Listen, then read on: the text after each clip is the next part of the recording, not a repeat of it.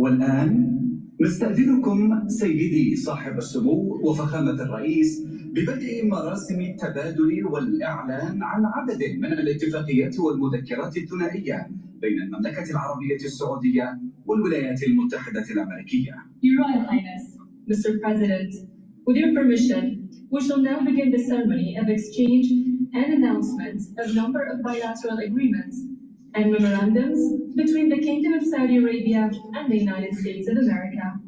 نبدأها بمذكرة التفاهم بين وزارة الطاقة في المملكة العربية السعودية ووزارة الطاقة في الولايات المتحدة الأمريكية للتعاون في مجال الطاقة. يتقدم من الجانب السعودي صاحب السمو الملكي الأمير عبد العزيز بن سلمان بن عبد العزيز وزير الطاقة، ومن الجانب الأمريكي معالي السيد كريس رايت وزير الطاقة. Starting with a memorandum of understanding between the Ministry of Energy in the Kingdom of Saudi Arabia and the U.S. Department of Energy for cooperation in the fields of energy. From the Saudi side, His Royal Highness Prince Abdulaziz bin Salman bin Abdulaziz, Minister of Energy. From the U.S. side, His Excellency Mr. Chris Wright, Secretary of Energy.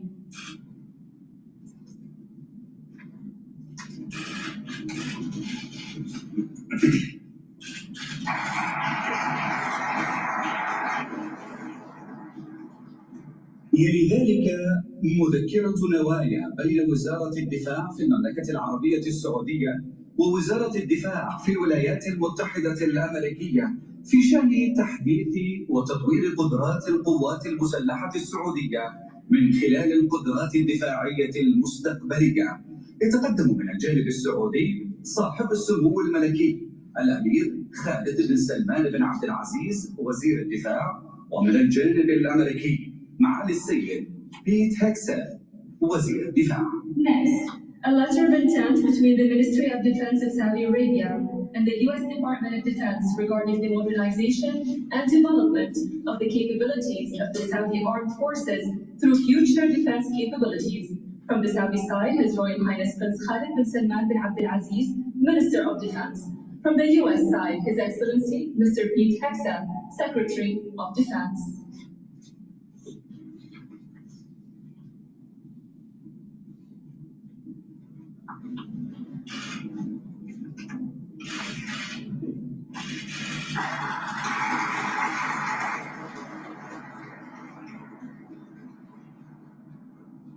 أما الآن فنسرد لكم مجموعة من الاتفاقيات ومذكرات التفاهم. مذكرة تعاون في مجال التعدين والموارد المعدنية بين وزارة الصناعة والثروة المعدنية في المملكة العربية السعودية ووزارة الطاقة في الولايات المتحدة الأمريكية. Announcing the agreement of Memorandum of Understanding on Cooperation in the field of mining and mineral resources between the Ministry of Industry and the Mineral Resources in Saudi Arabia and the U.S. Department of Energy. خطاب نوايا لإكمال الأعمال وتعزيز التعاون المشترك وتطوير المتطلبات المتعلقة بالذخيرة والتدريب وخدمات الإسناد والصيانة وتحديث الأنظمة وقطع الغيار والتعليم للأنظمة البرية والجوية لوزارة الحرس الوطني. Announcing a letter of intent to complete work and enhance joint cooperation on ammunition, training, support services, maintenance, system upgrades, spare parts, and education for land and air systems of the National Guard. مذكرة تفاهم بين برامج الشراكات الدولية بوزارة الداخلية ومكتب التحقيقات الفيدرالي FBI بوزارة العدل الأمريكية. Memorandum of Understanding between the International Partnership Program at the Ministry of Interior and the Federal Bureau of Investigation. مذكرة نوايا بين وزارة الدفاع في المملكة العربية السعودية ووزارة الدفاع في الولايات المتحدة الأمريكية في شأن تطوير القدرات الصحية للقوات المسلحة السعودية. A letter of intent between the Ministry of Defense of Saudi Arabia and the U.S. Department of Defense regarding the development of the health capabilities of the Saudi Armed Forces. يلي ذلك مذكرة تفاهم للتعاون القضائي بين وزارة العدل في المملكة العربية السعودية ووزارة العدل في الولايات المتحدة الأمريكية. Memorandum of Understanding for Judicial Cooperation between the Ministry of Justice in Saudi Arabia and the U.S. Department of Justice. اتفاقية تنفيذية بين وكالة الفضاء السعودية في المملكة العربية السعودية والإدارة الوطنية للملاحة الجوية والفضاء ناسا في الولايات المتحدة الأمريكية للتعاون في مشروع كيوبسات لرصد الطقس الفضائي ضمن مهمة أرتميس 2. An executive agreement between the Saudi Space Agency and NASA for cooperation in the CubeSat-2 space weather monitoring project as part of the Artemis mission. اتفاقية بين حكومة المملكة العربية السعودية وحكومة الولايات المتحدة الأمريكية بشأن المساعدة المتبادلة بين إدارتي الجمارك في الدولتين. An agreement between the government of Saudi Arabia and the government of the United States regarding mutual assistance between the customs authorities of the two countries. يلي ذلك بروتوكول تعديل اتفاقية بشأن النقل الجوي بين حكومة المملكة العربية السعودية وحكومة الولايات المتحدة الأمريكية. Next, protocol amending the air transport agreement between the government of Saudi Arabia and the government of the United States of America. بعد ذلك مذكرة تفاهم للتعاون بين المعهد الوطني لأبحاث الصحة في المملكة والمعهد الوطني للحساسية والأمراض المعدية في الولايات المتحدة الأمريكية في مجال البحوث الطبية الخاصة بالأمراض المعدية. Next, a memorandum of understanding between the National Institute for Health Research in Saudi Arabia and the U.S. National Institute of Allergy and Infectious Diseases on medical research related to infectious diseases. اتفاقية تعاون بين الهيئة الملكية لمحافظة العلا ومؤسسة سميثسونيان من خلال المعهد الوطني لحديقة الحيوان وعلم الأحياء للمحافظة على البيئة. Cooperation agreement between the Royal Commission for Al-Ada and the Smithsonian Institute National Zoo and Conservation Biology Institute. اتفاقية أخرى اتفاقية تعاون بين الهيئة الملكية لمحافظة العلا ومؤسسة سميثسونيان من خلال المتحف الوطني للفنون الآسيوية. And last but not least, cooperation agreement between the Royal Commission for Al-Ada and the Smithsonian Institute National Museum of Asian Arts. ليس هذا فحسب، بل الشراكة الاستراتيجية التي استمرت لعقود طويلة ستمتد بتوقيع المزيد من الاتفاقيات ومذكرات التفاهم في المنتدى الاستثماري السعودي الأمريكي، راجين للبلدين شراكة مستدامة ومستقبل مزدهر. To hear, this decades-long strategic partnership will continue with more signings of agreements and memoranda of understanding at the Saudi-US Investment Forum. In closing, we wish both nations a fruitful partnership and a prosperous future. Thank you.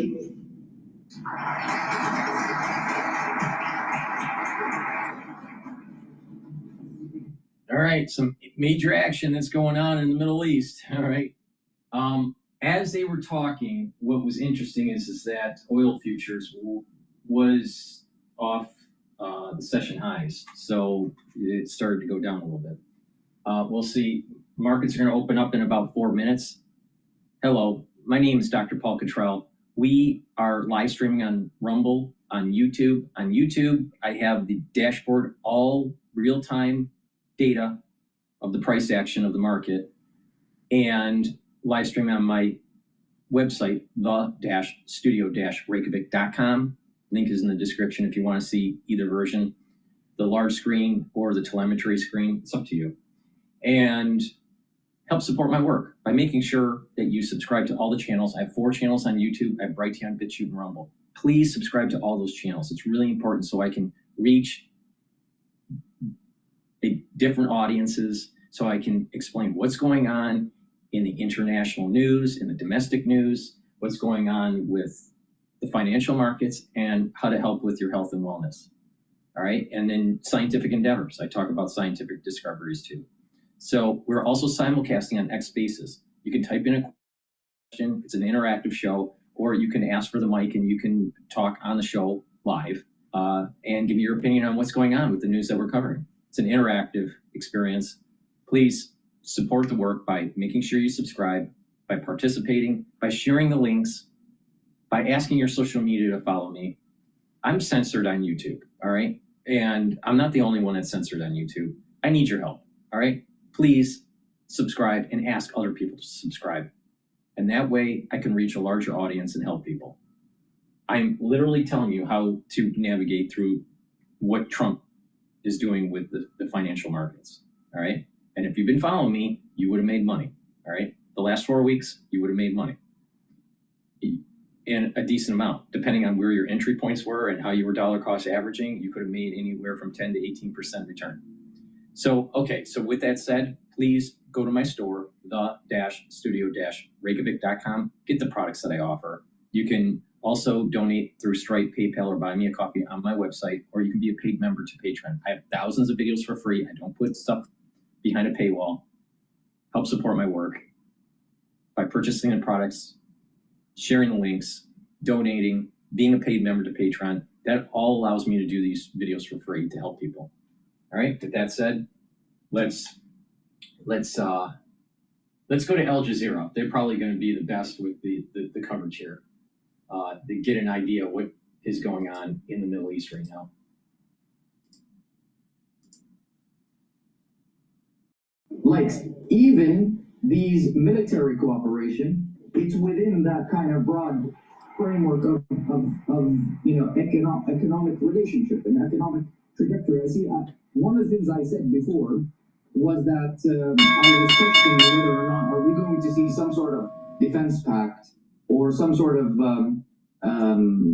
a deal that could consolidate the progress made from the previous administration regarding Biden. That was that defense treaty. Now, clearly, I think he is allergic to that. This is Donald Trump. Therefore, the Saudis are really investing in what are the tangibles that they could get from the United States, which is a lot of this tech, money, obviously, and anything that generates profit.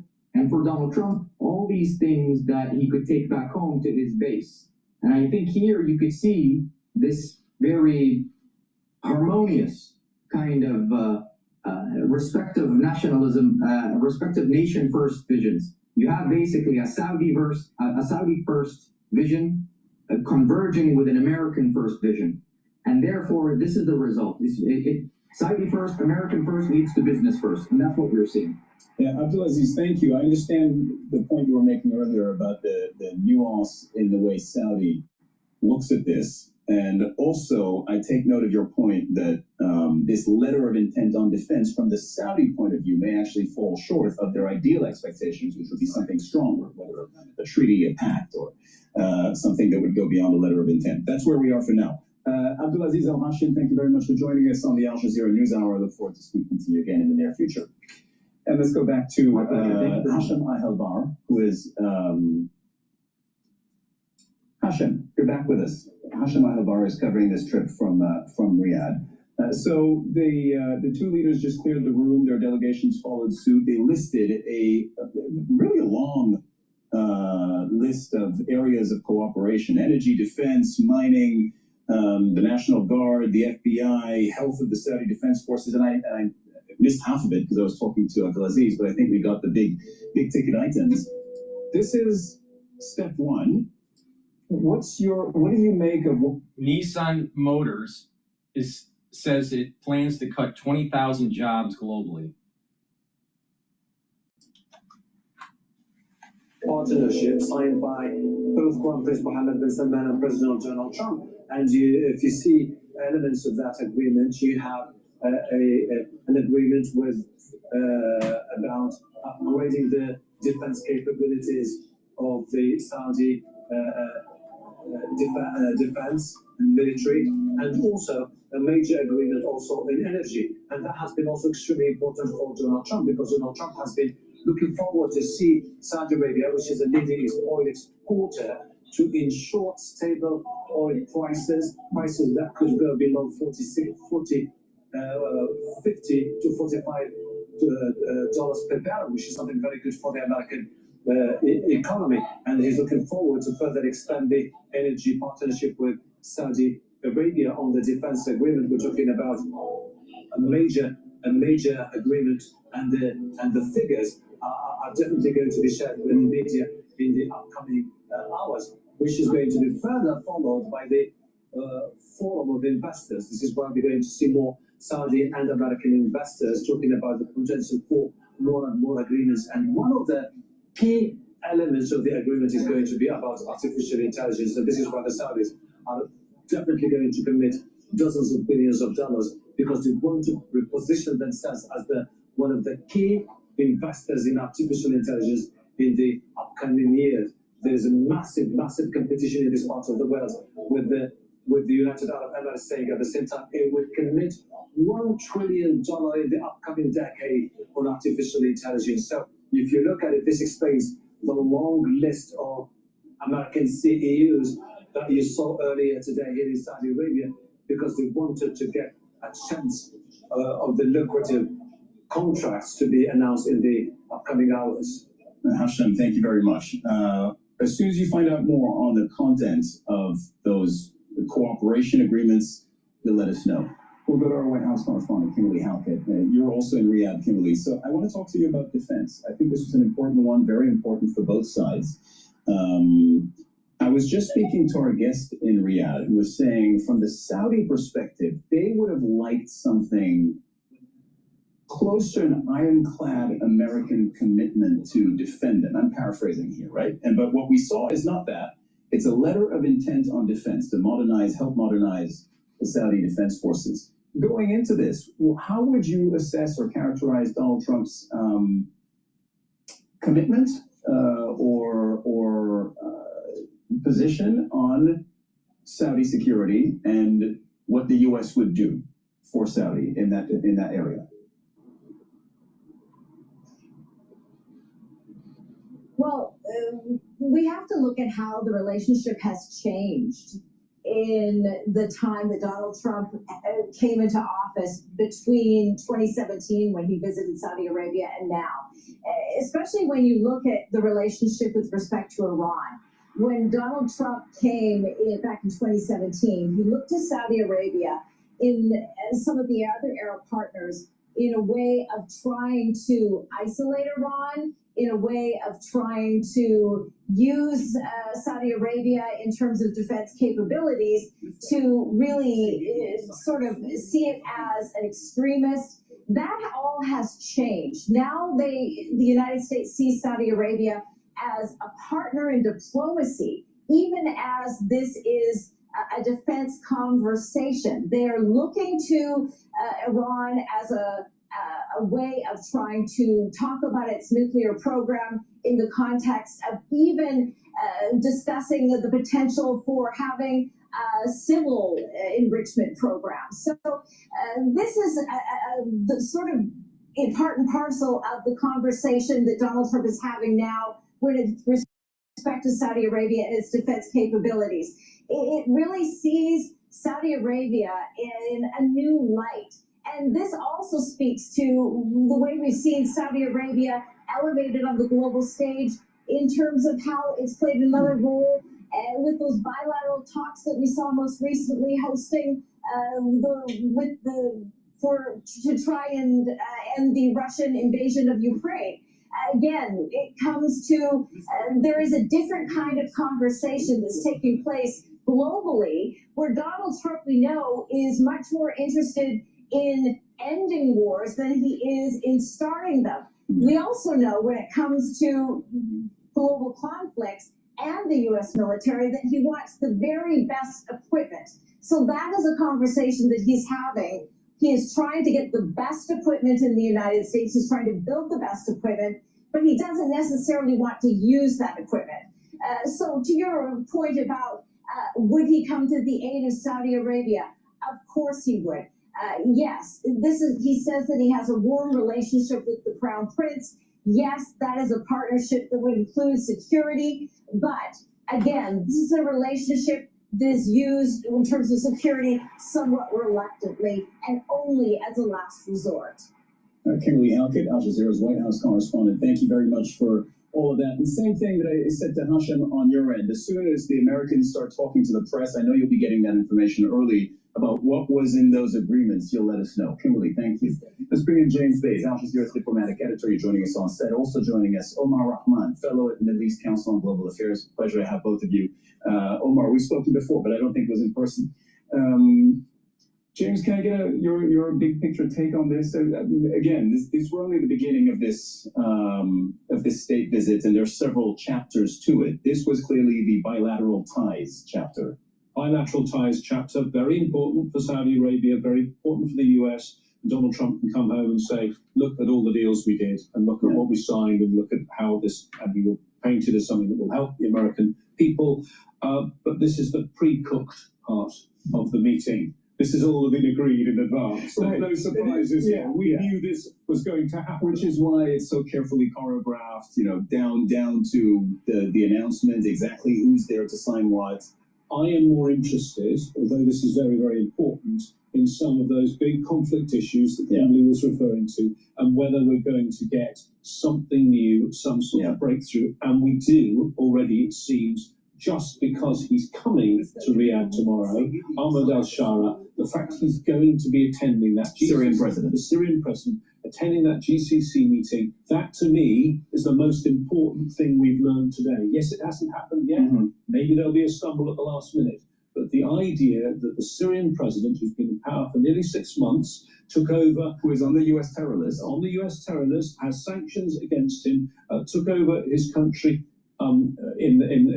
surprising the whole world how quickly his forces took over the country almost 6 months ago, after 54 years of the repression and torture of the Assad regime. The fact that he looks like he's going to be in the same room as Donald Trump, may meet Donald Trump, there'll be this high-level, if it happens, dialogue between the two men. That seems to me, so far, the most important bit of news that's come out of this summit. Hasn't happened yet. No, it hasn't happened. The big question mark on that is what Syria's orientation going forward? Yes, absolutely. Syrian, there is criticism of him and his background, and clearly the US are wary about him and his background. But other leaders have embraced him. Only a few days ago, he was in Paris with President Macron, and we know that this transition in Syria is pretty fragile. We've already seen violence in recent months, which he has said he wants to crack down on. What he needs, I think, in order to stabilize Syria is some economic help. And that's not going to happen while the sanctions are in place. So for Syrians who've suffered for so long, potentially the next 24 hours could be very difficult. And Donald Trump did signal before leaving for the region that he might relieve the sanctions to get them. The words were to help them get a, quote, fresh start. So not done, but it is there in the ether. We'll see what happens. Omar, this trip with the U.S. is at the center of so many Middle Eastern issues right now, whether it's the Iran nuclear deal, whether it's the security of Saudi Arabia, whether it's the Israel-Gaza war, and I'm probably forgetting some. They just concluded some form of ceasefire with the Houthis in Yemen as well. The U.S. is in the center of all of this. What to you is the most important in this visit? All of them, I think, are of huge priority to Saudi Arabia and to the rest of the Gulf. Whether you're talking about Iran, whether you're talking about Syria, you can't forget Lebanon as well. Yes. And the situation there. But obviously, Gaza is a major one. There's been a lot of talk, actually, that Trump might recognize a Palestinian state. Obviously, that would be a huge breakthrough, a huge development. But in this moment, there's a genocide taking place in Gaza, and that needs to stop immediately. So I think there's going to be pressure from the Gulf leaders to try to get Trump to put pressure in turn on Netanyahu to bring an end to that fight. So that is a huge one. And there are also... Pause there for a second. How would you characterize U.S.-Israel relations right now? Because when Trump came into office, I think the prevailing view was he's got Israel's back. And he and his team said things to that effect. Now, they have sidelined or partly sidelined Israel on a number of important things. And the prevailing view, I'm not sure there is a consensus on where the U.S. is vis-a-vis Israel right now. Yeah, I think there was a lot of signaling in the run-up to this trip that they might be at odds, Netanyahu and Trump. Part of that could have been maybe creating some space, some distancing ahead of this trip in order to kind of mitigate any pressure that may be coming from the Gulf side towards Trump on this issue. But I think there are real reasons to believe that there are issues here. We've seen Trump take a number of decisions in recent weeks and months that the Israelis would have a problem with, whether it was negotiating directly with Hamas over prisoner exchange, whether it was negotiating directly with the Houthis, whether it is starting or preferencing negotiations with Iran over a military type of response. So these type of issues, I think, are getting under Netanyahu's skin. They're not what the Israelis want to see. And that's because Trump himself is very unpredictable. Although there is that close relationship, Trump is, I wouldn't want to say beholden, but his backers inside the United States are huge supporters of Israel. And so he's looking out for Israel's interests. The Republican Party itself is very close to the Israeli position, and his cabinet is very close to the not only Israeli position, but the right-wing, even greater Israel position. But Trump himself is very unpredictable. Quick pause. Look at what we're seeing now. So that's why you see my eyes darting everywhere, my head's on a swivel, because we're also looking at this live footage, right? So Donald Trump, the U.S. president, and just behind him now is the Saudi Crown Prince, of course, Mohammed bin Salman. Can we hear anything? Questions were shouted, which is typical. Questions were shouted at the U.S. president. He said one word. I'm not sure what it was. We couldn't pick that up. Okay, what we just saw there, gentlemen, is Donald Trump. Today is going to be a packed full day of news. All right, the S&P 500 is trading at 5,859. VIX is trading at 1776. Euro USD is trading at 1.11. Dollar is strengthening since last Friday. Oil is trading at 62.69. BITO is trading at 21.86. And the USD Japanese yen is trading at 147.74.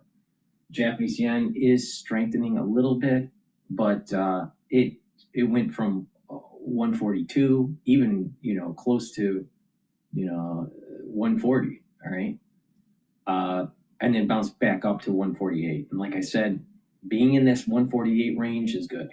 All right, it's meaning that stress is coming out of the system, and VIX did go down, so equities are going to go up. That's awesome. All right. Please go to my store, the-studio-reykjavik.com, and get the collagen. This collagen is a dual-purpose product. It's a powder. You take it every day. You can take a big scooper. This is a month's supply. You mix it with soft foods, with filtered water. Some people mix it with milk or a smoothie. But take it every day. Do some resistance training. It's going to help with your musculature. It's going to help with your joint health and your cartilage and your bone health. But it also helps with your skin, your hair, and your nails. So it's a dual-purpose product. So please go to my store, the-studio-reykjavik.com. Take this collagen every day. The amino acid profile is shown on the screen here. You can also take a look at the label on my website, the-studio-reykjavik.com. Use discount 5 and get $5 off. Another important product that you should be getting and helping support my work and your overall health and wellness is the structural nano silver soaps that I have. I have 4 types. I have it in lemongrass, in charcoal tea tree, and also in lavender and peppermint. Peppermint and the lavender. So please get a few bars for your household. Help support my work. All this stuff that I'm doing is for free. So it's the ones that purchase the products and donate that help to support the channel. So please go to my store, the-studio-reykjavik.com. Get the structural nano silver soaps, stuff that I use. Get the collagen. Take it every day. All right. I'm telling you what I use for my health protocol to slow down the aging process and to boost up my immune system. So please go to my store, the-studio-reykjavik.com. Link is in the description of this video and all my videos. I was saying, I think Gaza's, in addition to Syria, is the other one to watch on this. There's some talk that the US has new plans for Gaza. We certainly know that the Gulf states, Saudi Arabia, Qatar, have their own plans for Gaza. Will we see any movement on that? And will it, as Omar was also mentioning, will it again be something that worries Netanyahu and the Israelis? Because I think it is interesting here who Trump is listening to, because in his cabinet, he's got people who traditionally have been very, very strong supporters of Israel, and notably his Secretary of State, who also is his national security advisor, Marco Rubio, has been one of the strongest supporters of Israel when he was a senator. But I think on this issue right now, he's listening to his instincts and to Steve Witkoff, his real estate developer friend, who is leading the negotiations. And remember that in recent hours, Steve Witkoff was responsible for getting that 21-year-old U.S.-Israeli citizen out of Gaza. All right, I'm going to pivot over to Fox News, and General Keane is talking about the Saudi visit by Trump.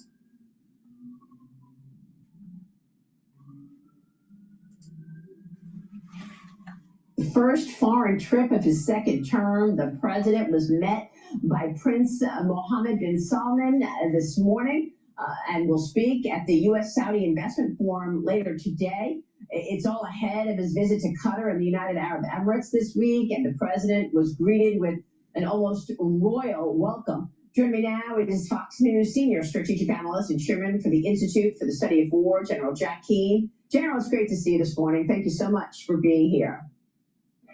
Yeah, great to see you, Maria. Thank you. Especially since you and I were together in Riyadh back in 2017 when we met with MBS. I interviewed the Crown Prince on stage in Riyadh at that time, and there was lots of optimism about what Saudi Arabia was doing. Brett showed us a little of it last night on Special Report and how they've really changed things and in fact modernized a bit.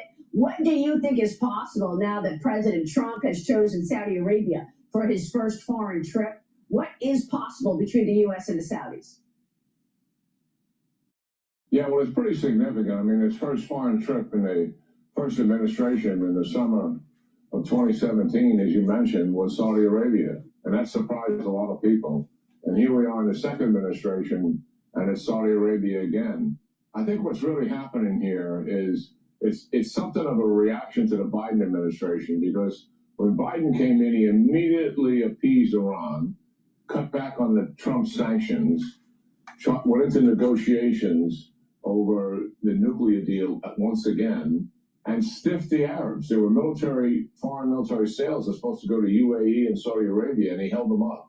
And the Arabs said, what is going on here? We have a major change in policy from the Trump administration and moved closer to them and helped to normalize relationships with Israel, to the Biden administration that was stiffing them.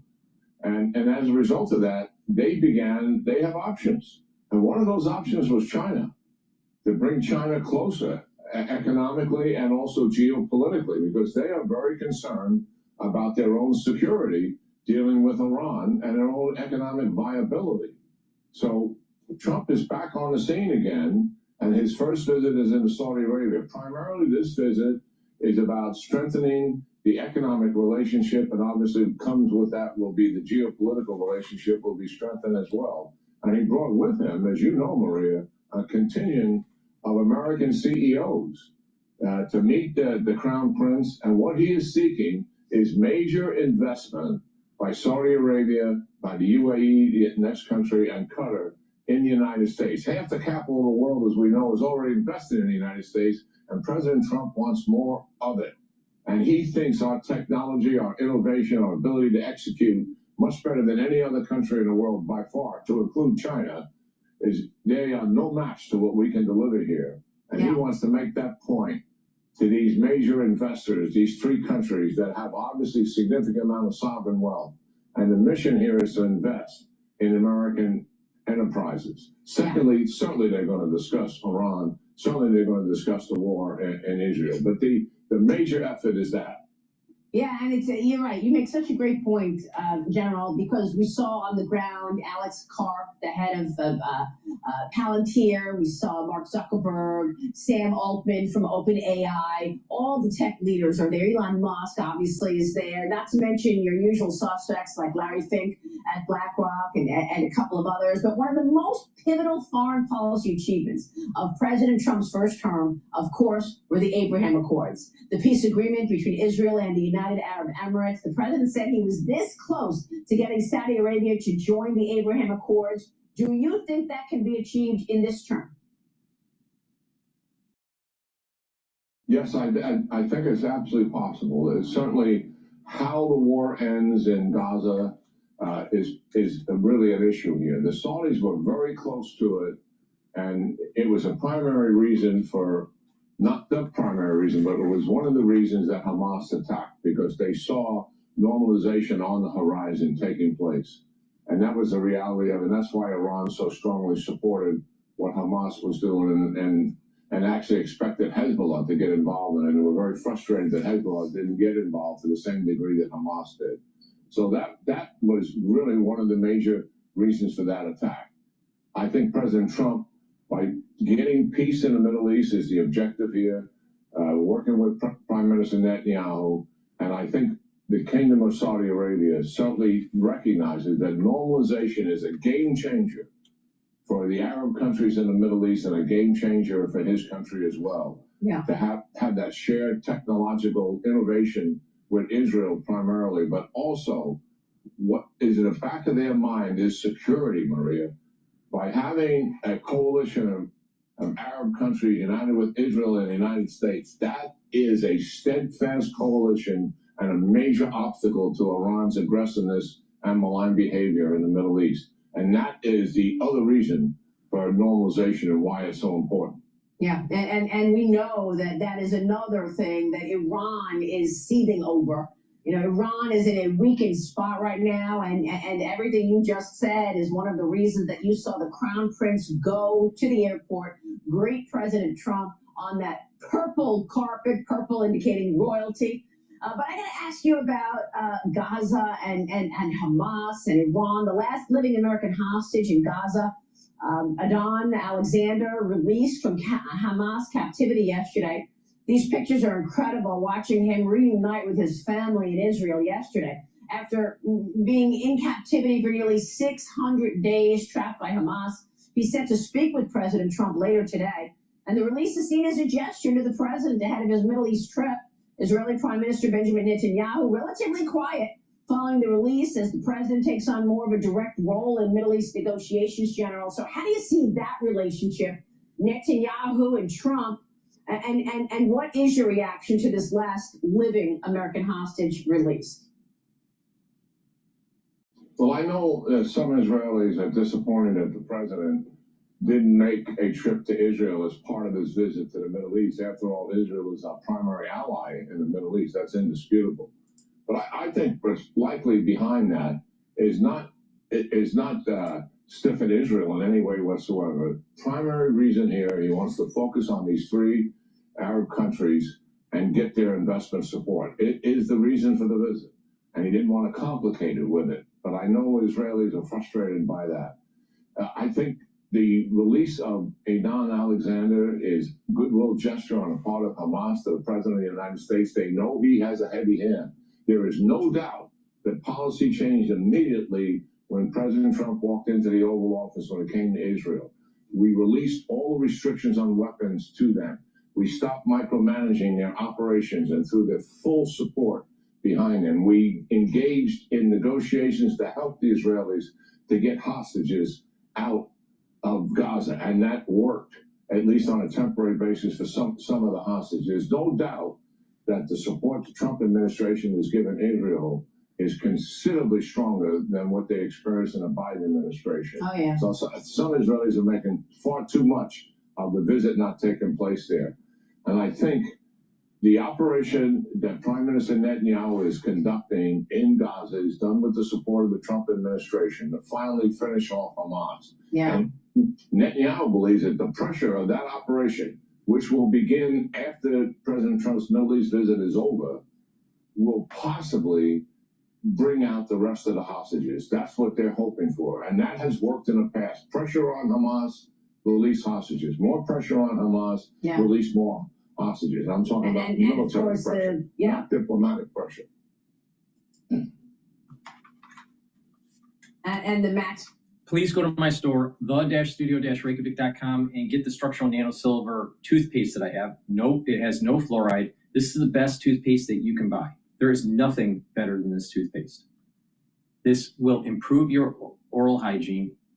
It'll neutralize the pathogens that create plaque.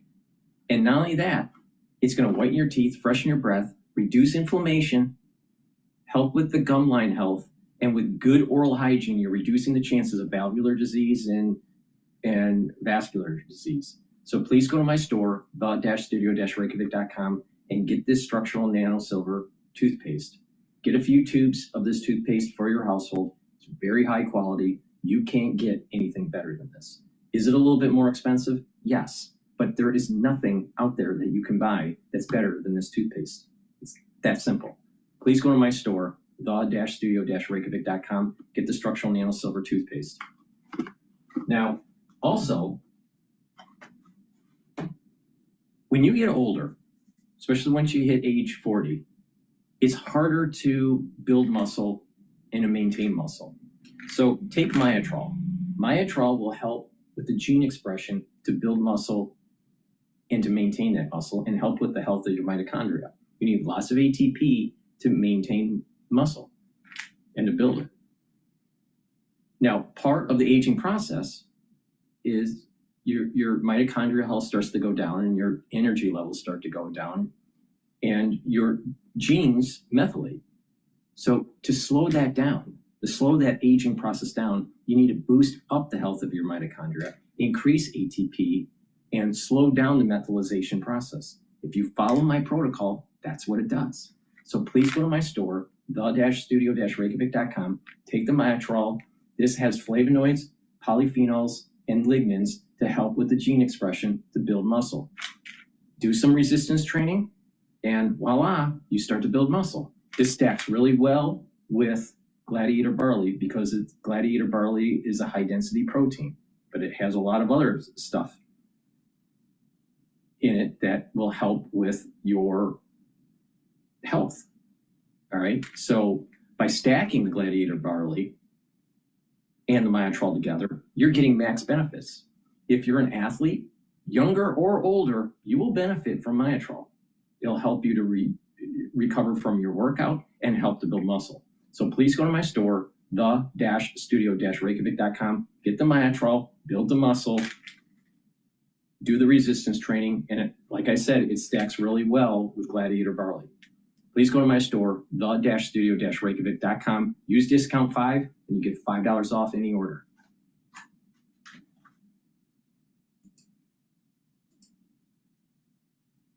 The administration, they cut another $450 million in grants to Harvard. This is Bloomberg's surveillance. All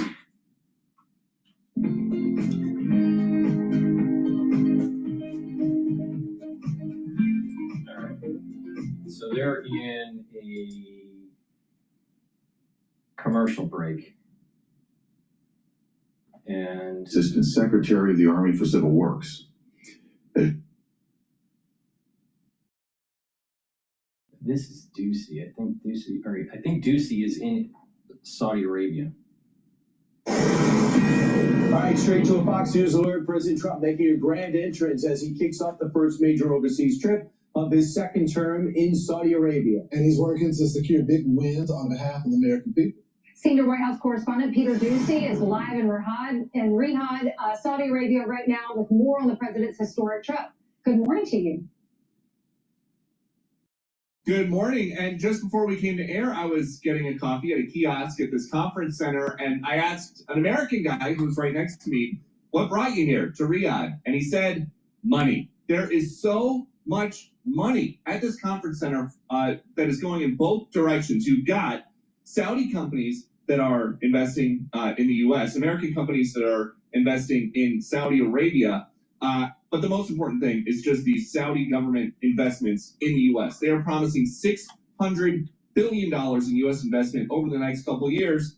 This conference would be a good place to start explaining what exactly that is going to look like. And there's just a lot more to the U.S. and Saudi relationship now than just security guarantees and oil sales. The Crown Prince wants Saudi Arabia to be a major player on the world stage, and they are. So we expect the next couple days to look like this when it comes to investment in the U.S. Saudi Arabia's got the $600 billion pledged over the next 4 years. Qatar has $200 to $300 billion expected to be announced on this trip. Plus, you got the $400 million jumbo jet. And then when we get to the United Arab Emirates, they say $1.4 trillion pledged to the U.S. over the next 10 years. I have traveled the world with President Biden and been to many international conferences with him. They were all political conferences. This is not a political conference. This is a business conference, and it is key to the third pillar of the Trump platform. He's already got Doge looking at savings. He's got the tariffs looking to level the playing field. And now here, he's got international businessmen and the leaders of Gulf states promising huge checks to the United States and companies there. Back to you. Hey, Peter, can you give me an idea of like how this is facilitated? For example, a lot of rich people, that's a rich country. Where does the business pitch come? Does Elon Musk stand up and say, invest in Tesla, invest in my boring company? Or, I mean, does Sam Altman get up and said, OpenAI, how does it go? I mean, who goes after who here?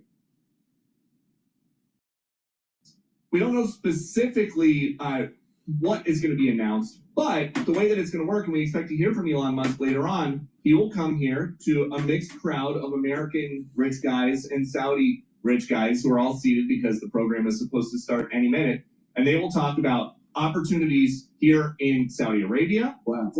And the focus is heavy on artificial intelligence and energy, but then they will also be pitching Saudi investments in the U.S. So it is going both ways, but everywhere that you go, they've got this these exhibits set up where it shows the Saudi vision for 2030.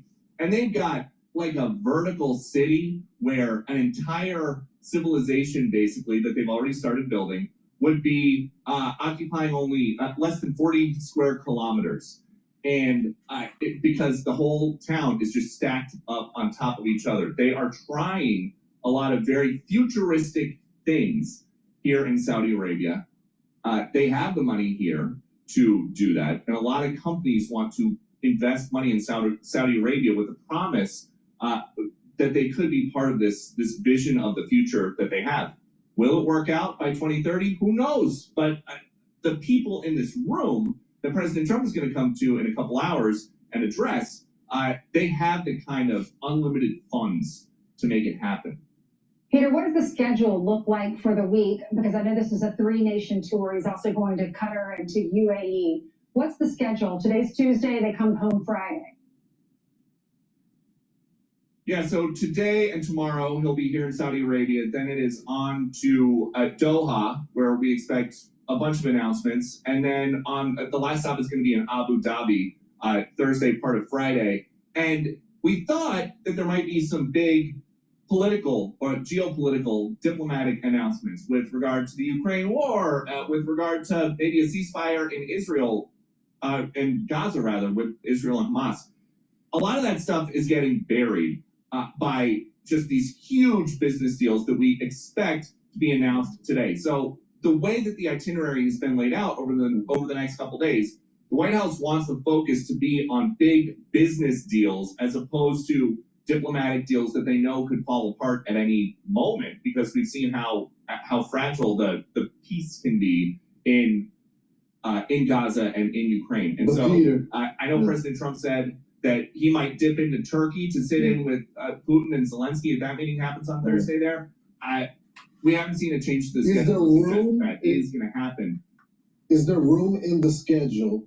Say they, because they have these other folks, the other advisors that are there before Putin and Zelensky get there, and there may be a deal that happens. If that deal happens, then the likelihood of the president showing up is very high. Is there room in the schedule, with the magic of Air Force One, to attend a meeting like that in the schedule?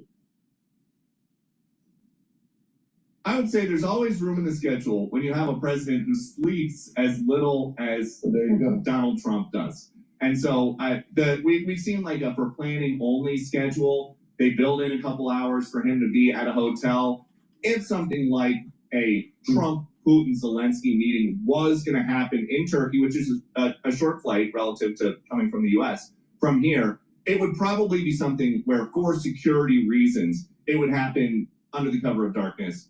We might not even know about it until after it happens. They might just do it like they do these trips that the presidents over the last couple of years. Trump did it to Afghanistan a couple of years ago. It's so dangerous, they just dip in and dip out, and then they tell us that it happened. So I don't know that, Yeah. But if it happened, yeah, there's always room. Peter, the other thing is, let's be honest, nothing happens unless you sign off on it. Right. So unless you sign off on it, it's not going to happen. So I appreciate your humility, but we all know you. Yes, once the president gets here, I'm going to tell him I will be telling him which deals I think are okay. Yeah. If you don't 400 million is And then okay. you tell him. 250, maybe we skip that one. Right. Yeah, Thank you. we'll hold out. Yeah. All right, Peter. Thanks so Thank much. you, Peter. So Peter got a sense of what's happening on the ground. So did Brett last night. I thought this was a really cool tour he gave. So this is Brett just walking around a city that I thought looked like Las Vegas. Watch. Welcome to Boulevard City. This is an entertainment hub in Riyadh. It has basically everything. It has restaurants, cafes, it has sports experiences, go-karts, snooker academy, a WWE spot, there's a McDonald's, there's a Randy's Donuts, even a Shake Shack. A lot of theatrical events, cultural events here, gardens, dancing fountains, there's even a mini New York Times Square. Believe it or not, this massive place took 118 days to build. At its most, they had 40,000 construction workers working the same time on this place. There's 280 different restaurants and experiences here. It's something to see downtown Riyadh. I mean, that's incredible. Yeah. Wow. Took no time to build. 40,000 construction workers. Did they build that in advance of this trip because they wanted to impress Americans? No, I don't think that they did before the election started. I mean, they were just, this has been a part of the planning. This is a sprawling country that had no interest in doing this in 2000. Because you think desert. You don't think that. That looks more like Times Square. They're evolving. Even I was looking at some of the women. He is.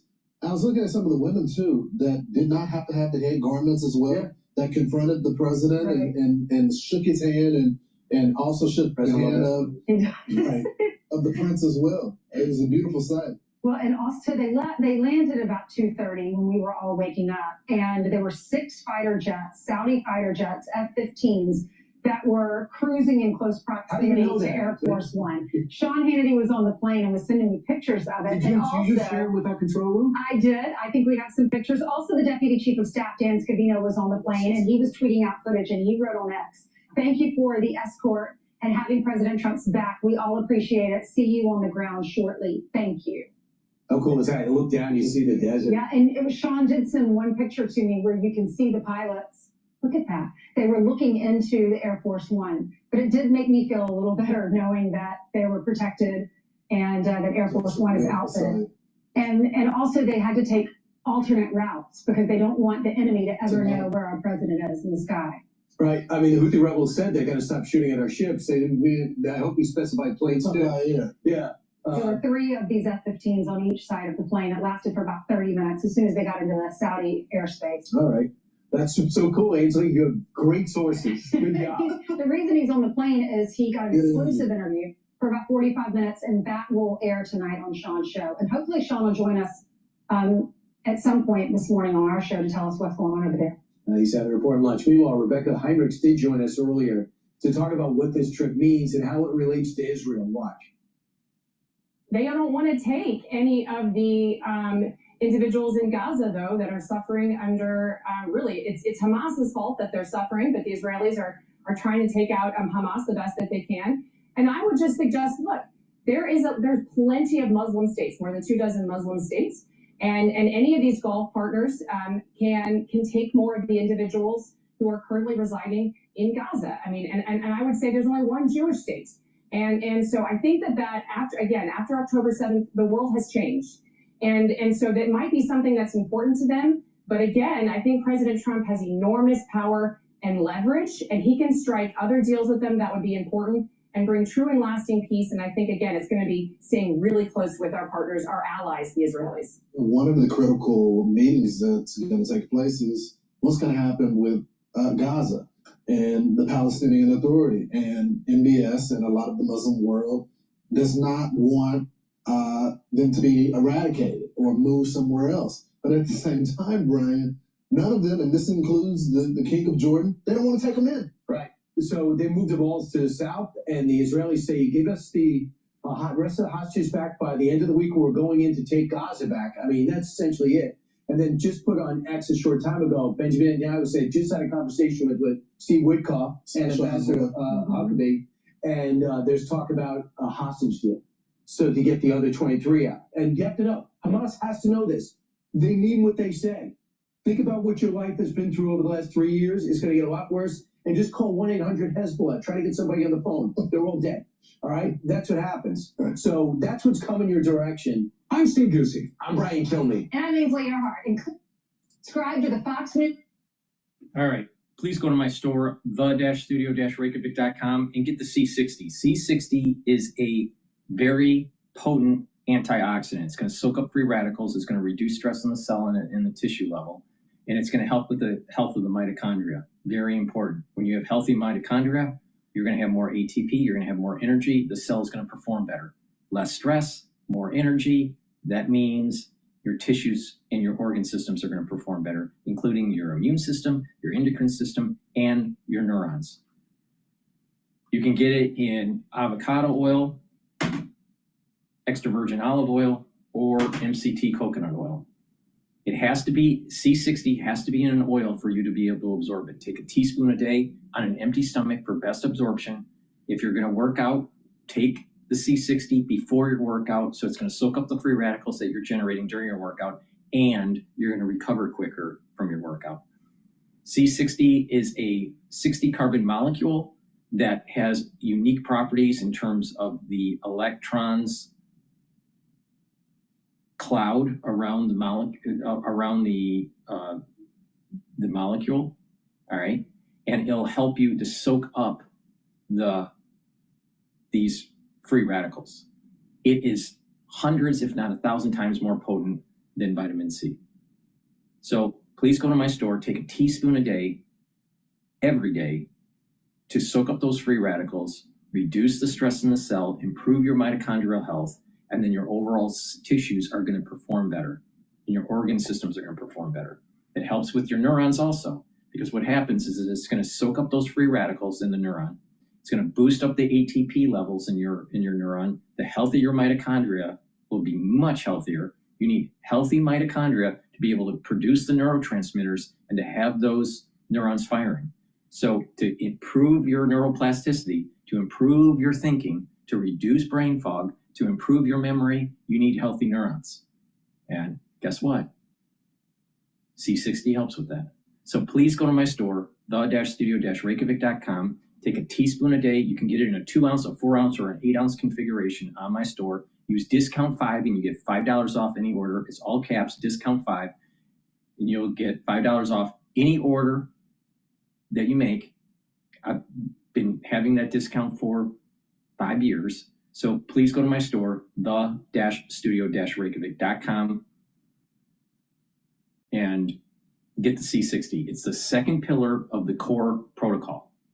And that core protocol is max 35, max 14, or cleanse to boost up your immune system. The second pillar is the C60 to soak up free radicals. The third pillar is ashwagandha, the turmeric, and lignans to bring down inflammation, boost up your immune system, and help with your cardiovascular health. And the fourth pillar is Boomer Boost. That's going to boost up your energy levels and rev up your metabolism. And you're going to lose weight and target other systems like brain function. So please go to my store, the-studio-reykjavik.com, take C60. I've been taking C60 every day since 2016. So please go to my store, the-studio-reykjavik.com.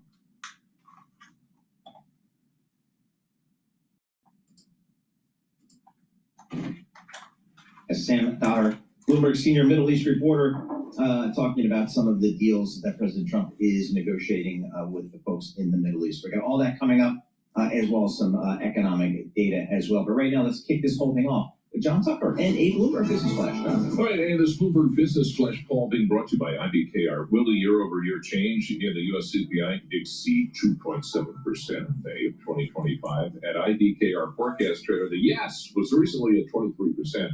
Start predicting today at ibkr.com/forecast. The last trading day for this contract is June 19th. The S&P 500 rising toward its highest level since February.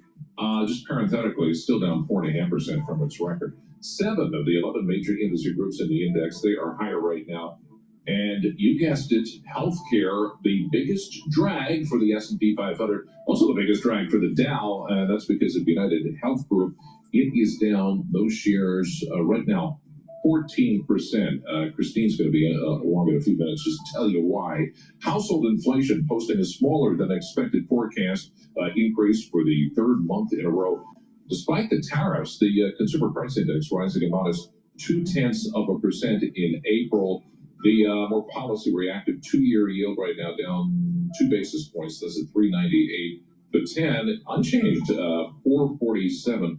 Also seeing a dollar DXY that was down about 0.4%.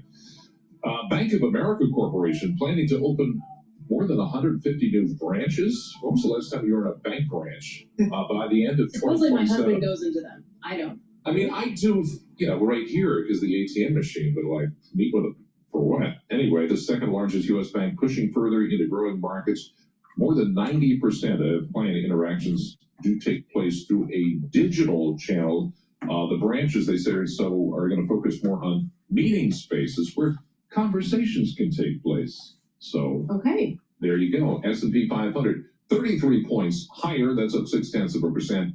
58.78 on the index. The Dow Jones Industrial Average right now down 143. The Nasdaq 100 after yesterday's incredible over 4% surge. Right now the Nasdaq is up. Nasdaq 100 up 1%, up 228 points. We check the markets for you all day long right here on Bloomberg Radio. I'm John Tucker, and that is your Bloomberg Business Flash. Hey, Alex and Paul. Hello. Happy Tuesday. Alex Steele here alongside John Tucker and Paul Sweeney. It's Tuesday. We got this. All right, let's take a look at some of the stocks on the move today. I'm Alex Steele with Paul Sweeney, and we're joined now by Bloomberg's Christine Aquino. Let's talk about the biggest decliner that's leading the Dow Jones Industrial Average lower. That is United Health. United Health, Alex, that is down more than 14% now. So those opening losses really picking up steam here. And the big news is the fact that it unexpectedly replaced its CEO and brought back its former CEO and chairman, Stephen Hemsley. Now, Hemsley, of course, is a United Health veteran. He joined in 1997, served as CEO for about a decade starting in 2006. Now, United Health has had one heck of a time. They suspended their earnings guidance as well for this year, citing higher than expected medical costs for some of its beneficiaries.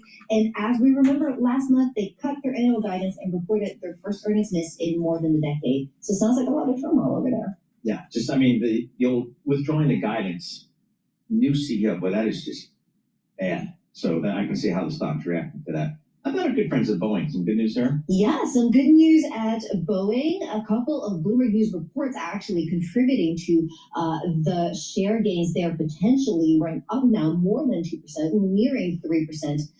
So those gains pick up steam from the open. So one Bloomberg News report saying that China has removed a month-long ban on airlines from taking delivery of Boeing planes. So that follows, of course, the more cordial relations between U.S. and China after some trade talks over the weekend.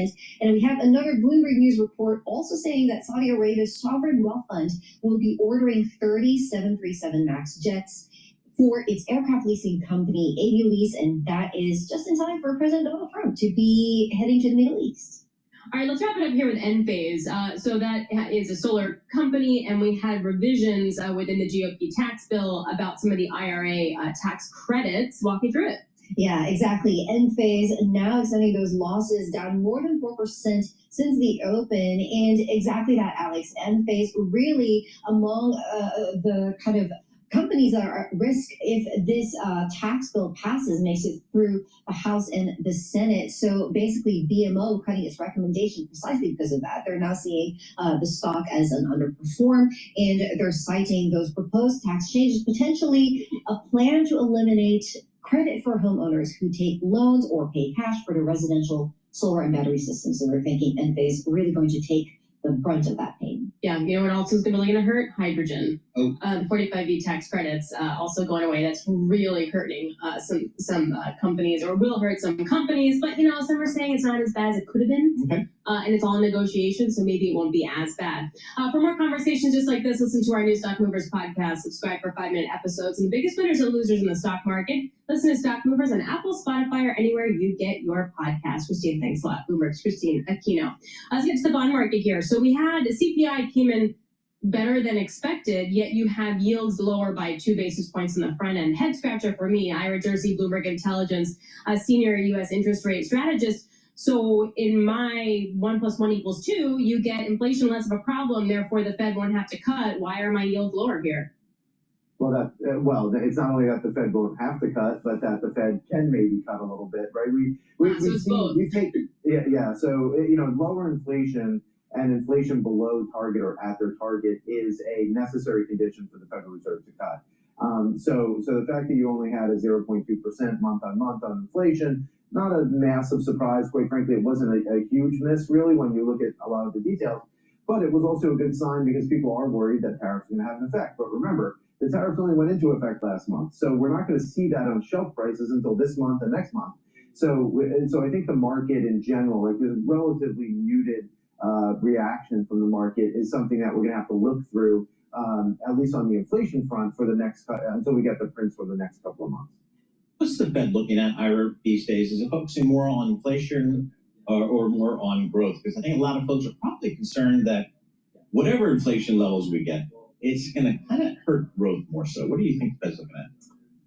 Yeah, well, this is certainly the conundrum that the Federal Reserve is going to have going forward, particularly if we get an increase in inflation and then we see a significant downshift in growth and certainly the job market, right? Remember that growth itself is not what the Federal Reserve's mandate is. It's really the job market. So you can have slow growth or no growth with a job market that's okay but not great. And I think that's the potential big issues that the Fed might go to. So Jay Powell last week was pretty clear in saying that, look, we're going to basically focus on whichever of the two parts of our dual mandate is farther from where we want it to be. So if inflation jumps to 5% and unemployment is still kind of 4.5% and not climbing quickly, then they're going to focus on inflation.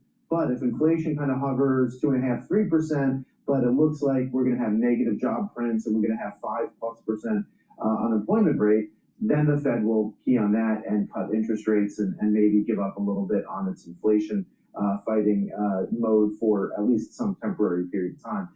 But we're still far away from that. I mean, our view had been going into this year, and I think I mentioned it to you guys last week, is that we always thought that the market was pricing for the Fed to cut too early. Cutting in June or July, we never thought was a realistic possibility because of this, dueling economic scenarios that you just laid out, Paul. So now we're probably pricing for something a bit more realistic. Fourth quarter, only 2 cuts this year. Mm-hmm. That's kind of where we think the market's going to kind of find a steady state. So does that mean that around 4% is the top for the 2-year? Yeah, I think it is, unless we wind up getting some better economic data. So, we get an upside surprise on next month's employment, and we wind up having decent retail sales data, all of those things. I don't think that anything above 420 probably on the 2-year makes sense. Like, there's no reason right now for the 2-year to be trading above the federal funds rate, right? So why would you sell off 50 basis points in the 2-year unless you really thought the Fed was going to hike, which I think is not realistic. It's much more likely that they stay steady for the next 2 years than it is that they increase rates at any time over the next 2 years. That being said, just the financial fair value right now on the 2-year note, we have at 3.8%. So maybe the market's gone just a little bit too far, being very close to 4% right now. Ira, are international investors still buying U.S. Treasuries? Or are they still mad at us? No, they are. And in fact, if you look at the recent Treasury auctions, they have been purchasing just the same amount that they had been over the past couple of years, actually. Around 10% of the recent Treasury auctions went to foreign investors, and that's pretty much in line. Some of the investors that I've been speaking to say, well, look, it's an economic decision that we're making.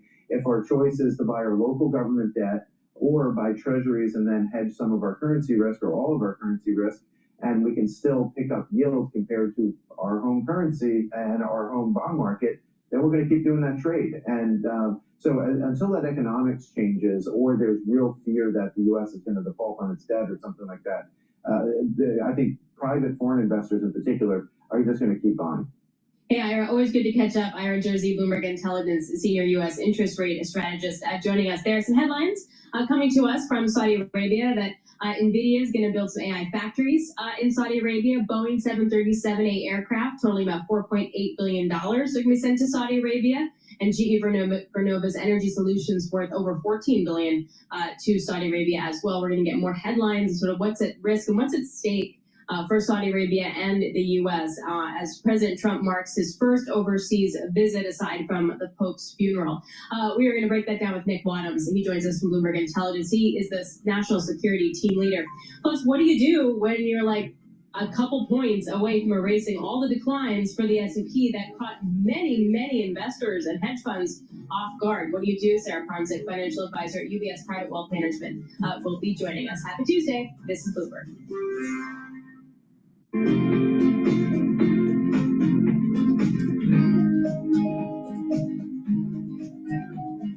All right, so what we're going to be doing is talking about Boomer Boost before we go to Times Radio. Boomer Boost is a supplement. It's a powder. I take it every day. Take it for your breakfast or for your lunch. And what you get a good big scooper. You take the full scooper each day, just once a day. It has 68 nutrients in it. So you can see the label here. It's pretty comprehensive. Go to my website, the-studio-reykjavik.com, and you can read the label more carefully.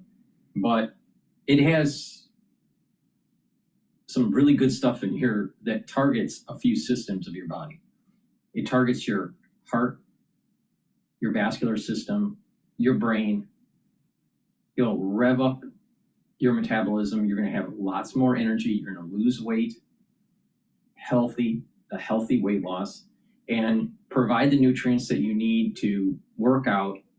And it's very important to use this every day, but also apply a holistic approach to your health and wellness. And that holistic approach is proper supplementation, proper sleep, proper exercise, all four modalities of exercise: cardio, resistance training, balancing exercises, and stretching. All three are very important. All four are very important in terms of the modalities of exercise.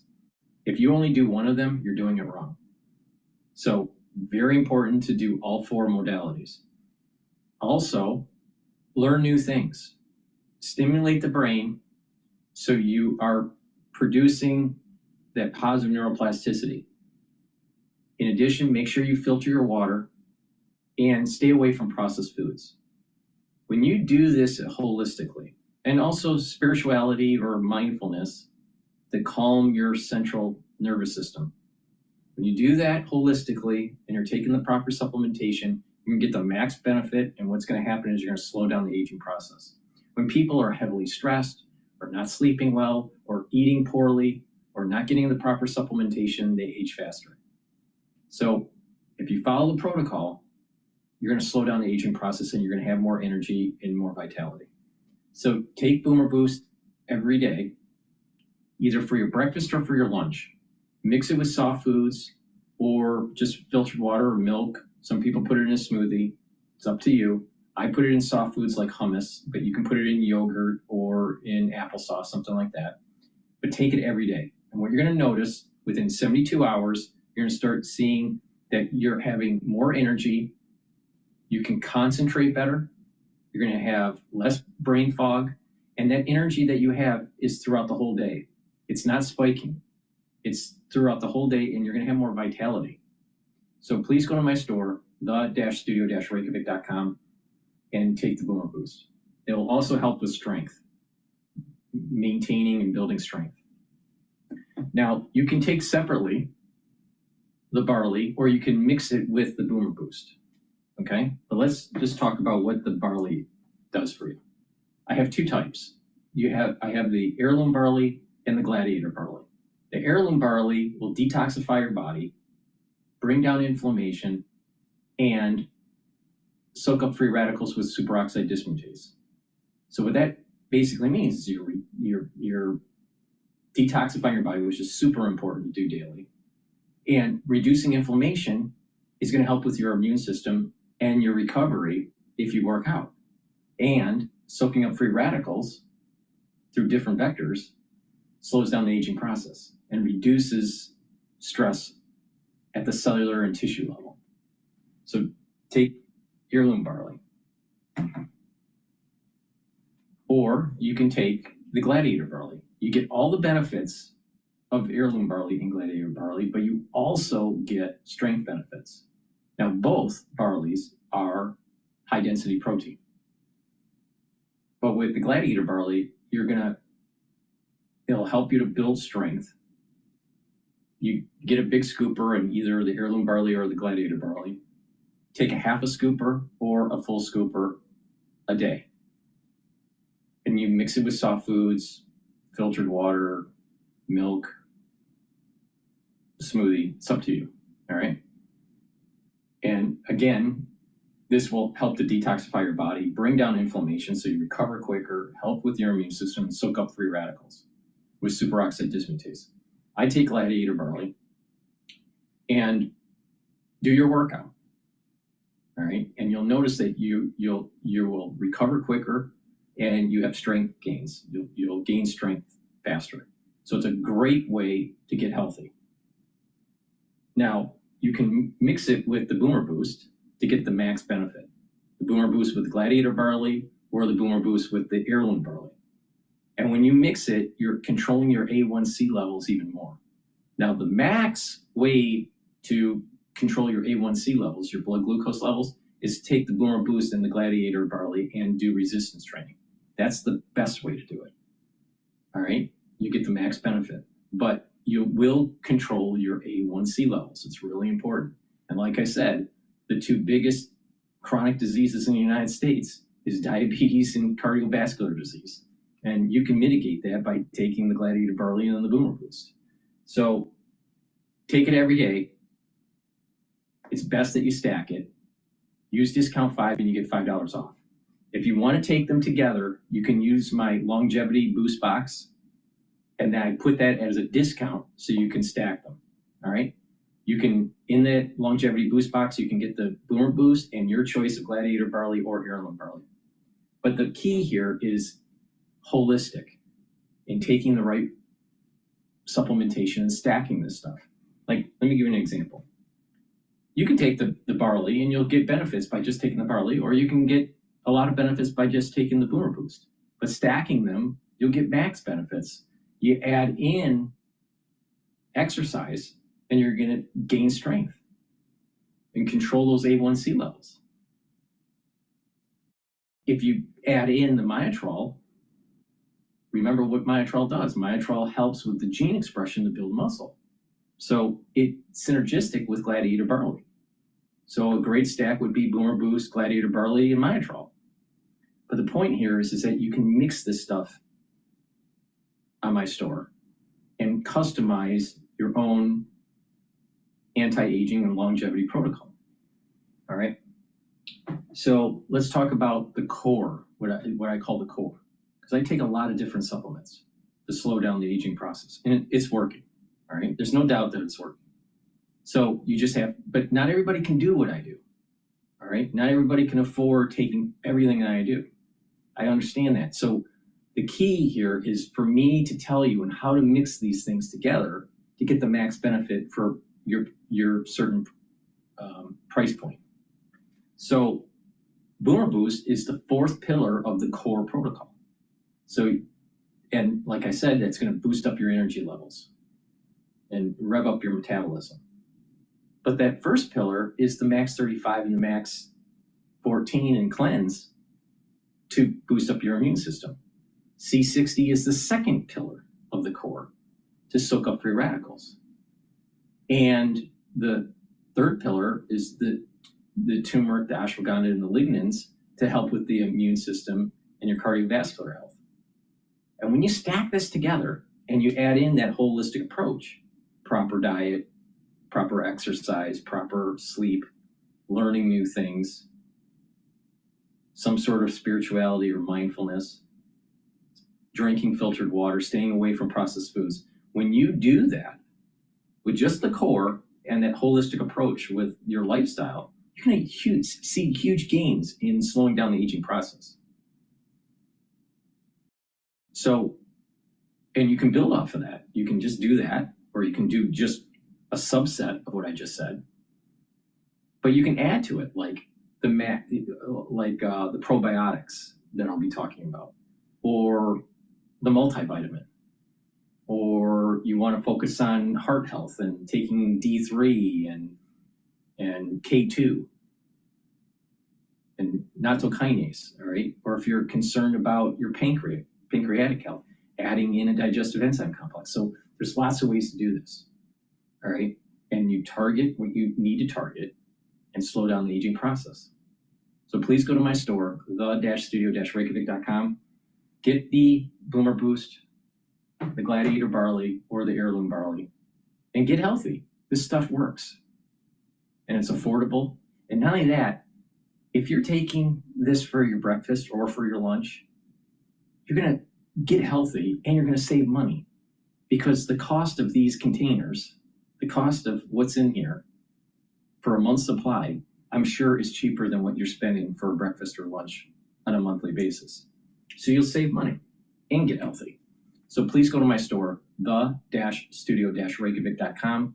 Use discount 5 on any order and get $5 off. And if you want to save money, additional money, purchase an anti-aging box or a longevity box. And those are further, they have a built-in discount. And you can apply the discount 5 on top of that.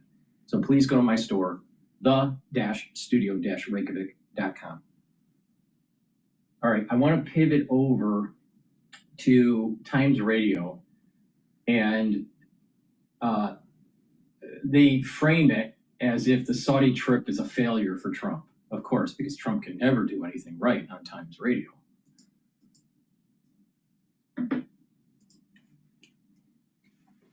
Tangible, I mean, entangled and difficult to solve than he anticipated, and he surrounded himself by a very inexperienced team who aren't really properly staffed or able to engage in complex negotiations whose roots are often centuries long. And, it's catching up with it. We can speak now to Lord Mark Malloch Brown, the former Deputy Secretary General of the UN. Good morning to you. Good morning. A trip to the Middle East for Donald Trump, no visit to Netanyahu in Israel. Do we read anything into that?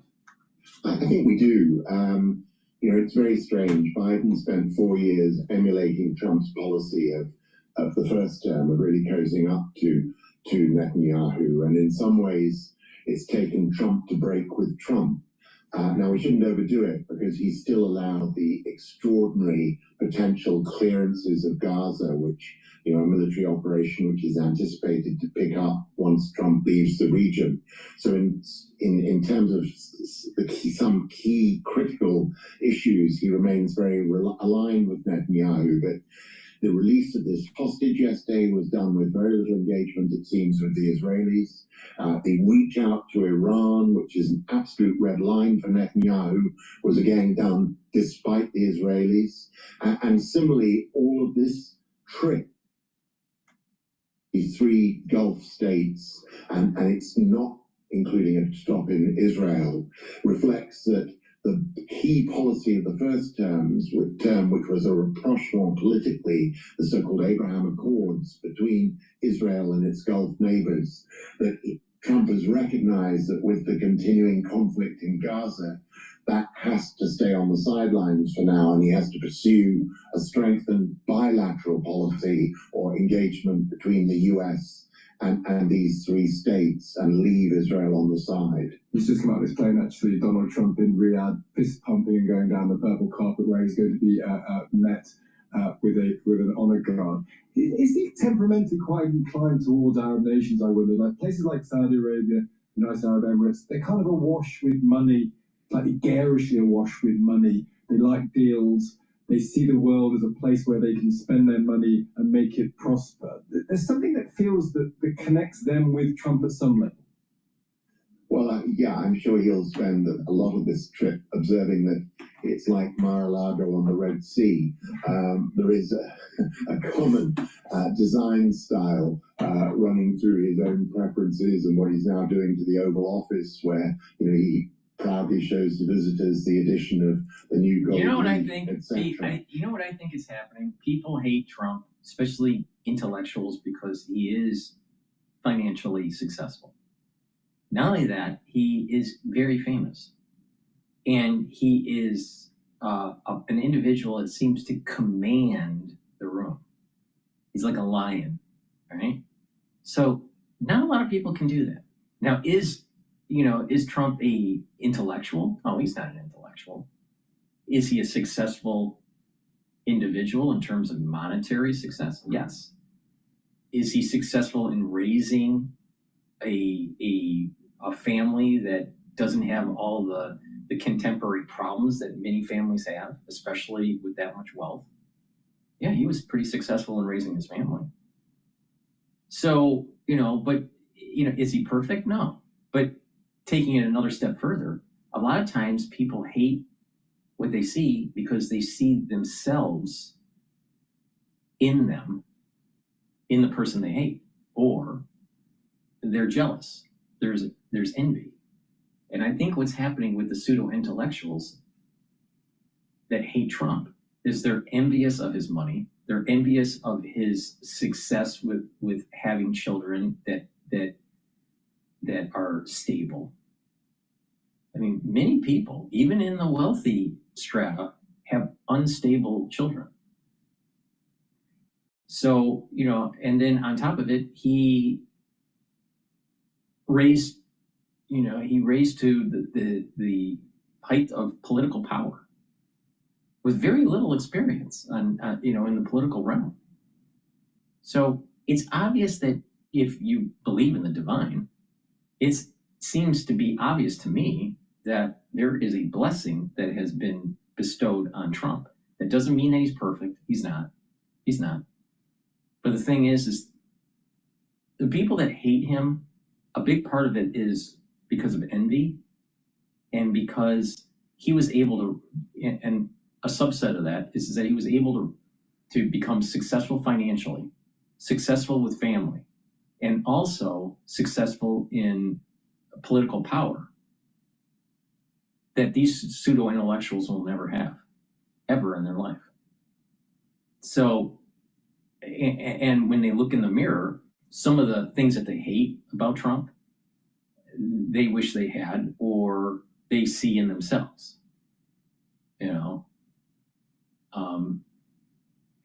America is Trump. America is very 80s, in that sense. The go-go 80s, right? So that's my take on it. But let's continue Times Radio. These pseudo-intellectuals, they seem to know Trump so well. But if he's so bad, why was he bestowed such a blessing? But I think, there's something even more ironic and profounder at play, which is that, when Trump first went to Saudi Arabia at the beginning of his first term, and then subsequently, as you mentioned, Stig, the Khashoggi killing meant that, Saudi Arabia was really in the international doghouse. And now suddenly, MBS, the ruler of Saudi Arabia, Mohammed bin Salman, has really done an extraordinary job in rehabilitating himself and being seen almost as a statesman, a host to Ukraine peace talks, at the center of a lot of regional peace initiatives. And the sort of rogue state, strangely, is Trump 4 months into his new term, where, in a sense, the one who the international community is now suspicious of is America's president, not Saudi Arabia's crown prince. And the two of them are walking together down the purple carpet. As we speak, just before you go, Mark, Trump creates we're trying to work this out yesterday. It's probably going to be a question we'll be asking and trying to answer over the course of the next few weeks. Trump creates a lot of sound and fury on the global stage. And the question of, does it signify nothing or something? Has he ever actually achieved anything? Gaza, still a humanitarian disaster. Ukraine and Russia, not really close to peace. He's saying he might drop in on talks between Zelensky and Putin. But if Putin may not even show up to Istanbul to have a conversation with Zelensky, and if they did, they probably wouldn't agree about very much. Is he moving things to any good effect, do you think, Donald Trump? Well, again, if you look at his first term, both the Abraham Accords and the dramatic pivot against China were lasting changes in American foreign policy. But, the volume of noise and excitement around the much wider agenda of peace with North Korea, of removing Iran's nuclear capability, etc., was just that noise and excitement that led nowhere. And I think we all anticipated that, the early awe and fear, the fast-moving Trump 2 in these first months when he'd sort of come back from his Napoleon-like exile and had planned this time for a much more coherent, attack on policy problems, was going to lead to a better ratio between results and sound and fury, even if we didn't like the results. But in fact, you're right, Stig, I think. We are seeing the thing banging up against a wall. In the Middle East as much as anywhere. I think he hoped this would be a political visit to the Middle East with lots of diplomatic successes. Instead, it's pivoted to a commercial visit, and very much, I suspect, around his own family interests in many ways. And that is a measure less of his own preference and more of his failure on the political front to, in any substantial way, live up to his campaign promise that he was going to end wars, solve the world's conflicts overnight. They're proving a lot more intangible, entangled and difficult to solve than he anticipated. And he surrounded himself by a very inexperienced team who aren't really properly staffed or able to engage in complex negotiations whose roots are often centuries long. And, it's catching up with him. Yeah, easy to do the flash of a deal rather than something more substantive. Mark, really interesting stuff. Thank you for joining us. Thank you, Steve. That's Lord Malloch Brown, there, the former Deputy Secretary General of the UN. All righty.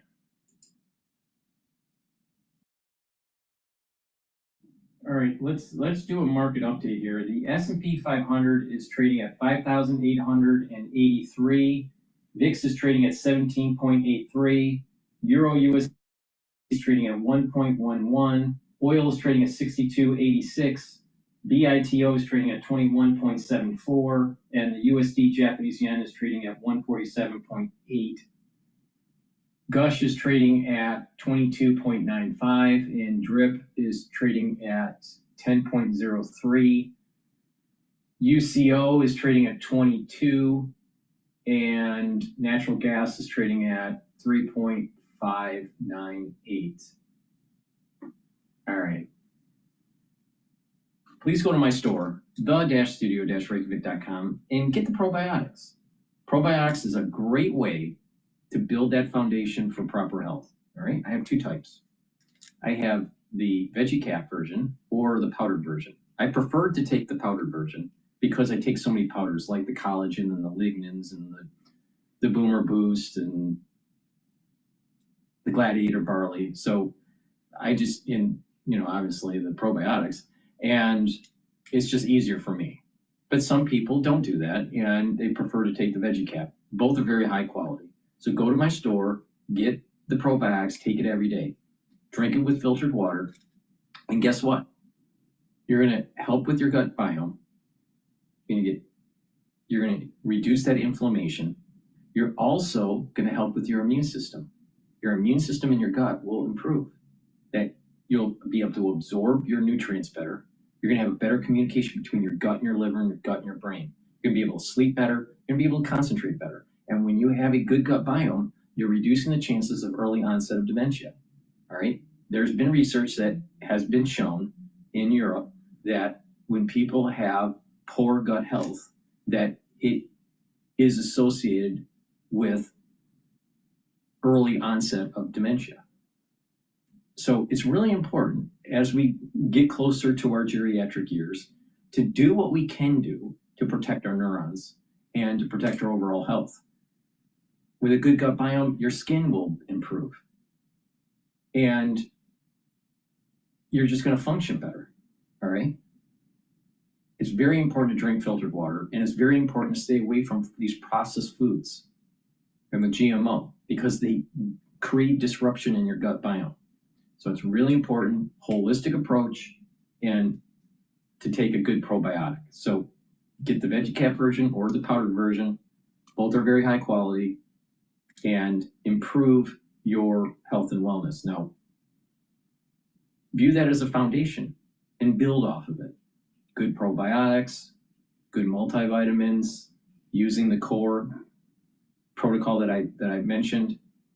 When you do that on a regular basis, you're going to notice that your body is healing and you are slowing down the aging process and you have more vitality. You're going to have more longevity.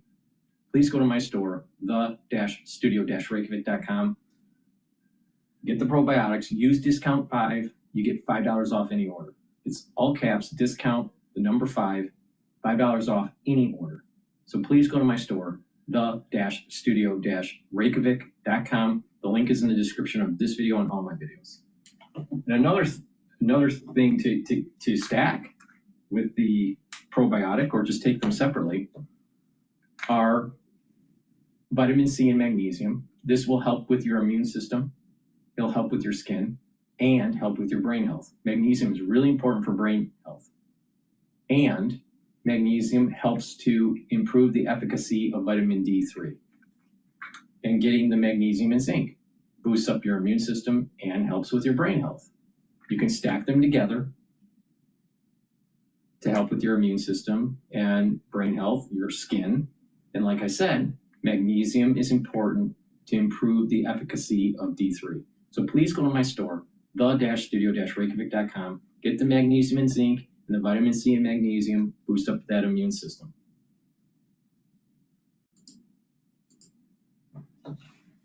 It's, it's planned to diversify its economy away from oil. I mean, that's how much money it needs domestically. And with falling oil prices, that's not going to happen under current circumstances. What is the status of OPEC Plus these days, Sam? I mean, is Saudi still in the driver's seat now? Yeah, I mean, in Russia, I mean, it's not something I'm following quite closely, but I mean, I do have a story that came out yesterday about how Saudi Arabia orchestrated this last round of production cuts, right, in order to hit two birds with one stone, so to speak. One is to punish the cheaters in OPEC Plus, and the other is to actually please Donald Trump, the head of this visit, because he's been calling for lower oil prices. Yes, he has. So it's sort of like a joint effort. On the one hand, you get the Saudis get to punish the cheaters, and then also get to help President Trump. Exactly. Which brings the question: what does Saudi Arabia want out of President Trump? I think they want us to look beyond the deals because they're saying this is about really redefining this strategic U.S.-Saudi relationship. I mean, you have to remember this relationship started sometime in 1945 when MBS's grandfather, King Abdulaziz, met then President Franklin Delano Roosevelt on the USS Quincy. And the agreement back then was pretty simple. I mean, in return for U.S. security and defense guarantees, all right, we're going to go. We're going to go to the Saudi-U.S. investment forum. Musk is being interviewed on a panel on stage. Partnership about how we could join hands together, as we have joined hands in the past 92 years, on building a factor-based economy to help the world and power up 20% of the energy mix, which is very critical today to the AI intelligence age, the digital age, and how we have reformed, and with the intelligent age, and we could not be more appreciative of having a lifetime partner and a friend like you, Elon, to the kingdom, joining hands on XAI, Starlink, and robotics, and Tesla. Thank you so much on behalf of the whole kingdom, and we look forward to continuing the partnership. Thank you. All right. Thanks, everyone. Thank you. Thank you. All right.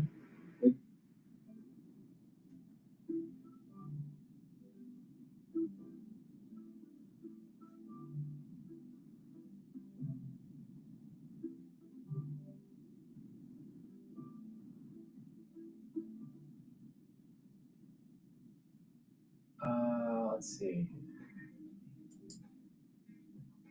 All right, they did a 20. Let me see if I can catch it.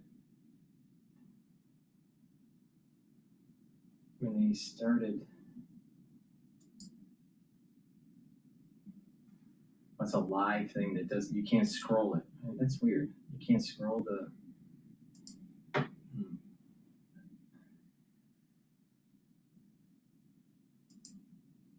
Unfortunately, it didn't have enough of a clip. Amenable? You heard it here from Elon. He's bringing his robot taxi to the kingdom. Yeah. He has another announcement. All right. Unfortunately, it wasn't that great of a clip. I was kind of hoping that we'd get a better feed.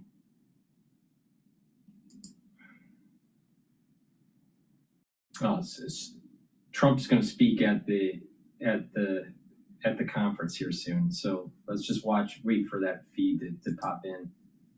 All right, let's go to Bloomberg again. Solomon, MBS. Does that suggest that MBS is now, I guess, welcome back onto the world stage? Yep. Yeah, absolutely. I mean, this is, the whole world, particularly Western, nations who, if you remember in 2018, when he was accused of ordering the killing of Washington, Post columnist Jamal Khashoggi at the Saudi consulate in Istanbul. I mean, obviously, the Saudi version is that he had nothing to do with it. It was something that his underlings undertook, and he had no involvement whatsoever. But the whole world has, particularly Western countries, have looked beyond that because they feel like it's too costly to overlook Saudi Arabia. First, as a source of contracts, of business, this is a country that's in the heart of the Middle East in terms of, in terms of, you can't do anything in the Middle East without Saudi Arabia. That's really it. So they have to look beyond that. And obviously, with Saudi Arabia, this is before the current, situation with oil prices. Saudi Arabia was the main source of capital and also contracts for a lot of, Western countries. So obviously everybody's looked beyond that. I mean, today, MBS greeted Donald Trump as if he were the king of Saudi Arabia, except for the title. I mean, all the pomp and circumstance were that of a king greeting the head of state. Sam, thanks so much for joining us. Sam Dagger, senior Middle East reporter for Bloomberg News, joining us via Zoom from Dubai. Again, at the beginning of President Trump's trip to the Middle East, a number of economic deals announced by the Trump administration. And what's interesting is that Saudis produce oil on the cheap, but because of their Saudi Vision Plan in 2030, where they had to pump a lot of money into transforming its economy, they really need oil prices near $100. We're talking like 90, 95 to make that happen. So to sacrifice that revenue in order to gain other things, those other things have to be the very thing is that worthwhile. there's so many different numbers that people have thrown out. She's saying 95. Some people are saying it's 80. Other people are saying it's 93. Who knows what it is? Probably closer to 80. On that fiscal revenue side in order to gain either compliance or maybe favor of President Trump, but they're willing to take it, but it hurts. All right, Connor, George Ferguson, Bloomberg Intelligence, senior aerospace, defense, and airlines analyst, talking about China finally removing a ban on Boeing deliveries. This is after the U.S. trade truce. We'll break down what exactly that means for the two largest trading partners. You're listening to Bloomberg Intelligence. Happy Tuesday.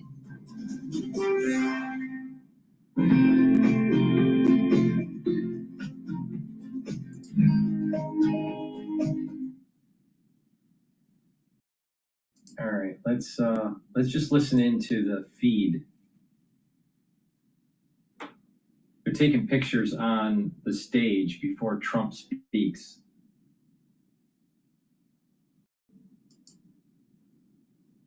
I think it's fascinating that they're getting into artificial intelligence with the oil rigs. It's a major, I think that's a major bellwether of what really is going to transpire with artificial intelligence in major industry. Let's see here. I'd like to get a nice feed from the country and have served at a man. Here, let's go back to Al Jazeera here. Look for a better feed.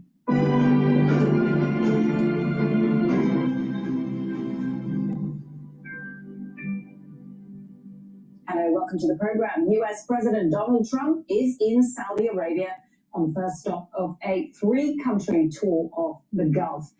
And for Trump, deal-making is top of the agenda. The White House has already confirmed that Saudi Arabia has agreed to invest $600 billion in the U.S. in sectors ranging from artificial intelligence to infrastructure.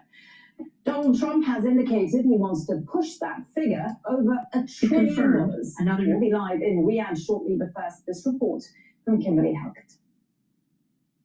From the moment Air Force One entered Saudi airspace flanked by F-15 fighter jets, Donald Trump enjoyed a royal welcome to Saudi Arabia on his first major international trip of his second term. As the U.S. president's limousine, known as the Beast, approached the royal court, it was escorted by riders on Arabian horses and greeted by an honor guard playing both nations' national anthems. Once inside, Trump, the Crown Prince, dignitaries, and business leaders from both countries participated in a lavish coffee and tea ceremony, while Trump reportedly sipped on Diet Coke, the warm relationship between the two leaders on full display. The White House says the goal of Trump's trip is to deepen ties between the United States and Gulf kingdoms.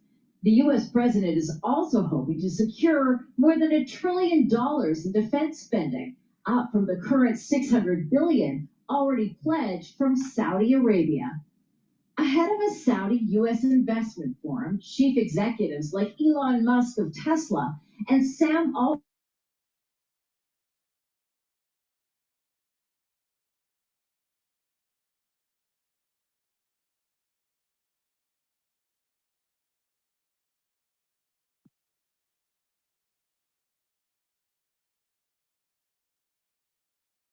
based economy. Well, we've got two correspondents following the president's visit for us in Saudi Arabia. Hashim Al-Barra standing by in Riyadh. But first, let's go to our White House correspondent, Kimberly Halkett, who's been traveling in Saudi Arabia. So, Kimberly, both countries have a list of what they're hoping to get out of this visit. For Trump, it's all about the cash. Huge numbers being bandied about to the tune of trillions of dollars. Yeah, that's right. And already we're getting an idea about what some of that investment is starting to look like. The money is flowing in both directions. We know that there was a pledge by the Saudi Crown Prince to invest some $600 billion in the United States. Donald Trump hoping and reiterating as he met with the Saudi Crown Prince a few hours earlier, that he was hoping to push that number up closer to more than $1 trillion. And what this is spelling out into is defense contracts. But we're learning even more. We've just had an announcement from the CEO of Uber that he is expecting to invest in having autonomous vehicles driving around Saudi Arabia this year. That is an announcement that was made in just the last hour. Now, we know that as we await Donald Trump to begin speaking, that the CEO of Tesla, Elon Musk, who is also kind of a right-hand man to Donald Trump, is speaking right now, and he has just thanked the kingdom for approving his company, Starlink. So you can see already some of the partnerships that are taking place. We also know that as we saw some of these signed agreements taking place in the royal court, that as the Crown Prince and the U.S. President were sitting there, there were defense contracts that and memos of understanding that were being signed, also memos of understanding when it came to energy. We know that now that is starting to be spelled out the tune of $142 billion as we edge closer to that $600 billion that the Saudi Crown Prince has pledged. And why is the U.S. President here and interested in all of that? Well, it's going to create jobs in the United States, and it's going to get that coveted technology that the Crown Prince wants here in Saudi Arabia as he looks to grow his economy and expand the technology, which has for so long been dependent on oil wealth. Kimberly, as you said, we are expecting Donald Trump to speak at that U.S.-Saudi investment forum. We've already heard from Elon Musk. As soon as Donald Trump comes to the stage, we will go live to that. But I'd be interested to get your opinion, because you're traditionally in Washington. How is this tour here in the Gulf state being talked about back home in the U.S.? Well, it's being talked about in two different ways. There are always going to be Donald Trump's critics in the divided America who say that Donald Trump shouldn't be here. He's only here for his personal gain. He's a real estate mogul. And even though he's here on behalf of the American people, when he leaves office, he's going to benefit from it because his sons have business ventures in the same countries that he's visiting. But the bottom line is there's no question that the American people will benefit from these partnerships. But the other thing that is happening right now is that there's an incredible fascination in the United States with the pomp and circumstance that is taking place and the optics of this visit.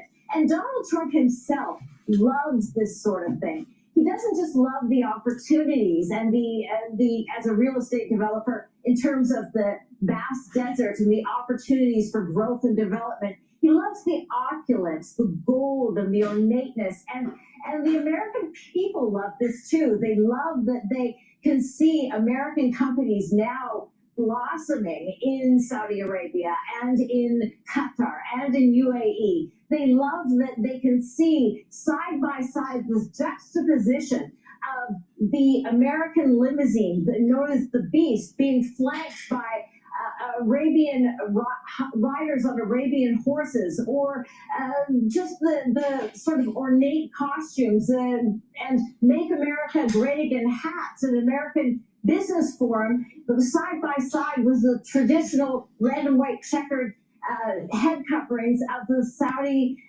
costumes. So these are sort of these juxtapositions that Americans find fascinating and will play well in the United States.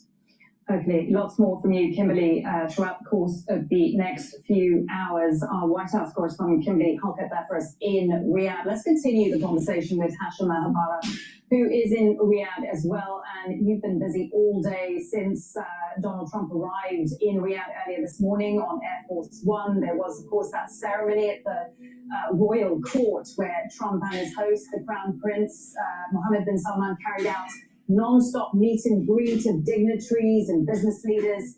And then, of course, in the last few hours, there's been signing of a number of economic deals, the details of which are just beginning to come out. So a non-stop day for Donald Trump and for you. Talk us through the main highlights so far.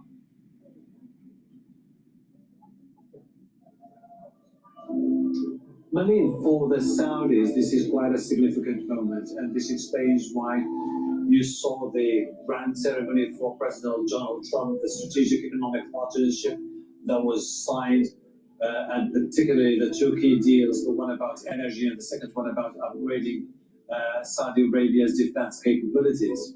And the Saudis have said that they are going to further seek more partnership with the United States of America. Ultimately, they would like to have an expanded security pact with the United States of America, something they were determined to have signed with the Biden administration. But it didn't work because of some differences over some of the strings that were attached to the agreement, particularly a push by the Americans for the Saudis to recognize the state of Israel, normalize with the Israelis. Saudis said that's off the table until there is a Palestinian state.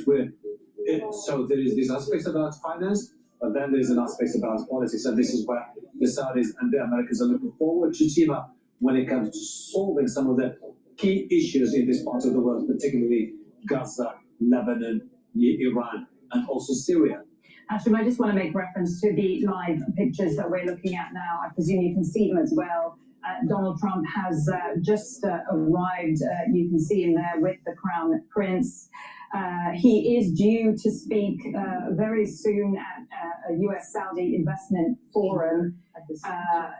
So we will go to that as soon as that starts. Actually, let's have a listen to see if that's about to start now. Speech of King Abdulaziz bin Abdulrahman Al Saud by U.S. President Harry Truman. And the journey begins with a historic moment, the 1945 meeting between King Abdulaziz bin Abdulrahman Al Saud and the President Franklin Roosevelt, a defining encounter that laid the foundation for a lasting diplomatic relationships between the two nations, the Kingdom of Saudi Arabia and the United States of America. And there, the two leaders will walk through the Journey of Transformation Gallery, Saudi Vision 2030 Gallery, a forward-looking space that brings to life the kingdom's national transformation. Here in this area, it features scale models of some of the kingdom's most iconic future projects, including Prince Mohammed bin Salman Stadium. This is as big as the reconstruction post-World War II of Japan, where they started moving towards a more industrial economy post-World War II, but also pre-World War II, when the Japanese were learning more about how to integrate Western science and industry into their economy. All right, this is huge. What's happening in Saudi Arabia.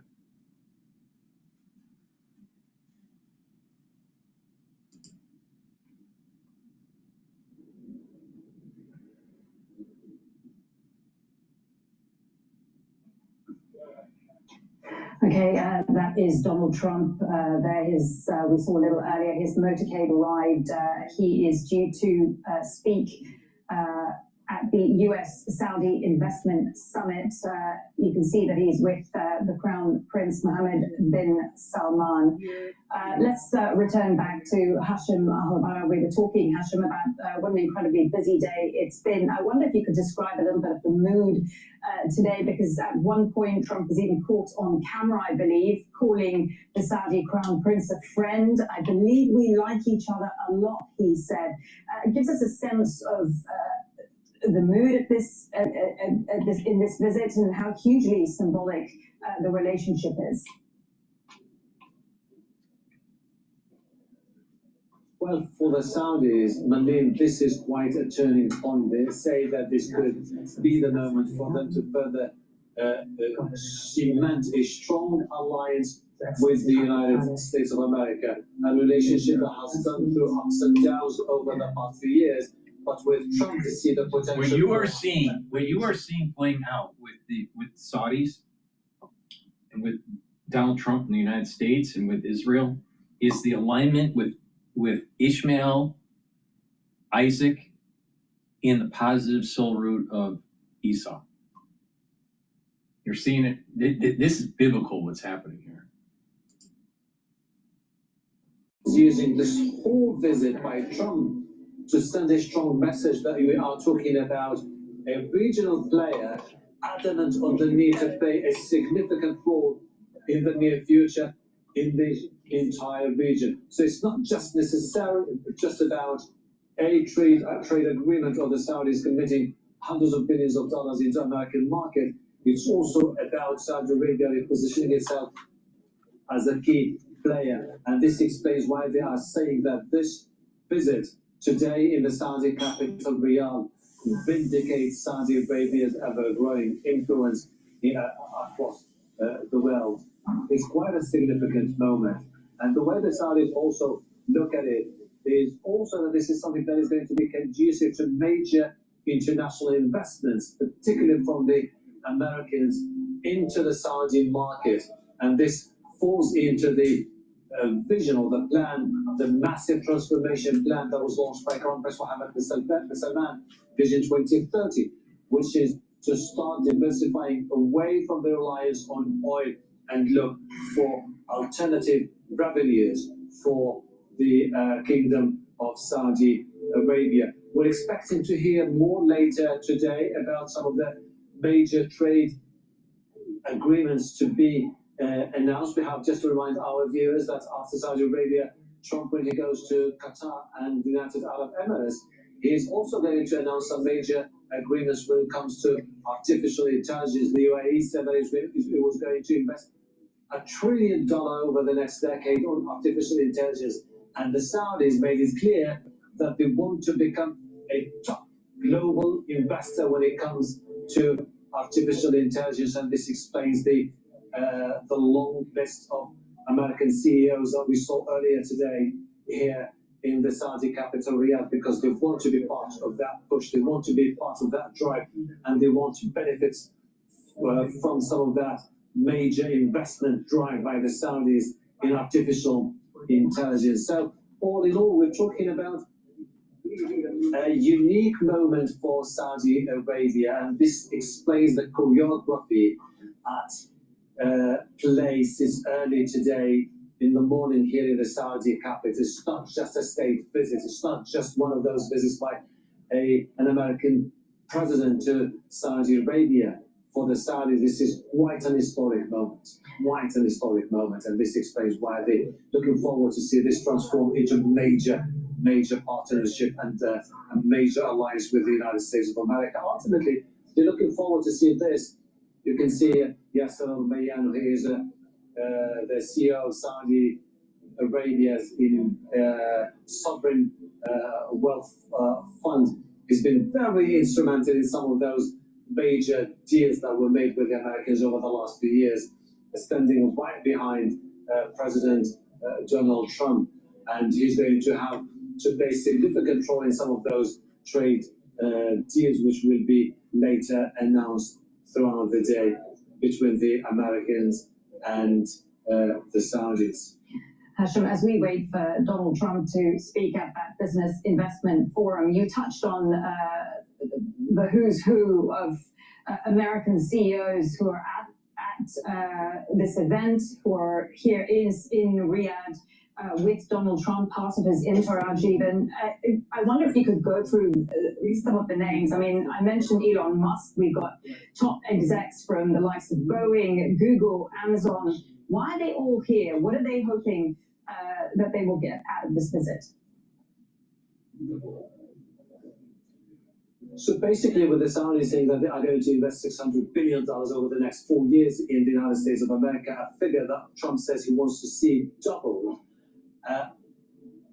You have CEOs representing the top 10 tech companies in the United States of America coming here to Saudi Arabia for the obvious reason. They would like to take part in the joint ventures and the trade agreements, and they want to benefit from the largest of Saudi Arabia, particularly when it comes to those investments in artificial intelligence. And this is very crucial for both parties because Americans are looking forward for more investments to be able to expand the platforms that they have when it comes to artificial intelligence. And the Saudis, because they hope that the moment they will expand that partnership, it will be very beneficial for Saudi Arabia in the near future, particularly when it comes to access to the rare microchips. And this is something that will fit into the narrative of the Saudi, which is basically saying to their own people, you see that the investments we are making are paying off, and we will be seeing more American capital back into Saudi Arabia and more advanced technology coming back to Saudi Arabia to help the country move away from decades of reliance on fossil fuel. And today, part of that $600 billion is some of those investments which are going to be announced, particularly when it comes to the technology sector. This explains the presence of major American companies. But we also have to bring in mind also the Saudi companies, which have said over the past few days that they were committed to expand their presence in the United States of America and also to invest in different sectors, energy, infrastructure, but particularly in artificial intelligence. And this is the moment they will be moving into the forum. And this is where we're going to listen to some of the speeches made by some of the tycoons who are present here today in Saudi Arabia. Most likely a speech from a statement by the American President Donald Trump. Hashem, just for our viewers' reference, I just want to remind anyone who may be joining right now that we're just watching. All right, it looks like Trump is being escorted to the stage here. Please go to my store, the-studio-reykjavik.com, and get the structural nanosilver drops and lozenges. We're in the allergy season in the United States, but use these lozenges during the cold season, the allergy season, or even if you live in an environment where the air quality is poor. You can get the drops in 100 count per bag. You can get it in blueberry, in cherry flavor, or also in honey and lemon. You get 100 per bag. It's made from structural nanosilver, very high quality. And I also have in stock the elderberry zinc lozenges in a 21 count. The lozenges are larger than the drops. But right when you have that irritation, take it right away to mitigate the problem. Please go to my store, the-studio-reykjavik.com, get the lozenges and the drops. Have some at work, have some at home, get a few bags, be prepared. They're very high quality, and you want to mitigate that irritation right away. Very, very important, especially with people that have allergies. Now, I've partnered up with Rainbow Herbals, and we've created these deodorants that are for males and females, so you can get it in citrus or in peppermint, lavender, and tea tree. They're very high quality. They're made from essential oils from the Himalayas. You use it as a dual purpose product. You use it as a deodorant every day, but it'll also help to detoxify your body. It has no aluminum and no baking soda. So please go to my store, the-studio-reykjavik.com, get the deodorants, help support my work, and help support your health. Get a few bars for your household. It's for males and females. Please go to my store, the-studio-reykjavik.com, get the deodorants, get the lozenges, and help support your health. Now, as we're waiting for Trump to speak, I think it's also important to talk about the first pillar of my core protocol, and that is taking max 35, which is 35 parts per million, max 14, 14 parts per million, or cleanse, which is 30 parts per million, all at different price points. But you take a teaspoon a day, swish it in your mouth, gargle, 20 seconds or 30 seconds, swallow. That's going to boost up your immune system. What it's going to do is just help with the health of your oral cavity and your oral pharynx, help with that mucosal barrier, and help the health of the epithelial lining. So it's going to help with your immune system. Really important. Take it every day. I take a teaspoon a day. If I'm not feeling well, I take a tablespoon or two, and then I go back to my maintenance dose. Do it every day. I've been doing this for over 5 years. Please go to my store, the-studio-reykjavik.com. Get the max 35, max 14, or cleanse. Use discount 5 and you get $5 off. All right, let's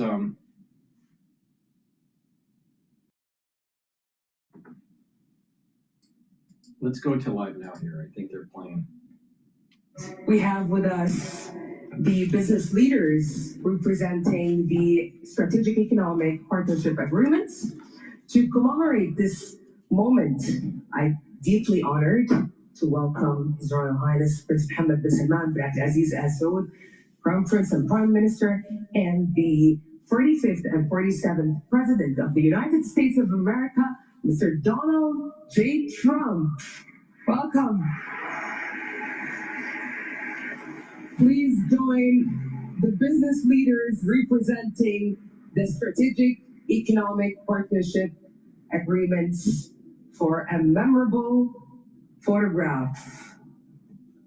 Ladies and gentlemen, a big round of applause and a deep appreciation for this moment and for our distinguished leaders.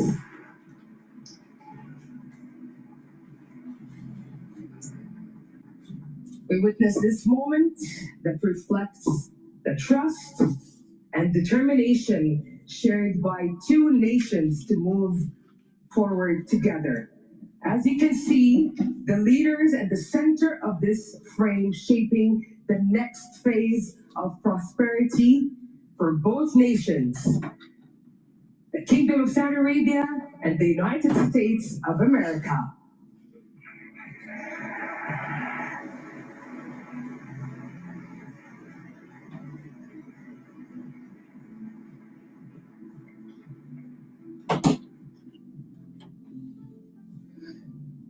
And now, distinguished guests, I'm deeply and truly honored to welcome His Royal Highness Prince Mohammed bin Salman bin Abdulaziz Al Saud, Crown Prince and Prime Minister, to deliver his speech. Welcome, Your Royal Highness. The stage is yours.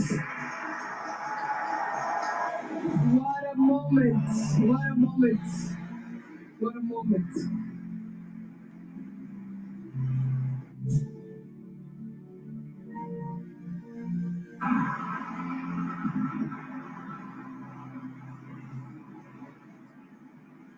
And a lot of people don't realize this is very important also to stop the Silk Road initiative by the Chinese, with them going into the Middle East and into Africa. So very important. This is a very important line. بدأت قبل 92 عام وتحديدا في عام 1933 بتوقيع اتفاقية امتياز التنقيب عن النفط في المملكة مع شركة ستاندرد أويل أوف كاليفورنيا. ونجتمع اليوم لتعميق هذه الشراكة الاستراتيجية في مراحلها المختلفة من اقتصاد قائم على الموارد الطبيعية إلى اقتصاد مبني على تنويع مصادر الدخل والمعرفة والابتكار. لقد كانت استثماراتنا المشتركة إحدى أهم الركائز في علاقاتنا الاقتصادية. والاقتصاد السعودي حاليا أكبر اقتصاد في المنطقة وأكبر شريك اقتصادي للولايات المتحدة الأمريكية في المنطقة ومن أسرع الاقتصادات نمواً بين مجموعة ال20 وقد انعكست متانة العلاقات الاقتصادية بين بلدينا على نمو التبادل التجاري إذ بلغ $500 مليار خلال عام 2013 إلى 2024 واليوم نعمل على فرص شراكة بحجم $600 مليار من بينها اتفاقيات تزيد على $300 مليار تم الإعلان عنها خلال هذا المنتدى.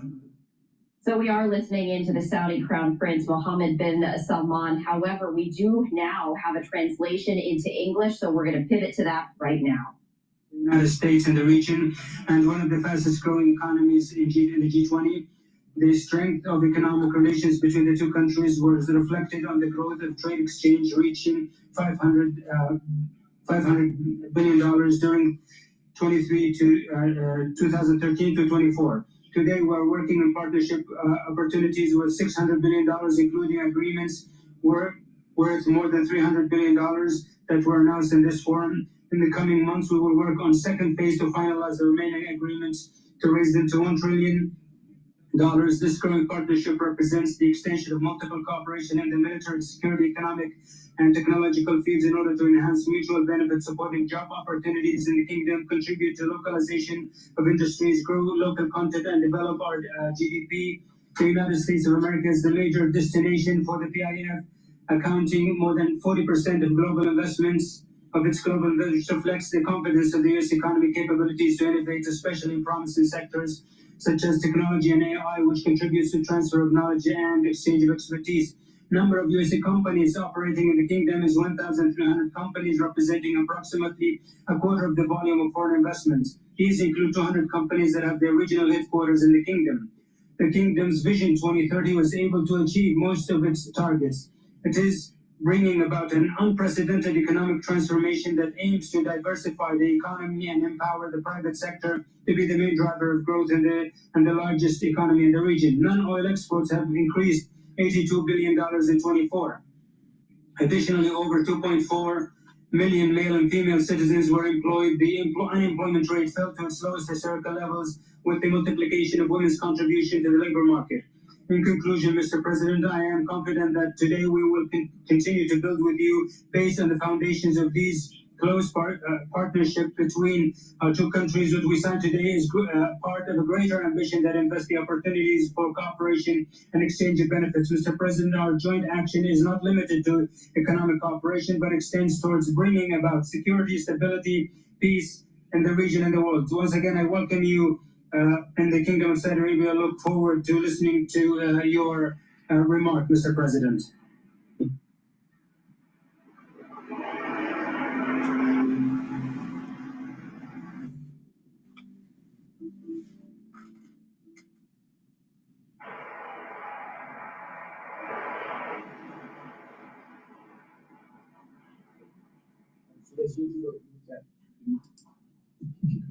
You need to go. And I'm proud to be an American, where at least I know I'm free. And I won't forget the men who died, who gave that right to me. And I gladly stand up next to you, and they burn still today. 'Cause there ain't no doubt I love this land. God bless the USA.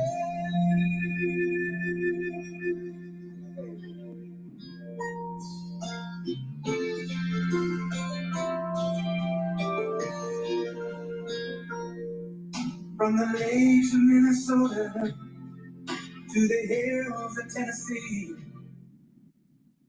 All right, so we are listening to I'm Proud to Be an American right there. That is really become President Trump's theme song ahead of his delivering remarks at the Saudi-U.S. Investment Forum. And prior to that, we were hearing from Saudi Crown Prince Mohammed bin Salman talking about what he is describing as a truly historic dual investment between the two countries. Really strengthening the relationship between the two countries of Saudi Arabia and the United States. That is the Crown Prince right there, previously on the left-hand side of your screen, as we are awaiting President Trump to deliver remarks as he has embarked upon his 4-day tour of the Middle East, the very first stop, Saudi Arabia. And we were sharing with you some of the agreements that he has signed earlier, focusing on the allyship with Saudi Arabia, but also talking about some concerns over Iran's nuclear program. So we are just moments away from hearing President Trump as he is speaking at the Saudi-U.S. Investment Forum. They were sharing the billions of dollars that both countries have invested in one another as they continue to forge this allyship between the two nations amid a lot of conflict in the Middle East. And we see President Trump standing there as we await the end of this song, which we cannot play in its entirety due to copyright purposes. But we do see that it looks like it might be concluding as everyone is on their feet and standing. And so now let's listen in. Thank you very much. It's an honor to be here. What a great place. What a great place, but more importantly, what great people. I want to thank His Royal Highness, the Crown Prince, for that incredible introduction. He's an incredible man. Known him a long time now. There's nobody like him. Thank you very much. Appreciate it very much, my friend. And it's a tremendous honor to return to this beautiful kingdom and be welcomed back with such extraordinary generosity and warmth. I've never forgotten the exceptional hospitality shown to us by King Solomon, who's just, we talk about a great man. That is a great man. That is a great man, a great family. So that visit took place exactly 8 years ago. The graciousness of the royal family and the Saudi people is really unsurpassed, no matter where you go.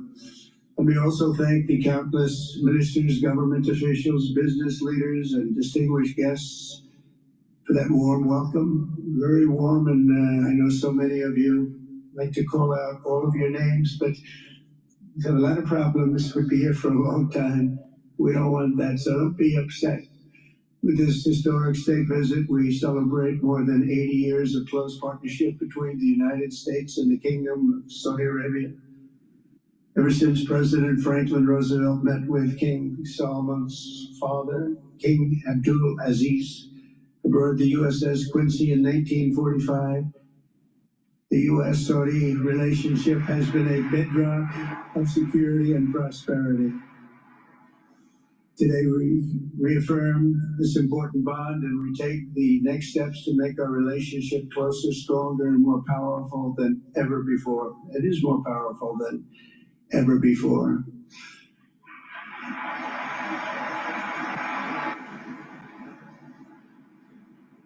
And by the way, it will remain that way. We don't go in and out like other people. It will remain that way.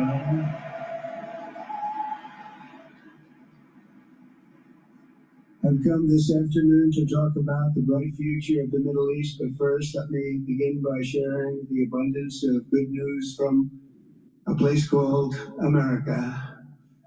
In less than 4 months, our new administration has achieved more than most other administrations accomplish in 4 years or even 8 years. We've actually done, for the most part, more. The day I took office, we inherited, thank you. Thank you. The day I took office, we inherited a colossal invasion on our southern border, an invasion like you'd never want to see here. Nobody should ever want to see it.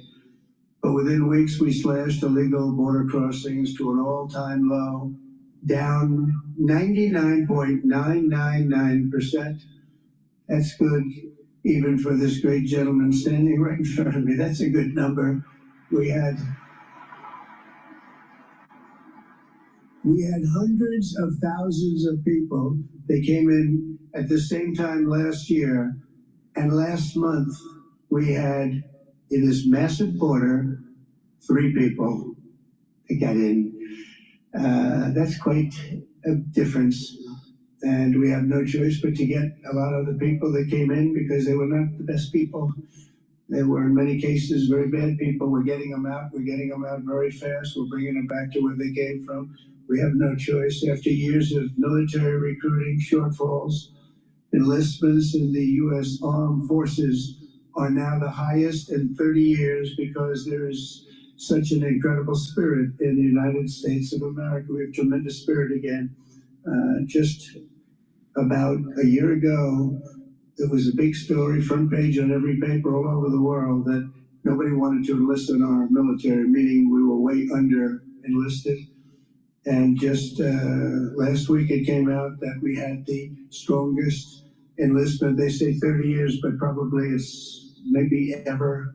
They don't go back that far. It's the best, and that includes police officers, firemen, everything else. Is a great spirit in the United States right now. A brand new poll from Rasmussen just showed that the number of Americans who believe the nation is on the right track, they have a right track, wrong track, is now the highest in over 20 years. And it hasn't been anything like this because for many years it was the wrong track. And I can tell you for the last 4 years it was definitely the wrong track, but it's the highest it's been in many, many years. We renamed the Gulf of Mexico into the Gulf of America. That was very popular, other than perhaps with Mexico. And most importantly, for the people in this room, the days of economic misery under the last administration are rapidly giving way to the greatest economy in the history of the world. We are rocking. The United States is the hottest country, with the exception of your country, I have to say, right? I'm not going to take that on. No, Mohammed, I'm not going to take that on. Wouldn't that be a terrible thing if I made that full statement? But I will not do it. You're hotter. At least as long as I'm up here, you're hotter. But groceries, gasoline, energy, and all other prices are down with no inflation. We have no inflation in a few short weeks. We've created 464,000 brand new jobs. Think of that. It's almost 500,000 jobs created just in a matter of weeks.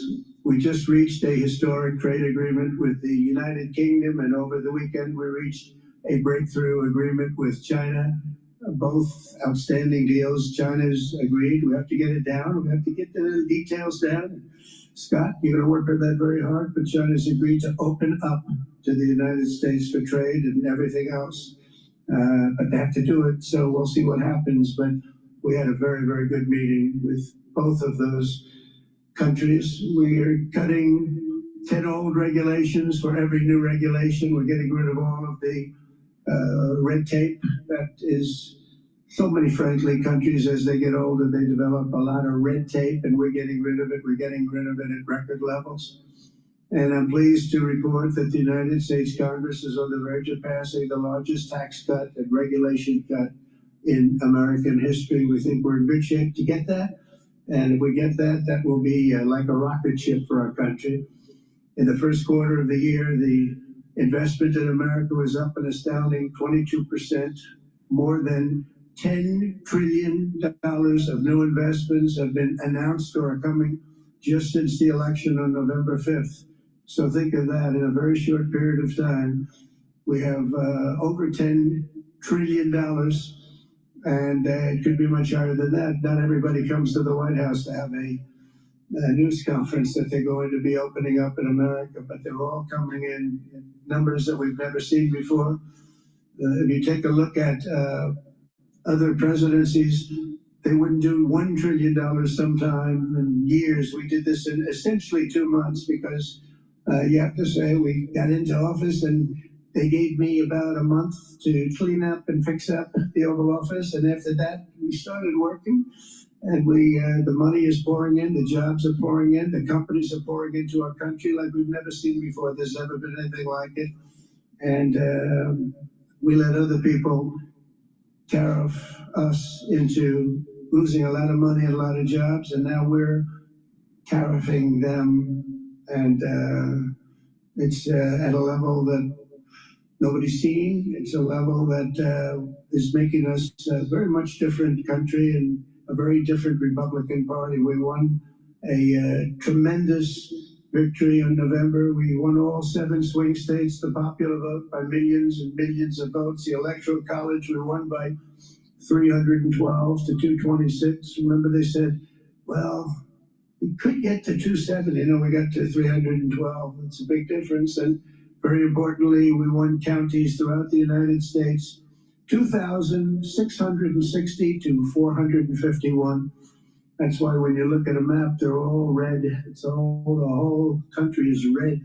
Red stands for Republican. From the moment on and from the moment we started, we've seen wealth that just poured and is pouring back into America. Apple is investing $500 billion. NVIDIA is investing, and I see my friend is here. Jensen, that's very good, wherever you may be. Thank you very much, because he's putting in $500 billion. TSMC is investing. Where is Jensen, by the way? Where is he? He's standing here. Where is he? I just saw that. Thank you very much, Jensen. I mean, Tim Cook isn't here, but you are. What a job you've done. He said he's got 99% of the chip market. I don't know. That's a big, that's not easy to beat. But what a job you've done. Thank you. We are proud to have you in our country. You know that. Thank you for the investment. TSMC is investing $200 billion, and with this trip We're adding over $1 trillion more in terms of investment into our country and buying our products. And, you know, nobody makes military equipment like us. And we have the best military equipment, the best missiles, the best rockets, the best everything. Best submarines, by the way. Most lethal weapon in the world. In addition to purchases of $142 billion of American-made military equipment by our great Saudi partners, the largest ever. This week there are multi-billion-dollar commercial deals with Amazon, Oracle, AMD. They're all here. Uber, Qualcomm, Johnson & Johnson, and many, many more. So I want to congratulate everybody. So many great business executives, many of you, most of you I know. And they're coming in, you know, about a month ago. They weren't that happy when they saw me. And now they're saying, sir, you're doing a great job. Thank you very much. Amazing what a rising market will do. Oh, it's going to get a lot higher. In fact, I told people 5 weeks ago, this is a great time to buy. I got criticized for that. Now they don't criticize me anymore. People should have listened. But it's going to go a lot higher. You're going to see, we've never had anything like this happen. It's an explosion of investment and jobs, and great companies are coming in. Never seen anything like it. There's no better place to make a future or make a fortune, do anything, frankly, than what we have in the United States of America under a certain president, Donald J. Trump. I have the right attitude. I have the same attitude that the people in the front row, second row, third row have. As you get back, perhaps they start to wane a little bit in terms of their view. But they understand, and we're doing what a lot of smart people would do. And we're not necessarily being politically correct. You saw what we did yesterday with healthcare. We've cut our healthcare by 50 to 90%. You're going to see drugs and pharmaceuticals come down at numbers that nobody has ever seen. And drugs, pharmaceuticals, we think will be dropping. And it will be a redistribution of costs with other nations, which really took advantage of a very nice group of people that ran our country. But not only is this a time of incredible excitement in the United States, it's also an exhilarating period right here in the Arabian Peninsula. Beautiful place, by the way. Beautiful place. Exactly. Thank you. Exactly 8 years ago this month, I stood in this very room and looked forward to a future in which the nations of this region would drive the forces of terrorism and extremism, drive them right out of existence, and take your place among the proudest, most prosperous, most successful nations anywhere in the world as leaders of a modern and rising Middle East. So exciting. So exciting. Mohammed, you sleep at night? How do you sleep? Just thinking.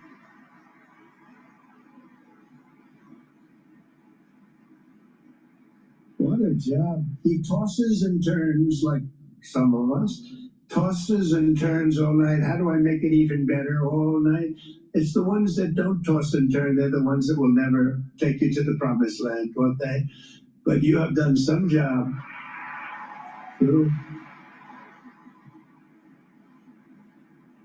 But critics doubted that it was possible what you've done. But over the past 8 years, Saudi Arabia has proved the critics totally wrong. The transformation that has occurred even by these incredible business leaders. I mean, they're the biggest leaders in business anywhere in the world standing right before us. But the transformation that has occurred under the leadership of King Salman and Crown Prince Mohammed has been truly extraordinary. Such a thing as I don't think ever happened before. I've never seen anything at that scale happen before. And I guess, you know, maybe you could say the United States is doing pretty well too, you know, but I don't think too many people have seen that happen before. Majestic skyscrapers, the towers that I see, the difference between now and 8 years ago. And 8 years ago was very impressive, but the towers that I see rising, some of the exhibits that I was shown by Mohammed, what I've seen there is just an amazing, it's an amazing process, amazing genius of so many people, architecture, but I have a feeling I know where many of those ideas came from. Happens to be sitting right in this room right before me, at the towers and all of the different. I've seen a lot of different towers. I didn't think there's any version of a tower that I haven't seen in one form or another. Well, I just passed 4 exhibits. I have never seen anything like any of them. So it's going to be very exciting. And they sit among the ancient wonders of a growing and exciting city. It's really amazing. Riyadh is becoming not just a seat of government, but a major business, cultural, and high-tech capital of the entire world. The World Cup is here. Johnny, just stand up, Johnny. Johnny, thank you, Johnny.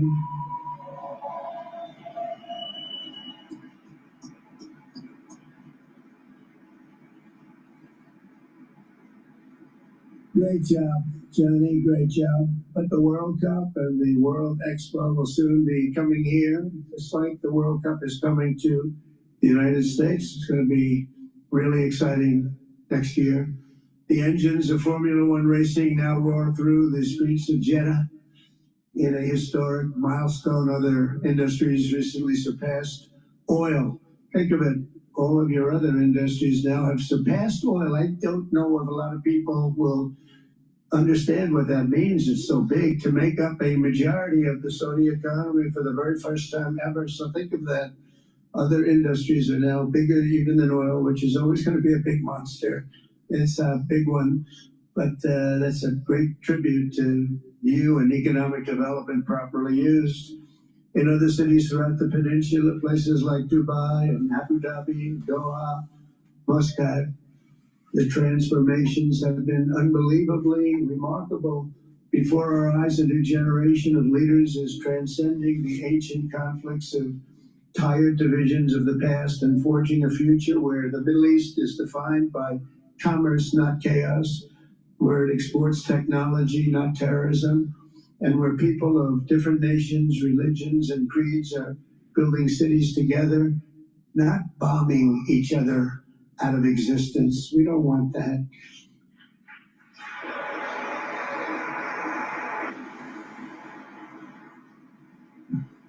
And it's crucial for the wider world to know this great transformation has not come from Western interventionists or flying people in beautiful planes giving you lectures on how to live and how to govern your own affairs. No, the gleaming marvels of Riyadh and Abu Dhabi were not created by the so-called nation builders, neocons, or liberal nonprofits like those who spend trillions and trillions of dollars failing to develop Kabul, Baghdad, so many other cities. Instead, the birth of a modern Middle East has been brought by the people of the region themselves, the people that are right here, the people that have lived here all their lives, developing your own sovereign countries, pursuing your own unique visions and charting your own destinies in your own way. It's really incredible what you've done.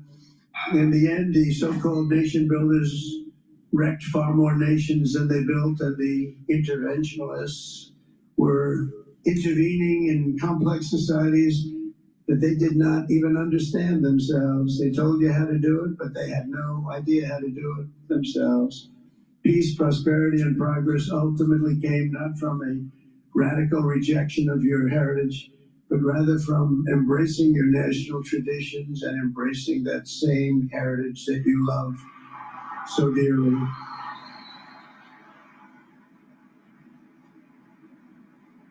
And it's something only you could do. You achieved a modern miracle, the Arabian way. That's a good way.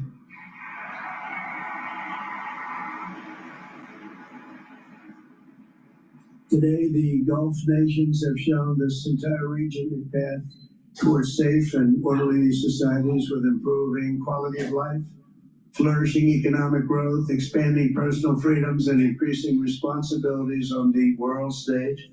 After so many decades of conflict, finally it is within our grasp to reach the future that generations before us could only dream about a land of peace, safety, harmony, opportunity, innovation, and achievement right here in the Middle East. So beautiful. It's such a beautiful thing that's happening. I guess, the people that are here can't even really appreciate it because you see it happening, and it's when you come to a place that you haven't seen in 5 years or 10 years or 20 years that it's even more incredible. When I left office just over 4 years ago, that future seemed almost impossible, what you've done. Together we had obliterated the killers of ISIS. We wiped them out, terminated its founder and leader, al-Baghdadi. We had healed the divide in the Gulf Cooperation Council. It's a very big deal, and united the nations of the region to stand against the enemies of all civilization. We'd imposed unprecedented sanctions on Iran and starved the regime of resources to fund terror. They were unable to fund anything because they had no money left. They had no money. But the new administration came in and let them have a lot of money, and you saw what happened. It was not money well spent. And with the historic Abraham Accords that we're so proud of, all the momentum was aimed at peace, and it aimed very successfully. It's been an amazing thing, the Abraham Accords, and it's my fervent hope, wish, and even my dream that Saudi Arabia, a place I have such respect for, especially over the last fairly short period of time, what you've been able to do, but we'll soon be joining the Abraham Accords. I think it'll be a tremendous tribute to your country, and it will be something that's really going to be very important for the future of the Middle East. I took a risk in doing them, and they've been an absolute bonanza for the countries that have joined. The Biden administration did nothing for 4 years. We would have had it filled out. But it will be a special day in the Middle East with the whole world watching when Saudi Arabia joins us, and you'll be greatly honoring me, and you'll be greatly honoring all of those people that have fought so hard for the Middle East. And I really think it's going to be something special, but you'll do it in your own time, and that's what I want, and that's what you want, and that's the way it's going to be. When I left office, the only thing still standing between this region and its unbelievable potential was a small group of rogue actors and violent thugs seeking constantly to drag the Middle East backward and into havoc, mayhem, and indeed into war. Unfortunately, instead of confronting these destructive forces, the last U.S. administration chose to enrich them and empower them and give them billions and billions of dollars. The Biden administration, the worst administration in the history of our country, by the way, spurned our most trusted and long-standing Gulf partners, and I can say partners worldwide. One of our great partners, no matter who we look to, and we have great partners in the world, but we have none stronger and nobody like the gentleman that's right before me. He's your greatest representative.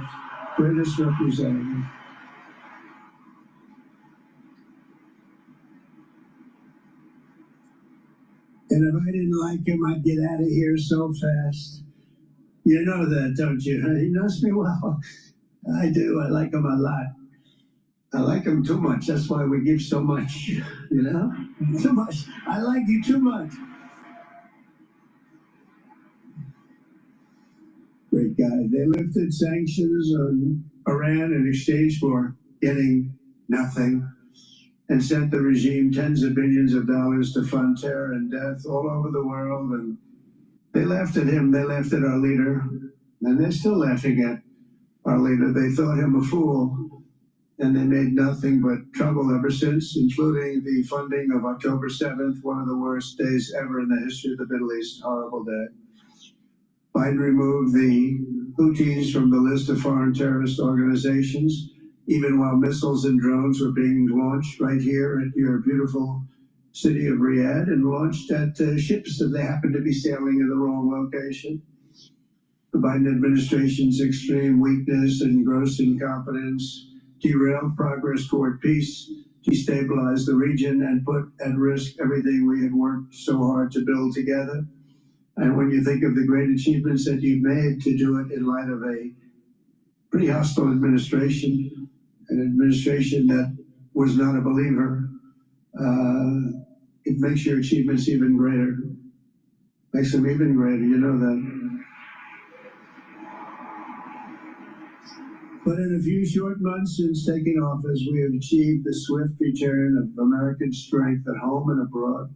Now working with the vast majority of people in this region who seek stability and calm, our task is to unify against the few agents of chaos and terror that are left and that are holding hostage the dreams of millions and millions of great people. The biggest and most destructive of these forces is the regime in Iran, which has caused unthinkable suffering in Syria, Lebanon, Gaza, Iraq, Yemen, and beyond.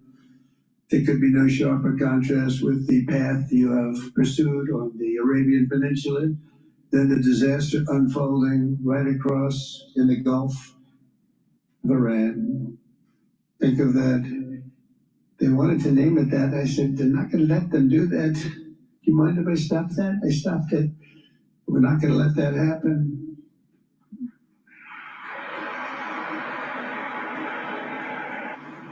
While you have been constructing the world's tallest skyscrapers in Jeddah and Dubai, Tehran's 1979 landmarks are collapsing into rubble and dust. They had it going for a little while under a much different system, but those buildings are largely falling apart, falling down, while you're building some of the world's biggest and most incredible infrastructure projects. Buildings, all sorts of things you're building that nobody's ever even seen before. Iran's decades of neglect and mismanagement have left the country plagued by rolling blackouts lasting for hours a day. All the time you hear about it. While your skill has turned dry deserts into fertile farmland, Iran's leaders have managed to turn green farmland into dry deserts as their corrupt water mafia, let's call it the water mafia, causes droughts and empty riverbeds. They get rich, but they don't let the people have any of it. And then, of course, there's the key difference at the root of it all. While the Arab states are focused on becoming pillars of regional stability and world commerce, Iran's leaders have focused on stealing their people's wealth to fund terror and bloodshed abroad. Most tragic of all, they have dragged down an entire region with them. Countless lives were lost in the Iranian effort to maintain a crumbling regime in Syria. Look at what happened with Syria. In Lebanon, their Hezbollah proxies have pillaged the hopes of a nation whose capital, Beirut, was once called the Paris of the Middle East. Can you imagine? All of this misery and so much more was entirely avoidable. Absolutely avoidable. And Mohammed knew that. He knew that. Smart people knew that. If only the Iranian regime had focused on building their nation up instead of tearing the region down. Yet I'm here today not merely to condemn the past chaos of Iran's leaders, but to offer them a new path and a much better path toward a far better and more hopeful future. As I've shown repeatedly, I am willing to end past conflicts and forge new partnerships for a better and more stable world, even if our differences may be very profound, which obviously they are in the case of Iran. I have never believed in having permanent enemies. I am different than a lot of people think.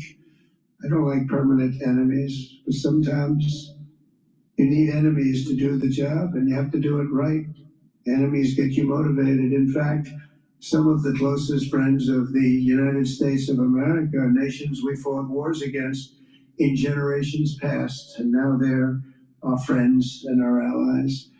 I want to make a deal with Iran. If I can make a deal with Iran, I'll be very happy. If we're going to make your region and the world a safer place. But if Iran's leadership rejects this olive branch and continues to attack their neighbors, then we will have no choice but to inflict massive maximum pressure, drive Iranian oil exports to zero, like I did before.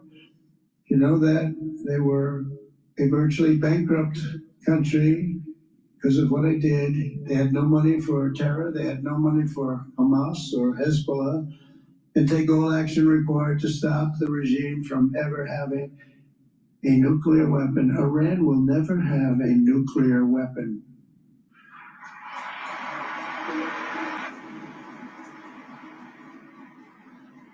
But with that said, Iran can have a much brighter future, but will never allow America and its allies to be threatened with terrorism or nuclear attack. The choice is theirs to make. We really want them to be a successful country. We want them to be a wonderful, safe, great country. But they cannot have a nuclear weapon. This is an offer that will not last forever. The time is right now for them to choose. Right now, we don't have a lot of time to wait. Things are happening at a very fast pace. Happening right here, they're happening at a very fast pace. So they have to make their move right now, one way or the other, make your move. As I said in my inaugural address, my greatest hope is to be a peacemaker and to be a unifier. I don't like war. We have the greatest military, by the way, in the history of the world. I rebuilt our military in my first 4 years and rebuilt it into the most powerful military there is. And you saw that when I knocked out ISIS in 3 weeks. People said it would take 4 years, 5 years. I did it. We did it in 3 weeks. Just days ago, my administration successfully brokered a historic ceasefire to stop the escalating violence between India and Pakistan. And I used trade to a large extent to do it. I said, fellas, come on, let's make a deal. Let's do some trading.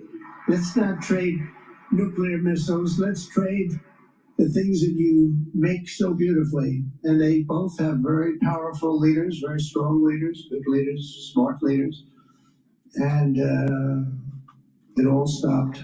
Hopefully it'll remain that way, but it all stopped. I was very proud of Marco Rubio and all of the people that worked so hard. Marco, stand up. What a great job you did on that. Thank you, J.D. Vance, Marco. The whole group worked with you, but that was a great job.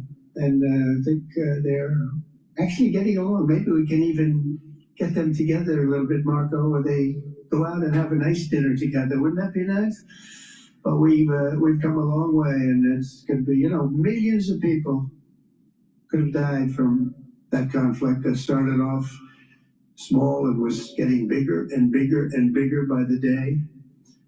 I've also been working relentlessly to end the terrible bloodshed between Russia and Ukraine, and very importantly, talks are being held in Turkey later this week, probably on Thursday, and they could produce some pretty good results.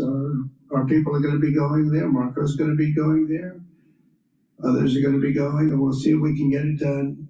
5,000 people, young people for the most part, soldiers from Ukraine, soldiers from Russia. They're not from here and they're not from the United States, but they're souls.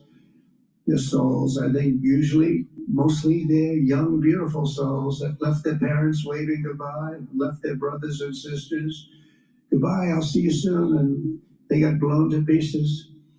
5,000 on average a week are dying. And people are dying elsewhere in the region, but tremendous numbers like we haven't seen since World War II are dying, and I want to stop it. I want to stop it. It's a horrible war. Would have never happened if I were president. That's a war that would have never happened. October 7th would have never happened if I were president, because Iran had no money to pay Hamas or anybody else. They had no money. They were not looking to take care of them. They had to take care of themselves. They had no money. We stopped their oil effectively with the embargoes and sanctions. But let me take this opportunity to thank the Kingdom of Saudi Arabia for the constructive role that you played in facilitating the Ukraine talks. And it really is, you've been amazing. You've made everything available to us. Thank you very much. Thank you. And if we get that settled, we'll pay a special tribute to what you've done. You really did lay a great groundwork. Thank you very much. Appreciate it. The West should not be dragging itself backward into another endless war in Europe, yet another endless war. We should stop the killing and work together to address the biggest long-term threats as one unbeatable team. Think of us as an unbeatable team. I mean, when you look at what you've done here, that's much more difficult than stopping stupidity. Think of it. It's stupidity. What you've done is much more difficult, and you did it better than anybody else has ever done it. As President of the United States,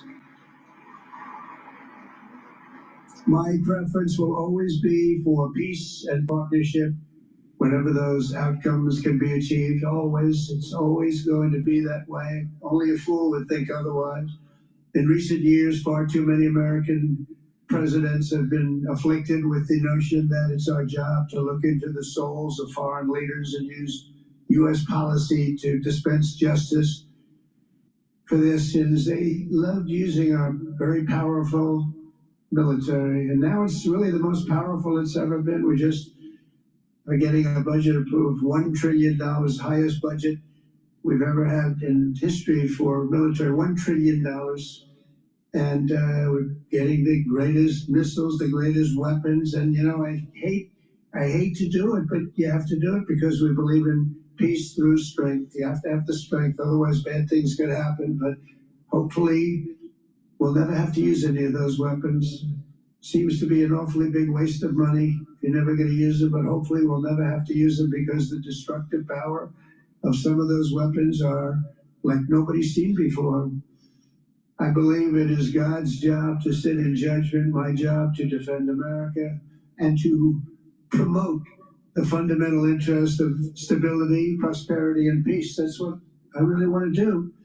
I will never hesitate to wield American power if it's necessary to defend the United States or to help defend our allies.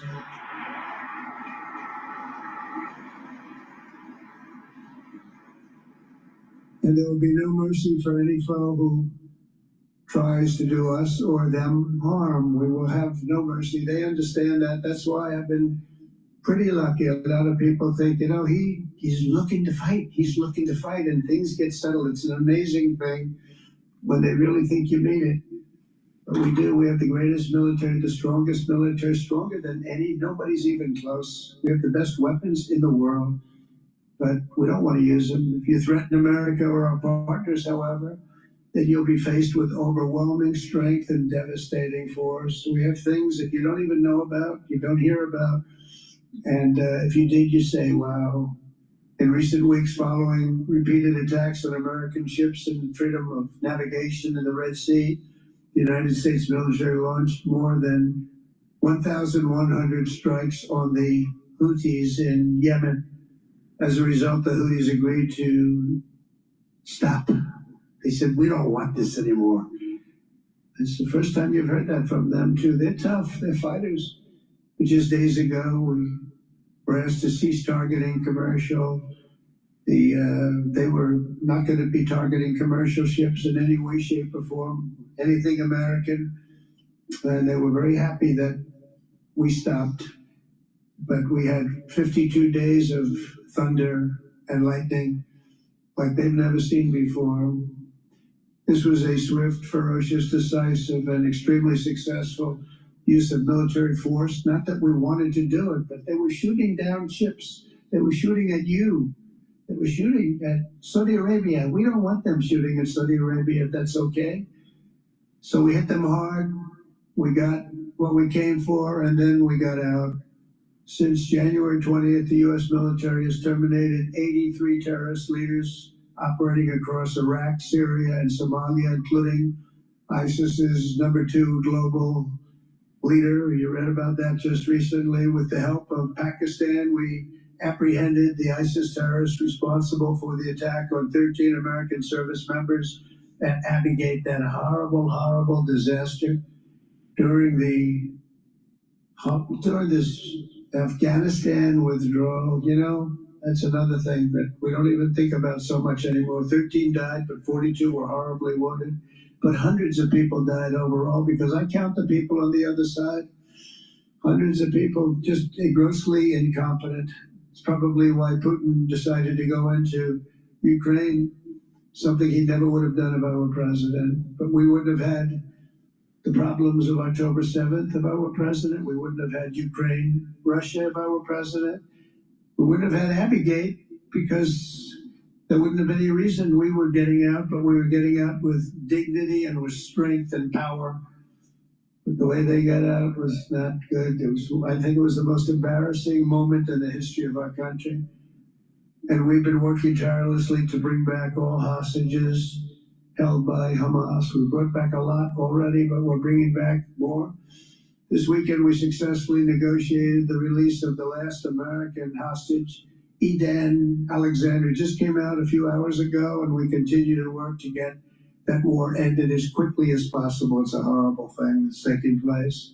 All civilized people must condemn the October 7th atrocities against Israel, which would never have happened again if you had probably a different president, but definitely if you had me as president. The people of Gaza deserve a much better future, but that will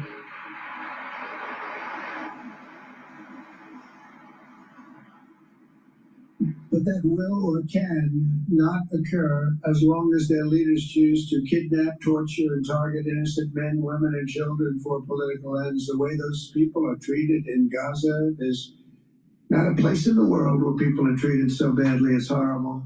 After years of suffering, two of the nations most ravaged by terror are finally beginning to end their long nightmares under the new generation of leaders in Lebanon, where a friend of mine has just become the ambassador. He's going to be great. I said, that could be a very dangerous job. He said, I was born there.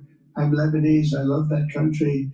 I said, but it's very dangerous. This is a friend of mine from New York. I said, but it's very dangerous. Are you sure you want to do it? I never thought of him as being a warrior, but he is a warrior. He loves his country. He said, if I'm injured or die, I'm dying for a country that I love. He grew up there. It's horrible what's happened in Lebanon, but you have a great ambassador, I can tell you that, in Lebanon, which has been endlessly victimized by Hezbollah and their sponsor, Iran.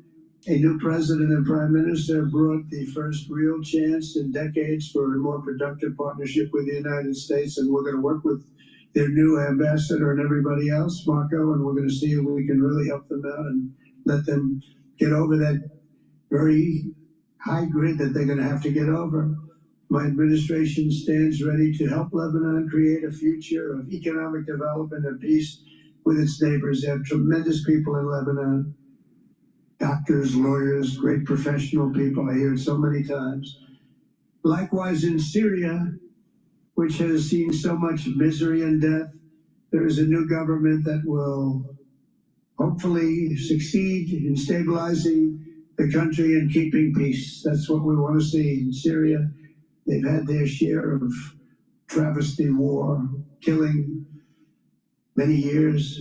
That's why my administration has already taken the first steps toward restoring normal relations between the United States and Syria for the first time in more than a decade.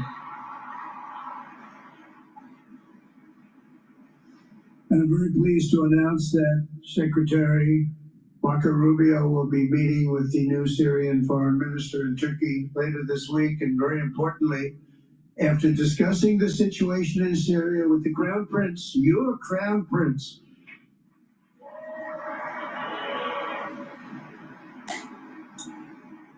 and also with President Erdogan of Turkey, who called me the other day and asked for a very similar thing, among others, and friends of mine, people that I have a lot of respect for in the Middle East.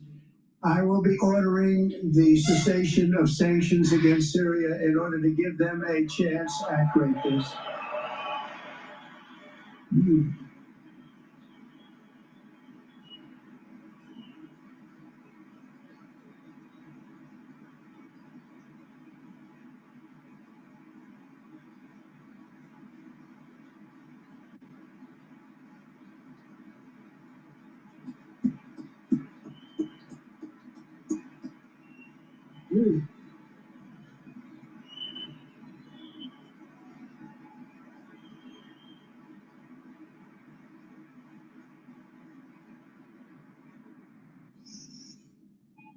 Oh, what I do for the Crown Prince. The sanctions were brutal and crippling and served as an important function, nevertheless, at the time. But now it's their time to shine. It's their time to shine. We're taking them all off, and They're going to have, I think they're going to have, based on the people and the spirit and everything else that I'm hearing about. So I say good luck, Syria. Show us something very special like they've done, frankly, in Saudi Arabia. Okay, they're going to show us something special. Very good people. Everywhere we can, my administration is pursuing peaceful engagement, offering a strong and steady hand of friendship to all that will take it in good faith. Together, we have made unprecedented strides and tremendous progress, and we're still just at the dawn of the bright new day that awaits for the people of the Middle East, the great, great people of the Middle East.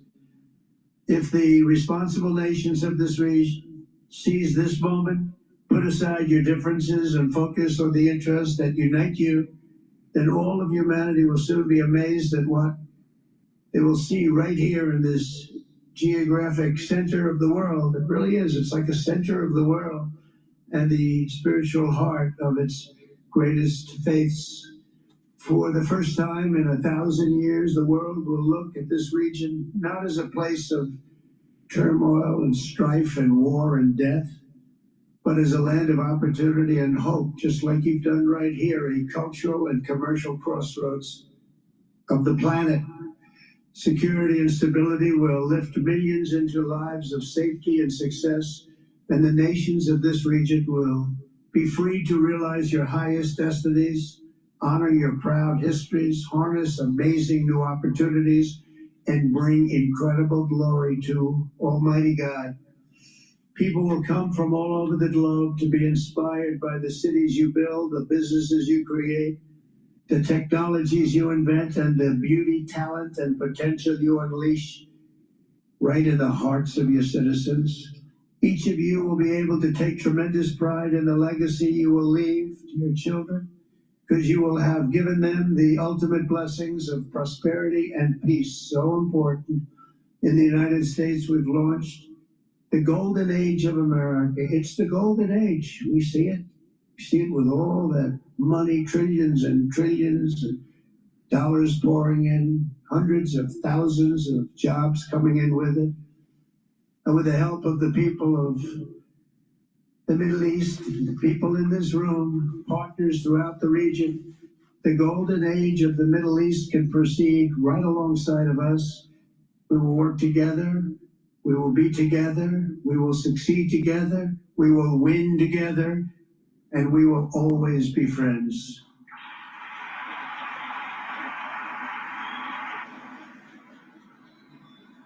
Thank you.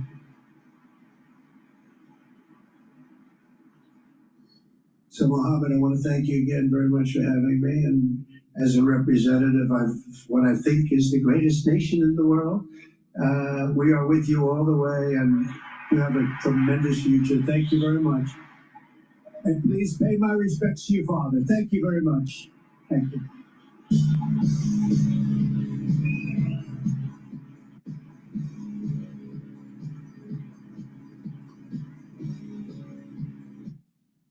Playing the village people? Are you kidding me? We are seeing an inflection point of our future right now. Now, we're not going to see it manifest until a decade or two from now, but this is an inflection point right here. And this goes in line with what I've been saying, that the Jacob soul root, the positive soul root of Esau and Ishmael are going to align, and there's going to be peace and prosperity in the world.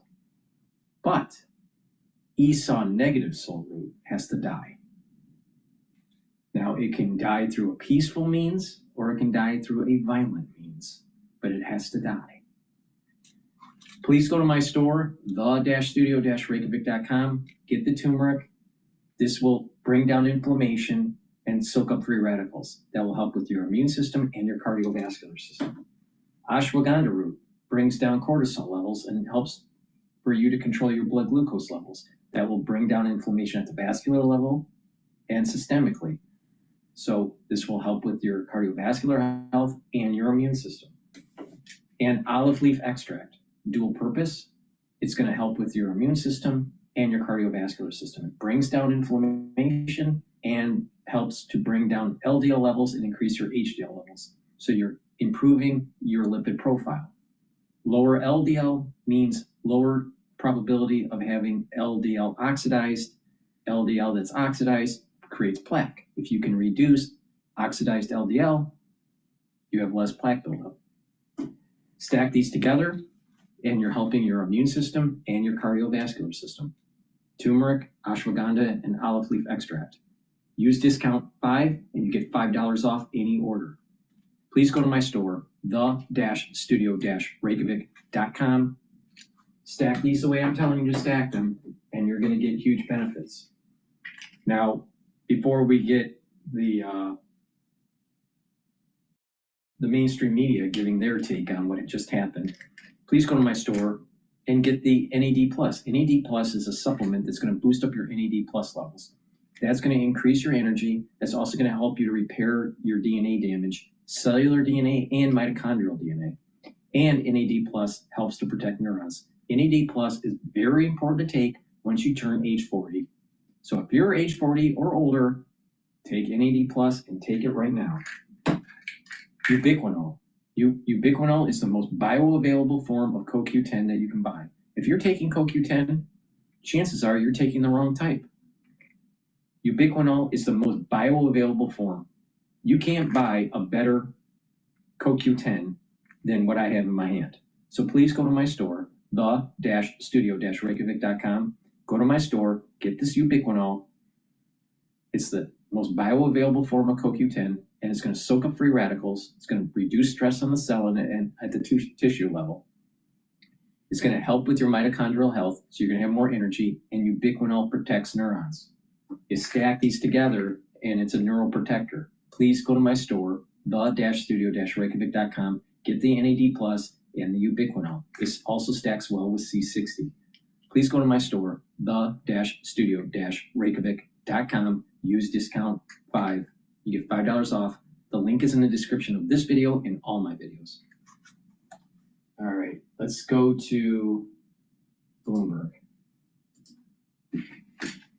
Those on Thursday, but right now the nowcasts are putting it at 1.5% to 2%, which is kind of where we were at the beginning of the year and what people expected without tariffs. So there's nothing for them to really do at this point except wait and see what happens. If they knew what the president was planning, you could stick it in the models and try to come up with a forecast. But since it changes every day. Well, we're going to get retail sales this week, and that's a big one. I mean, how's the consumer doing? I mean, that's going to be really, I would think, really important. Well, we saw a lot of prices that did not go up as expected in the goods area. So that's probably good news for retail sales, because if people were buying goods, they might have been encouraged by the fact that prices were still restrained, and they might be front-loading, as Alex said. So the odds are we could see a decent number on Thursday. The question is what happens with services, which don't show up in this report. We're looking at an overall flat retail sales number, but that's because we're not sure what autos did. Autos sales are strong, but they don't translate directly into retail sales because retail sales are on a dollar basis and auto sales are done on a unit basis, and the GDP uses units. Did I say I bought a hybrid? Yeah. Okay. You leased it. I leased. That's right. Yes. There's a minor difference, right? He's saving. But I'm moving towards that green stuff. Yeah. Well, of course you're getting. I mean, don't let the president. Well, I don't know. Well, it's economic. I mean, that's the point. Well, my son's he's in California school, so the cost of gasoline out there is prohibitive. So that was the pitch. I was just there, $6 a gallon. Yes, so that was the pitch that he made to me. That's what happens when refiners close up, because things don't work out, which is part of the reason why Mike and I are doing this amazing piece together where we talk about low oil prices. Does it translate into gasoline prices? That's why I'm going to the refiner. You're going to a refinery? Yes. And Mike's going to go to Dallas. Like a real one. Oh, yeah. She's very exciting. She has an exciting life. Yeah, I go to Disneyland and, Alice goes to refineries. Yeah, although it's supposed to be really really hot. That's another story. Okay, we are currently waiting for President Donald Trump of the United States and the Crown Prince Mohammed bin Salman of Saudi Arabia at the Saudi-U.S. Investment Forum. They will be speaking. We will take that to you as it comes. It looked like there was just a family photo of President Trump and MBS with all the executives and officials that are also there at the forum. We will continue to monitor that and dip in as they continue to speak. Mike, back on the CPI for a second, plus demand. Things like hotels and airlines and stuff, those prices fell. Is that a demand weakness signal? Yeah, it appears to be. We were seeing prices good, right? go up. No, that's not good. That's sort of the other side of the Trump issue is people don't want to come to the United States anymore. We've seen that reported all over the place, and airlines, et cetera, are reporting much lower occupancy. So it makes sense that prices would go down for those things because there's extra capacity. So, I mean, we had a guest come in from Canada. They said the plane was pretty empty. So we'll have to see how that plays. Yeah. So anyway, we'll see. But anyway, we'll see on the tourism business. But again, CPI, ex-food and energy, up 2.8% on an annualized basis. That seems fine to me. But again, Mike, you're saying the Fed needs that to go a little bit lower, right? Well, 2.3% for the headline, and the Fed looks at headline PCE, which runs a couple of basis points below CPI. So this we'll see once we get PPI and all the nerds can start calculating what PCE is going to be, but it does look like we're getting very, very close to the Fed's target of 2%. And then, like we said earlier, they can all go home and take a nap. Yes. Right. No, I'm all for napping. I feel like really good for that. All right, Mike, thanks a lot. Super appreciate it. Michael McKee, Bloomberg International Economics and Policy Correspondent. All right, let's get you caught up on what's happening in the world of business. For that, we go to Charlie Pellet. Hi, thank you very much. And here's what's going on. We've got the Dow Jones Industrial Average trading lower. United Healthcare shares certainly weighing on the Dow. Right now, UNH, that stock is plunging. We've got United Healthcare down by 16.1%. But the key takeaway at this are S&P, yes, in the green, yes, up by 0.9%, but a big yes, positive on the year, up by 0.2% in the YTD column on the Bloomberg. NASDAQ up 295. Tech shares ripping higher right now, up 1.6%. The NASDAQ 100 index up 1.6%. The Russell 2000 index of small cap shares gaining now by 0.6%. The Bloomberg Mag 7 index up by 1.8%. Again, keeping it all in context, the S&P up 0.8%, and once again positive on the year. The 10-year 4.47%, with the 2-year 4.00% on your 2-year. Spot gold up 0.4%, 32.48 the ounce, and West Texas Intermediate crude now rallying 2.2%, 63.33 a barrel. Hertz Global shares plunging after the car rental company posted a larger than expected loss in the first quarter, pressured by a slowdown in customer bookings. HTZ on the ticker, and the stock right now is down by 13.7%. If you are flying, specifically United, be on the lookout for this. United debuting a new interior for its incoming fleet of Boeing 787-9 aircraft, featuring 8 studio suites with doors and 27-inch seatback screens, plus upgrades throughout the rest of the cabin. Again, recapping here, stocks trading higher with the S&P up by about 0.8%. And for on-demand news 24 hours a day, subscribe to Bloomberg News Now wherever you get your podcasts. I'm Charlie Pellet. That is a Bloomberg Business Flash. All right, Charlie Pellet, thank you so much. We appreciate that. Alex Steele, Paul Sweeney, we're live here in our Bloomberg Interactive Broker Studio, streaming live on YouTube as well. We're awaiting comments from President Trump from Saudi Arabia at the U.S.-Saudi Investment Forum. Mohammed bin Salman is speaking as right now, and in just moments we'll get comments from President Trump. So it'll be interesting to see. There's a lot of deals. I think President Trump, whenever they're looking for a lot of deals, the number I see reported is $600 billion of deals announced during this trip to Saudi Arabia. That seems like a big number to me. I know President Trump was thinking about it could be as high as $1 billion, but we'll see how it plays out. So, but again, that's what I believe this trip was about. I think he was also hoping for $1 trillion. Yeah, let's ramp that up. It looks like President Trump is eventually making his way to the stage. We'll bring you his comments as he begins. Some excerpts from his speech have been released, such as he's going to offer Iran a new path towards a hopeful future. He's also going to mark some new chapters with Lebanon and Syria in his speech. In Syria, he says, we must all hope a new government will succeed. Again, he's going to briefly meet with Syria's new leader on know that the engine of an economy is people. I had to recycle Bloomberg. They were a little bit behind the times because I was doing full screen. Apologize for that. Please go to my store, the-studio-reykjavik.com. Do this stack here, which is going to help with your brain, help with your enzymatic activity, and also with your digestion. Digestive enzyme complex will reduce the load on your pancreas so you can digest carbohydrates, proteins, and lipids. Digestive enzyme complex has enzymes that will help you to break up those foods. That means that you're putting less load on your pancreas and you're able to digest and absorb those nutrients easier. If you work out, take this for your pre or post workout fueling source so you can digest your fuel, all right, for your workout. And because of that, you're reducing the load on your pancreas. That's really important. So individuals that work out, that are athletes or semi-athletes, you'll benefit from digestive enzyme complex, but it's really designed for people that are 40 years of age or older to reduce the load on your pancreas and so you can digest properly. Please go to my store and get the digestive enzyme complex. This digestive enzyme complex has enzymes, proteolytic enzymes that break up glycoproteins. Super important in 2020. That's why I kept on saying take digestive enzyme complex. And also has bromelain in it, which is fibrinolytic. So please go to my store, the-studio-reykjavik.com, get the digestive enzyme complex.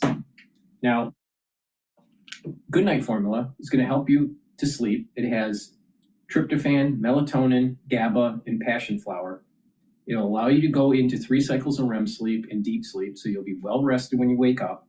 It'll help to detoxify your body and consolidate memory. So please go to my store, take the Good Night Formula every night so you sleep properly. With good sleep, you're slowing down the aging process. And lastly, a good multivitamin is a very important foundation for your health protocol. This multivitamin is easy to digest, and it has the multivitamins as cofactors for enzymatic activity. So that means your cellular metabolism is going to be better, and your cells and your tissues are going to perform properly. Take this multivitamin every day and stack it with other supplements that I offer on my store, like the probiotic, like my core protocol, and this stack right here. This stack, like I said, the multivitamin that's going to help with the enzymatic activity. The digestive enzyme complex is going to reduce load on your pancreas and allow you to digest foods better.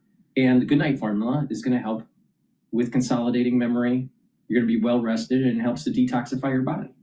Please go to my store, the-studio-reykjavik.com, stack this, or you can do other stacks based on what you want to target. But this is a great stack right here. Use discount 5, you get $5 off any order. Click the link that's in the description to get to my website, the-studio-reykjavik.com.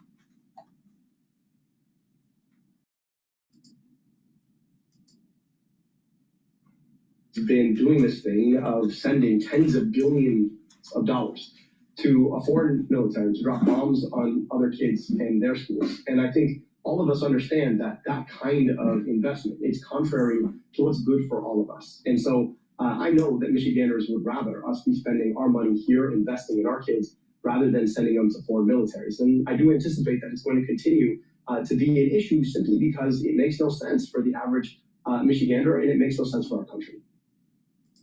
Well, and of course, on that issue and others, you are trying to draw a distinction between that and your primary opponents in this Democratic contest for this Senate seat. And I wonder how you're thinking about differentiating yourself compared to those who are running against you, and if this risks exposing through this primary some of the fissures within the Democratic Party right now that obviously has been wrestling with itself in the aftermath of the last election.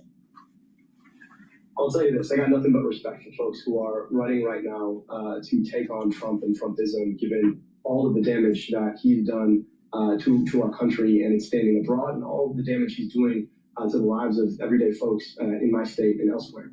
That being said, the big difference with me is just that I don't take corporate contributions for a reason, because I think that Donald Trump is actually just a symptom. Yeah, of amazing balance of power with Bloomberg putting on a candidate for U.S. Senate, Democrat, Muslim, from Michigan, and Dearborn, Michigan is one of the largest Muslim populations, outside of the Middle East, especially in the United States, and they're trying to demonize Trump.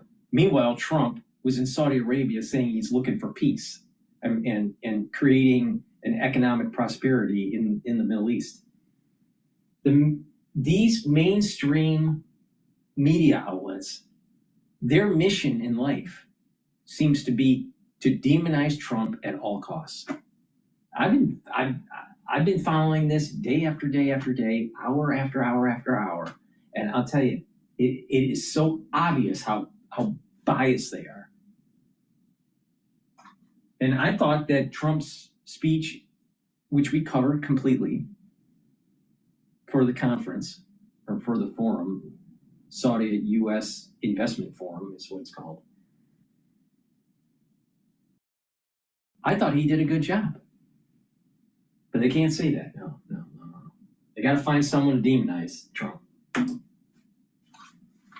On Wall Street as well on the CPI day. Of course, data coming in cooler than expected.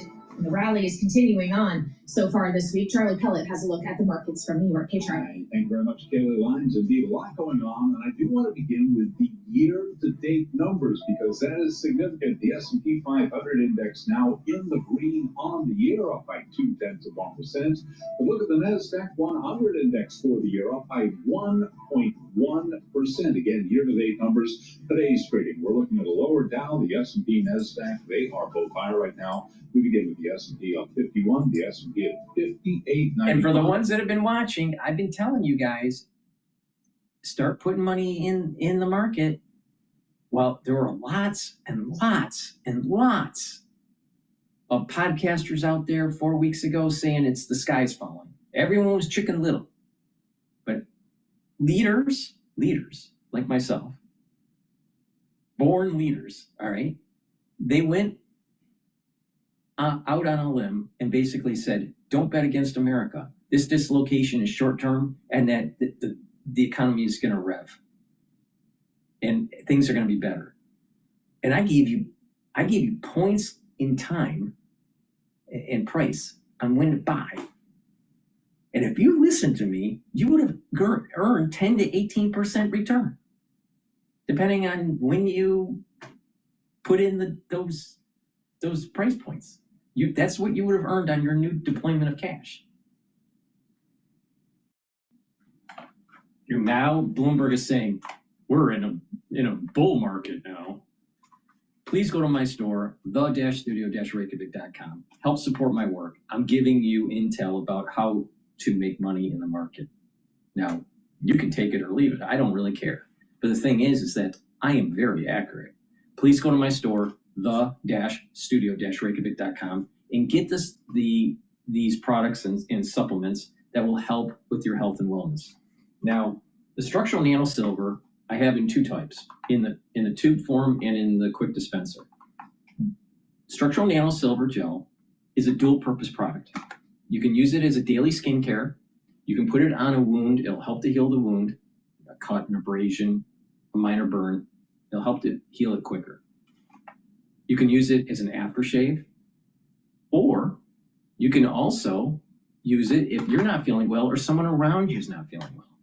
Put it on your hands, around your mouth, around your eyes, around your ears. Lightly coat your nostrils. It stays active for 5.5 hours. Please go to my store, the-studio-reykjavik.com. It's a dual-purpose product. Have some at home and at work. You never know when you need it. Please go to my store and get the structural nano silver gel. And this stack right here is very beneficial for your overall health.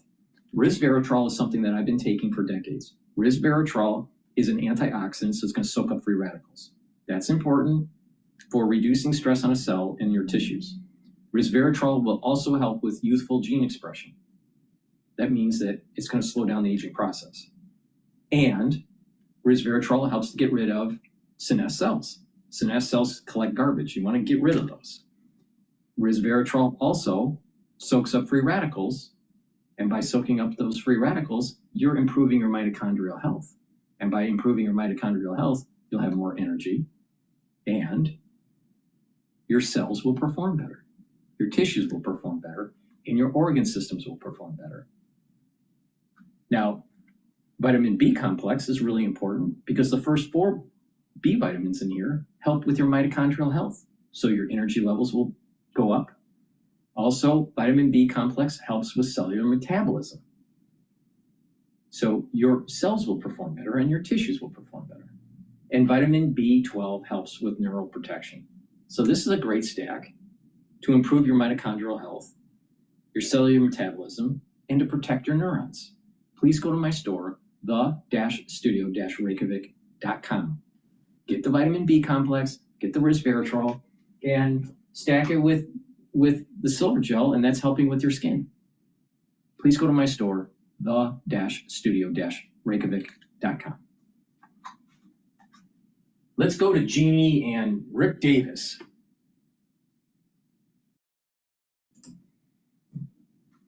With that 30,000 a cap. And, the hell no, as you mentioned, Kaylee, is, sort of a big, this isn't going to move. Because, of course, the magic number here is 3. Mike Johnson cannot afford to lose 3 members. And if you just look at the SALT caucus and then couple that with some of the other dissenters or factions, if you will, whether that's the Freedom Caucus, whether it's the IRA folks, whether it's the Medicaid folks, it adds up to well more than 3. Now, we're still in the middling stages of this process. Today's a huge moment as the markups begin. Changes can still be made, but they're going to have to deal with these dissenters. So far, Mike Johnson has been able to move things forward and in an amazing way, I think, keep this moving down the road. But if he loses 3, he's going to be stopped in his tracks. So he's going to have to deal. And it was interesting to hear some of the chairs of these committees say, I don't have to deal with these folks and leave it up to Mike Johnson. So he's got a lot on his plate, but the rubber meets the road today, as they say. Well, and when we consider what each of these chairs were tasked with, Rick, they were, of course, given numbers, parameters that they had to work within. For the Ways and Means Committee, they had $4.5 trillion in lost revenue that they could afford, essentially. And according to the Joint Committee on Taxation, this package will only lose $3.7 trillion over 10 years. There is some wiggle room here. Why not just throw these SALT caucus members who could make or break the House majority in 2026, mind you, a bone? Yeah, I think that's probably what's in the making. I noticed in the reporting that the speaker was meeting with the SALT team, the SALT caucus, as you call them, to try and work a deal out. And you're right, joint tax did them a real favor by marking the cost of this down to below $4 trillion, which, as you say, gives you some wiggle room. And there doesn't seem to be that big an issue on spending other than for the SALT group. The bigger issue that you can't fix with more money is what's happening with the deficit hawks in the House. And by the way, shared with the deficit hawk in the Senate, Ron Johnson took off and said, hey, you're not doing enough to reduce your deficit. You mentioned Chip Roy making the same claims in the House side. You're not going to get there by just throwing cash at those guys. And so the real question is going to be, when you've settled the issues in Ways and Means, when you've gotten a deal on Medicaid in the Energy and Commerce Committee, how are you going to satisfy Republicans who believe we haven't done enough to reduce the deficit? Well, I would point out just on the SALT issue, the Speaker of the House, Mike Johnson, is talking to reporters on Capitol Hill. He says, on that issue in particular, we're working on it. It's coming along. Stay tuned. So we, of course, will stay tuned. But Rick, to the point you were just making about those kind of fiscal hawks, the ultra-conservatives, if you will, they make a lot of noise about this all the time. Pretty much every time a new spending bill or continuing resolution comes up or we're dealing with a fight over the debt ceiling, it is those very same members who make a lot of noise. But some of those very same often roll over and still go along, vote with the party, whether or not it takes a phone call from President Trump or not to do that. I guess kind of a question depending on the member, and if your name's not Tom Massey, you might be more likely to decide to change your vote at the last minute. But what's to say that wouldn't be the case this time around with this particular spending cut issue? Yeah, I think that they tend to be more bark than bite. And when Donald Trump calls them up, they tend to fold their cards. So there is a history of these guys making these arguments, trying to get the better deal that they can get. A lot of promises about adding spending cuts, but not actually achieving them. And yet they still walk the plank. And that may be the case here. It is noteworthy that, as Jeannie said, they don't have any room for error. With people like Tom Massey who'll vote against any bill, they're down to just a vote or two that they can afford to lose on the floor. And they've not made any effort, the Republican majority, to try and buy in Democrats. And with these Medicaid cuts, it's unlikely that there's any price that you could get a Democrat across the aisle. So this is a partisan bill that'll probably go all the way down the floor with a one vote margin or two, and not have much momentum, frankly, when it gets to the Senate, which is where the real game will begin. Yeah, that's a battle that obviously will have to be fought once the House has finished its own battling. Jeannie, we've touched on the Medicaid cuts that will be dealt with in Energy and Commerce. I also want to mention at 7 p.m., the House Ag Committee is going to be marking up its portion of this legislation, which includes shifting the burden of SNAP food assistance benefits, more of it, onto the states. And I wonder if you feel like we're paying enough attention to that particular issue. No, I'm so glad you raised that, because I think it is one of the key issues. It hasn't gotten probably as much attention, but certainly for many Republicans, because to Rick's point, this is going to be a partisan bill in the end. For many Republicans, they have large constituencies dependent on SNAP. And so changes to that can be highly detrimental to those folks. And this is the challenge that Mike Johnson faces throughout. Again, I give him credit for getting the ball this far, but every single step they take now, whether it's SALT, whether it's SNAP, whether it's Medicaid, whether it's the deficit, he threatens to lose one member, two members, and he just doesn't have much maneuvering room. So I think what happens in Ag today at 7:30, and of course going forward, because we are talking an awful lot about the House, and certainly if they get this bill passed, that'll be a huge, huge victory for Mike Johnson. But then it goes to the Senate, where changes are in order, and how can they square those two? So we'll start all over on this again. And that is the challenge that he is going to face, of course. And, I have been following really closely people like Chip Roy, and he is really putting down the gauntlet on social media and elsewhere, saying, I will essentially not be threatened into supporting this bill unless it meets my criteria, and very carefully laying out criteria that are not at all palatable to the moderates in the caucus. Well, as you and Rick both mentioned the Senate, Jeannie, do you think that the Senate Majority Leader, John Thune, has as difficult of a job of Mike Johnson? Could it get as difficult as Mike Johnson's if Johnson's is able to wrestle this through the House and then Thune has to contend with navigating Senate changes?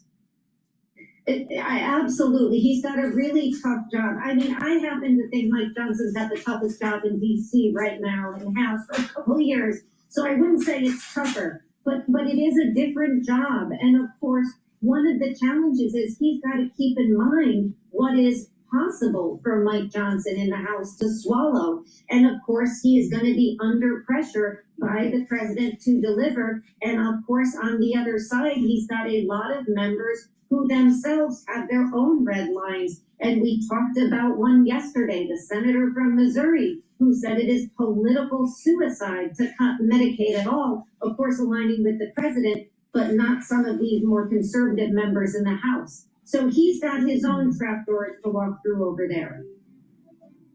All right, Jeannie Shanzana and Rick Davis, our political panel, thank you so much. They'll, of course, be back for more in the second hour of Balance of Power, where we'll have more on what's happening in Congress in this reconciliation effort, but also what's happening in the Middle East as President Trump is touting new investment pledges from Saudi Arabia. Much more still ahead here on Balance of Power on Bloomberg.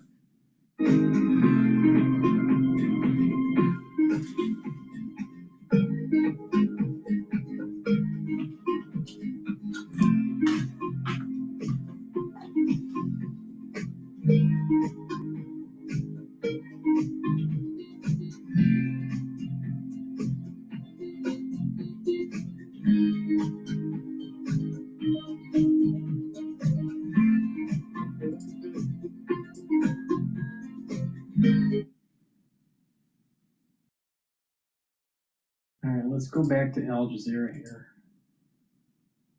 Every single week where the Israeli forces are releasing some prisoners they arrested during their ground invasion in the Gaza Strip. And Hind, we are hearing about a strike in southern Gaza at the European hospital. What more can you tell us about that?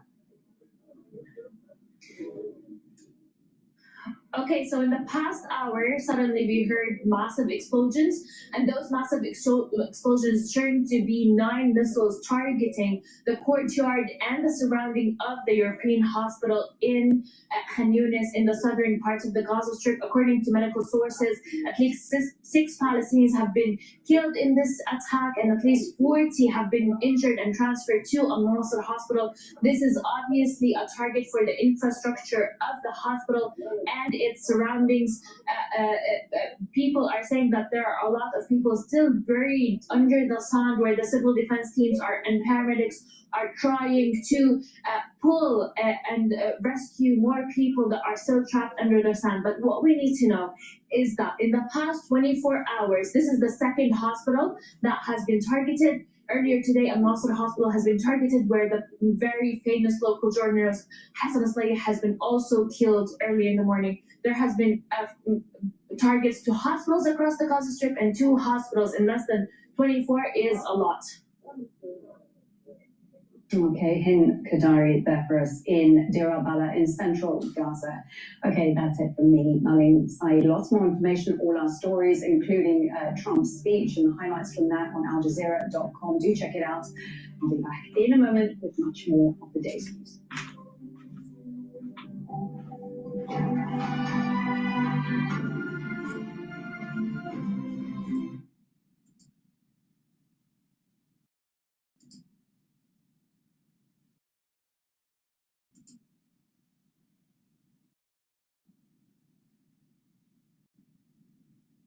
All right, let's play DW. No, France 24.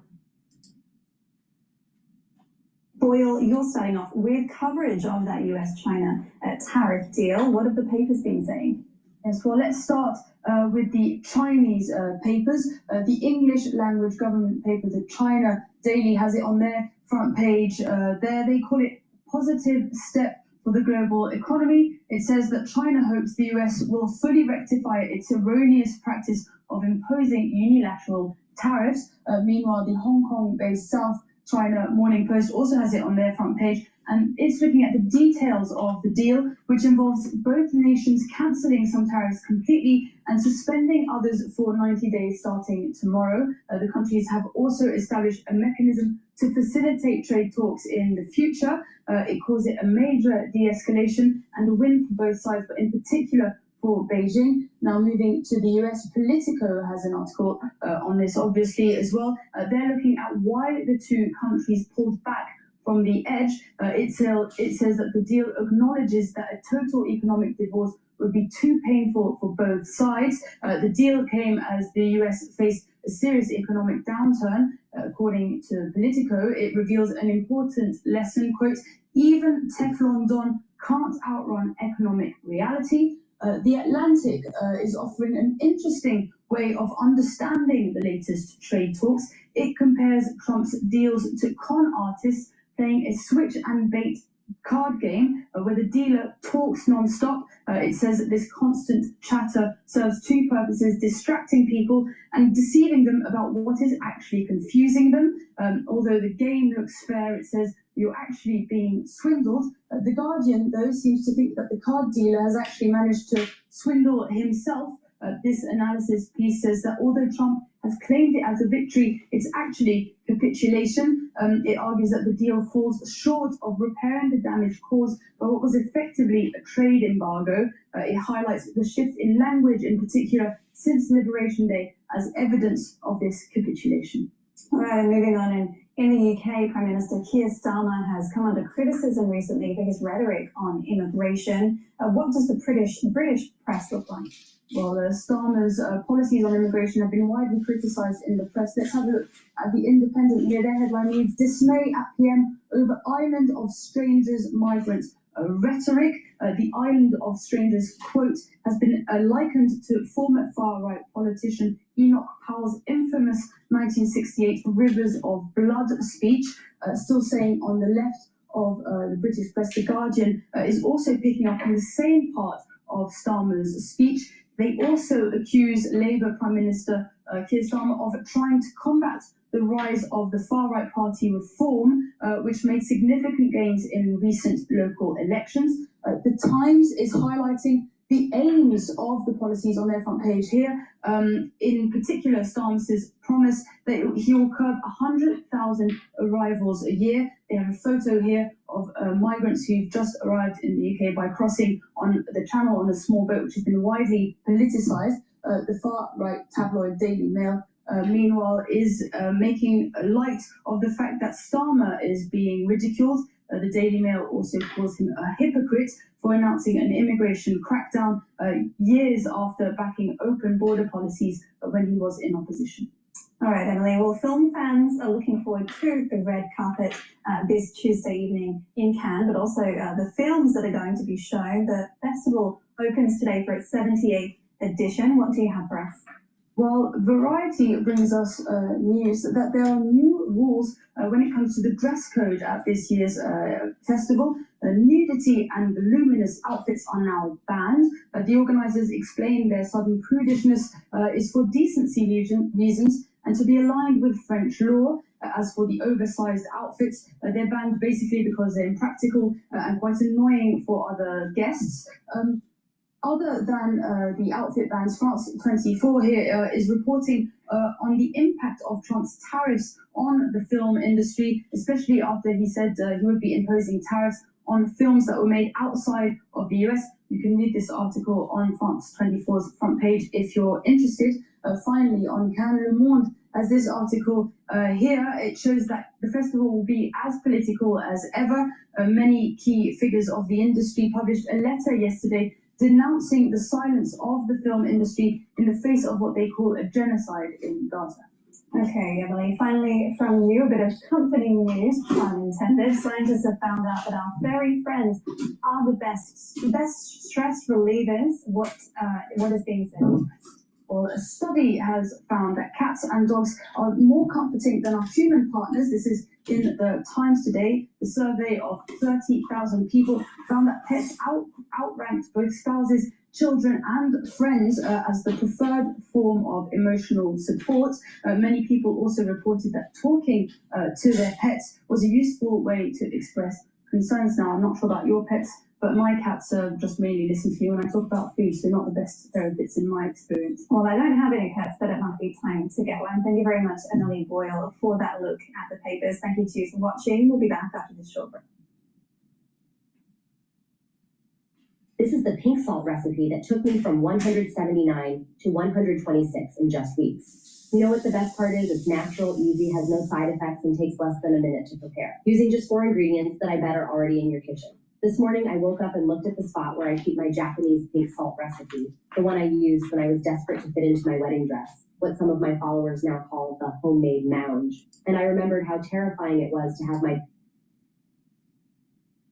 Now let's go back to this over here.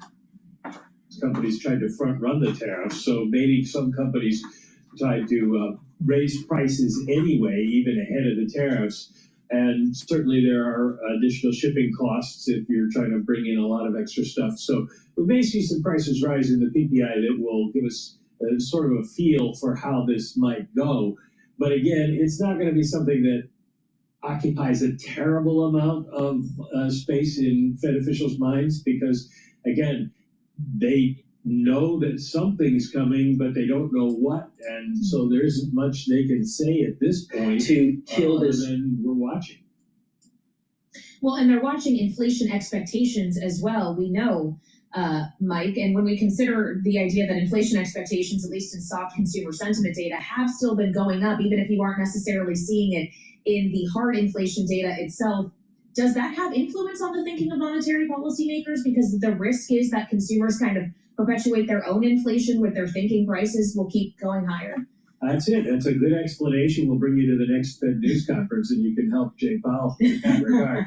I'll leave that to you, Mike. One of the follow-ons to that is that because we just went through this big inflation bout, that people's views on inflation are much more likely to be influenced quickly because they saw inflation rise so fast. So maybe the inflation being locked down or inflation expectations being stable, it may not be all that stable. They might break loose a little bit, become de-anchored if we get a report that would be really bad or some reason to think that inflation's going to go jumping up, which is a good preview for our 10 a.m. coverage on Friday of the University of Michigan's new inflation expectations data. And we know you'll be all over that coverage, just as you're all over CPI today. Michael McKee, Bloomberg International Economics and Policy Correspondent, joining us here on Balance of Power. Thank you so much. Now, we haven't heard much from President Trump regarding the inflation data today, though he did talk about the U.S. economy plenty when he spoke at the Saudi U.S. Investment Forum in Riyadh earlier today. It's just one portion of multiple days he'll be spending in the Middle East as he touts specifically new investment from the countries he's visiting. Qatar and the UAE, of course, coming later this week, but Saudi Arabia kicking things off. And the White House says the Saudis have made $600 billion in investment pledges into the United States. But we didn't know that was coming already. With the details, Bloomberg's Tyler Kendall is joining me in our Washington, D.C. studio. So we knew about the $600 billion, but the Saudis are saying they're going to try to take it up to $1 trillion, which really was President Trump's goal. That was his original pledge that he had wanted the Saudi Crown Prince to make. I was actually there back in February in Miami at the FII summit backed by the Saudi Wealth Fund, where President Trump made a very similar speech to what we heard today, asking for upwards of $1 trillion in investment. Now, we should be clear that the Saudi Crown Prince at the time of President Trump's inauguration did pledge $600 billion over 4 years, but we are starting to get some of the new details today, where those initiatives might end up going. And of course, Saudi Arabia has really been at the forefront of a few different policy priorities for this administration, but perhaps most pertinent to our conversation is this big push by this Trump White House when it comes to foreign direct investment and to shore up the capital to make good on some of these promises to boost domestic manufacturing in particular. And you'll listen here, you'll hear it here. President Trump outlined some of the recent commitments that he's been able to get.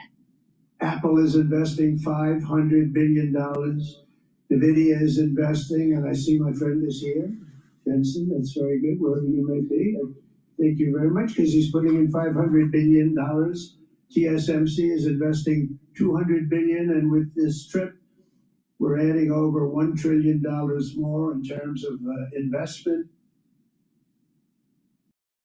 So the $600 billion number that the White House is touting here, we've learned some details. It's going to be geared towards energy, defense, technology sectors. You heard President Trump really tout how the private sector is trying to make these investments. The White House gave us one such example. Google, Oracle, Salesforce, AMD, and Uber will invest $80 billion in cutting-edge technology in both countries. And really that cutting-edge technology has been sort of at the forefront of what has been this emerging partnership, particularly with our countries in the Gulf. Take, for example, our new Bloomberg News reporting when it comes to the U.S. likely going to lift some curbs so that Saudi Arabia can have access to cutting-edge jets. So obviously a lot of this is about business, it's about finance, but some of this is about geopolitics as well. We've heard plenty from President Trump in that regard when it comes to Iran, when it comes to Gaza, Lebanon, also interestingly, Syria, saying he will order the end of sanctions on Syria as he and others from the administration get ready to actually meet with Syrian officials on this Middle East trip. That was unexpected. Unexpected, as well as what you're alluding to here, which is that it's our understanding that President Trump's going to meet with new leadership in Syria while he is in Saudi Arabia. Of course, there has been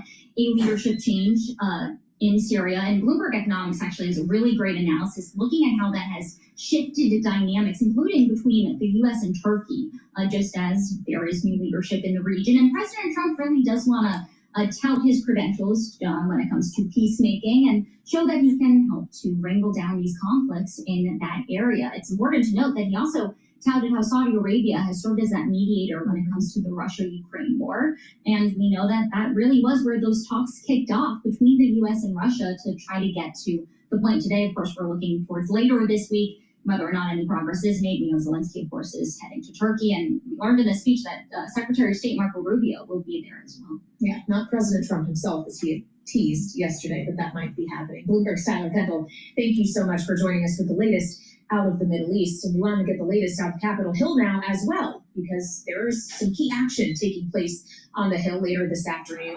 The one we're focused on, in large part here on Bloomberg TV and radio, is the action that will come in the Ways and Means Committee. Their markup of their draft tax bill released last night, scheduled for 2:30 p.m. Eastern Time. And of course, that bill does a lot of things. It makes good on some key campaign promises from President Trump, including, of course, an extension of the 2017 tax cuts. No tax on tipped income or overtime, at least until 2028. It raises the endowment tax as high as 21%. It doesn't create a new tax bracket for the wealthy, creates some deductions for auto loan interest, something else President Trump wanted to see. And of course, it lifts the SALT cap to $30,000, up from the current $10,000. The thing is, that's not enough for a lot of those Republican members who live in blue SALT states like New York, including one Republican Congressman Mike Lawler of New York, who I spoke with about this on Balance of Power last night. This bill, as written, with a $30,000 cap for those making under $400,000, is just woefully inadequate. And so, no, this does not have my support. It will not have my support. And if this bill comes to the floor for a vote, I will vote no. For more, we turn to someone who has experience with navigating tax packages like this and markups like the one that will take place today. As the former chair of the House Ways and Means Committee, Congressman Kevin Brady, Chairman Kevin Brady, is joining me now. He's now spokesman for the Alliance for Competitive Taxation. Welcome back to Balance of Power, Mr. Chairman. When you look at this package as a whole and the many different components in it, is its biggest weakness potentially this lower than expected lift to the SALT cap, at least for these SALT members? Could that actually tank this entire thing? It could, Kaylee, good to see you. So it is a big day, Washington, D.C. When the tax bill gets introduced, while it's not the final step, it is a huge step. So starting today in about an hour, we're going to see the Ways and Means Committee take this bill up, address amendments, ultimately pass out, hopefully sometime late tomorrow. And it's a big step.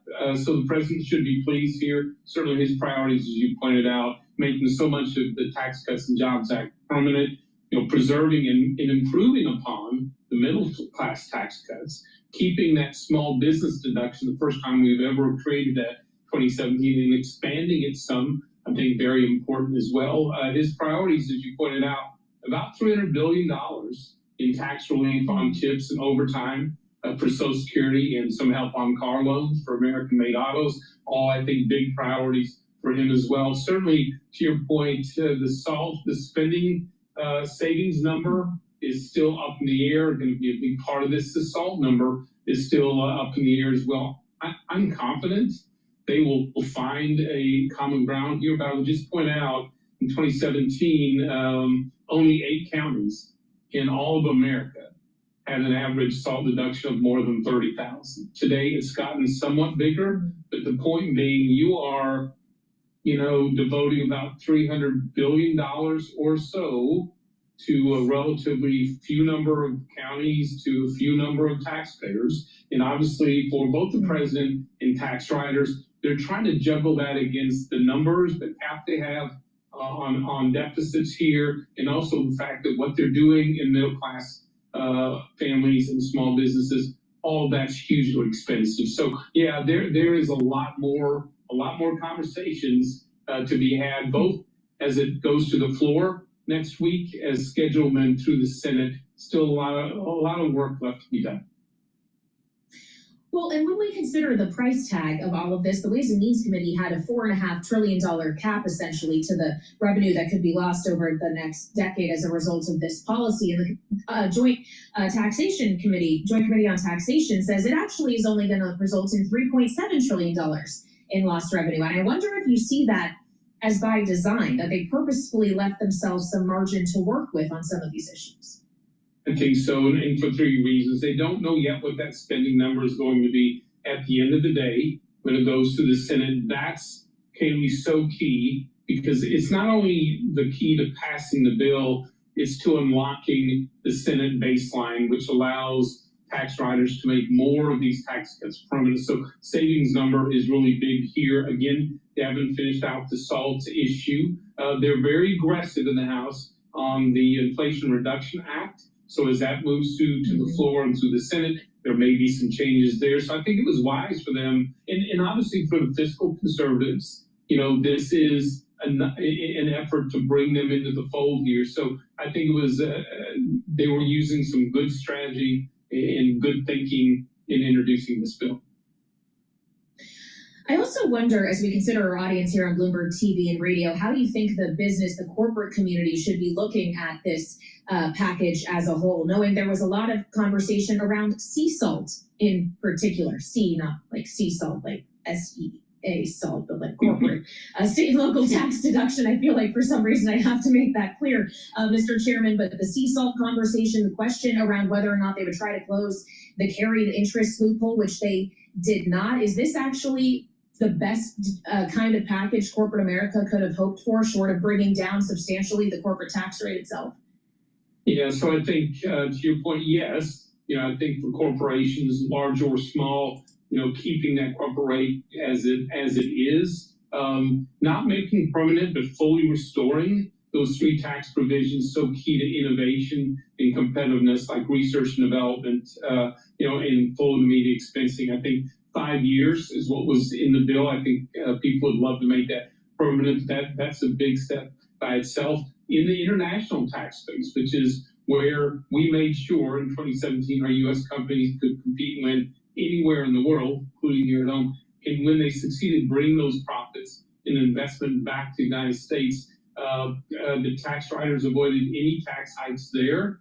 And I think sent a strong signal to our foreign competitors that their global tax is not going to impact our pro-growth tax areas. So from that standpoint, I think it was very strong. Certainly there aren't corporate SALT restrictions in there, which would have carved back, would have effectively been a backward approach on the corporate rate and increase there. I think there's satisfaction there as well. I think there's concern on the pass-through side, restrictions on their ability to work around the SALT cap. I think everyone's trying to digest who's impacted by that and what degree. Certainly conservative heard raised today, but again, tax riders are trying to find that balance, and there will be changes made in this bill as it goes forward.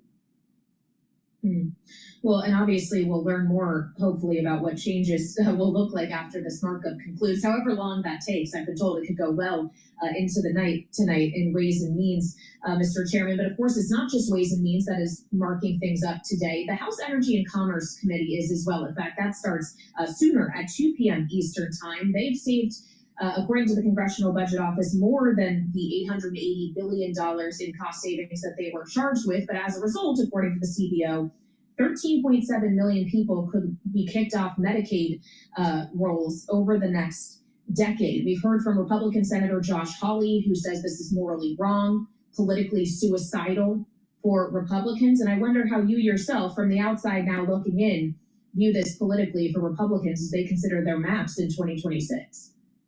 So I will tell you from my experience with Congressional Budget Office in 2017 on healthcare, their estimates of who is kicked off or kept on our healthcare programs is usually woefully wrong and off by millions. And in this case, I am skeptical about your conclusion. So if you look at what the reforms for Medicaid are, so who might lose their coverage? Those who are ineligible to be covered by Medicaid, those who are here undocumented and should not be eligible for Medicaid, able-bodied Americans, mainly men, who are capable of working or going to school or volunteering 20 hours a week. Certainly, if they want to stay on Medicaid, they can take those steps to do that. And then those who are impacted perhaps by reforms to the payment system. As you know, the way we fund Medicaid, it doesn't go to where people are at, it goes where matching funds are at. States have gained that to a pretty large degree. So if you look at the real reforms in Medicaid, it's hard to agree with that number of 13 million, and frankly, a number of those individuals frankly aren't eligible for Medicaid in the first place. Okay, so perhaps you don't think this will be quite as politically suicidal as Senator Hawley is characterizing, if indeed the people affected are not as high in number. But I do wonder, it's not just Senator Hawley, there were a number of moderates who were concerned about this as well. Add those moderates to the people in the SALT caucus who are willing to die on the hill of the SALT cap with the fiscal conservatives in the House, the likes of Chip Roy, for example, who are saying spending cuts are not going far enough. As it stands right now, do you see the votes as being there on the House floor, knowing you expect this legislation to change, but just how hard with this narrow majority is it going to be to pass even changed legislation with all of these various factions who want different outcomes? Well, ultimately, yes, I do believe it will pass the House and ultimately the Senate, and I think it'll be done by that August 1st timetable for the debt ceiling issue. But will it be difficult at every step? Absolutely. It was in 2017. It will be now, especially with such a near zero majority. But everyone knows this. Everyone's staying at the table. The speaker, the committee leaders, the leadership, constant meetings with lawmakers, just as we did in 2017. And so, yeah, there are difficult challenges left. But ultimately, at the end of the day, I'm confident they'll get where they need to be on time. All right, Mr. Chairman, good to have you, as always, especially on a day like today. The former chair of the House Ways and Means Committee and as spokesman for the Alliance for Competitive Taxation, Kevin Brady, here with us on Balance of Power on Bloomberg TV and radio. And we still have more coming up. We'll turn back to President Trump's visit to the Middle East in just a moment, but we also want to check in on these markets because the rally is continuing. We're actually positive for the year on the S&P 500. Charlie Pellet, every time you say it, I do a double take. And that's precisely why I say it, Kaylee Lyons. Let me throw in the NASDAQ 100 index as well, not just positive on the year, but showing a gain right now of 1%. Right now, we've got the S&P gaining by 0.9%, up 0.3% on the year. The Dow, though, in the red, down 0.3. NASDAQ up 1.7%, still negative on the year. NASDAQ, the composite index, down 1.5%. But the NASDAQ 100 index, to be sure, up by 1%. We've got the 10-year currently yielding 4.48%. The 2-year, 4.01%. Right now, we have got spot gold trading higher by $9, up 0.3%, $32.45 the ounce. A rally for West Texas Intermediate crude ripping higher by 2.9%, $63.75 a barrel. And Bitcoin up 1.2%, 103,917 on Bitcoin. Coinbase Global, the largest U.S. cryptocurrency exchange, is going to be added to the S&P 500 index. We are looking at the stock trading higher. Coinbase surging now by 22%. Coming out of the S&P 500 index, Discover Financial, it's being removed as it's being acquired by Capital One Financial. Capital One up 1.2%, Discover up by 1.4%. A number of headlines, developing stories at this hour. We begin in the sports world with the NBA's Portland Trailblazers being put up for sale. The Trailblazers selected Allen & Company as investment bank for the sale. In New York City, a federal judge has ordered New York officials to hand control of the city's troubled jail complex at Rikers Island to an outside manager. And the New York Times is reporting that Robert Shapiro, the man who made NutraSweet, a household name at Monsanto, has died at age 86. Again, the S&P positive on the year, up now by 0.3%. Balance of power continues right now. I want to shift over to Al Jazeera. We have a commentator on Al Jazeera talking about Trump's visit. That Gaza suffered not just the past 18 months, but the past 18 years, the past 65 years, the past 75 years. Clearly, President Trump is not a student of Middle East politics. Clearly, he's been fed that kind of information and analysis, and of course, that was to be expected. I think what is interesting is what has not been said, and that is quite a friction that is emerging more on the style and personal between him and Netanyahu on the question of how to move forward. If you remember, I was quite insistent since Netanyahu showed up in Washington, basically imposing himself on the new Trump administration, where Trump wanted to show Netanyahu who is the boss. to show him who's the boss, not because he disagreed with Netanyahu's policies, but just it was a personal issue. Netanyahu walked all over Biden, and Trump didn't want to be played. He didn't want to be walked all over by Netanyahu. And hence, he really does try to put America's interest first, not Netanyahu's personal interest first. And hence, there's a bit of friction about how to move forward. Netanyahu has been insistent that he wants to continue to bomb the Houthis. He wants to continue to bomb Gaza. He does not accept any serious permanent or not even a temporary ceasefire in Gaza.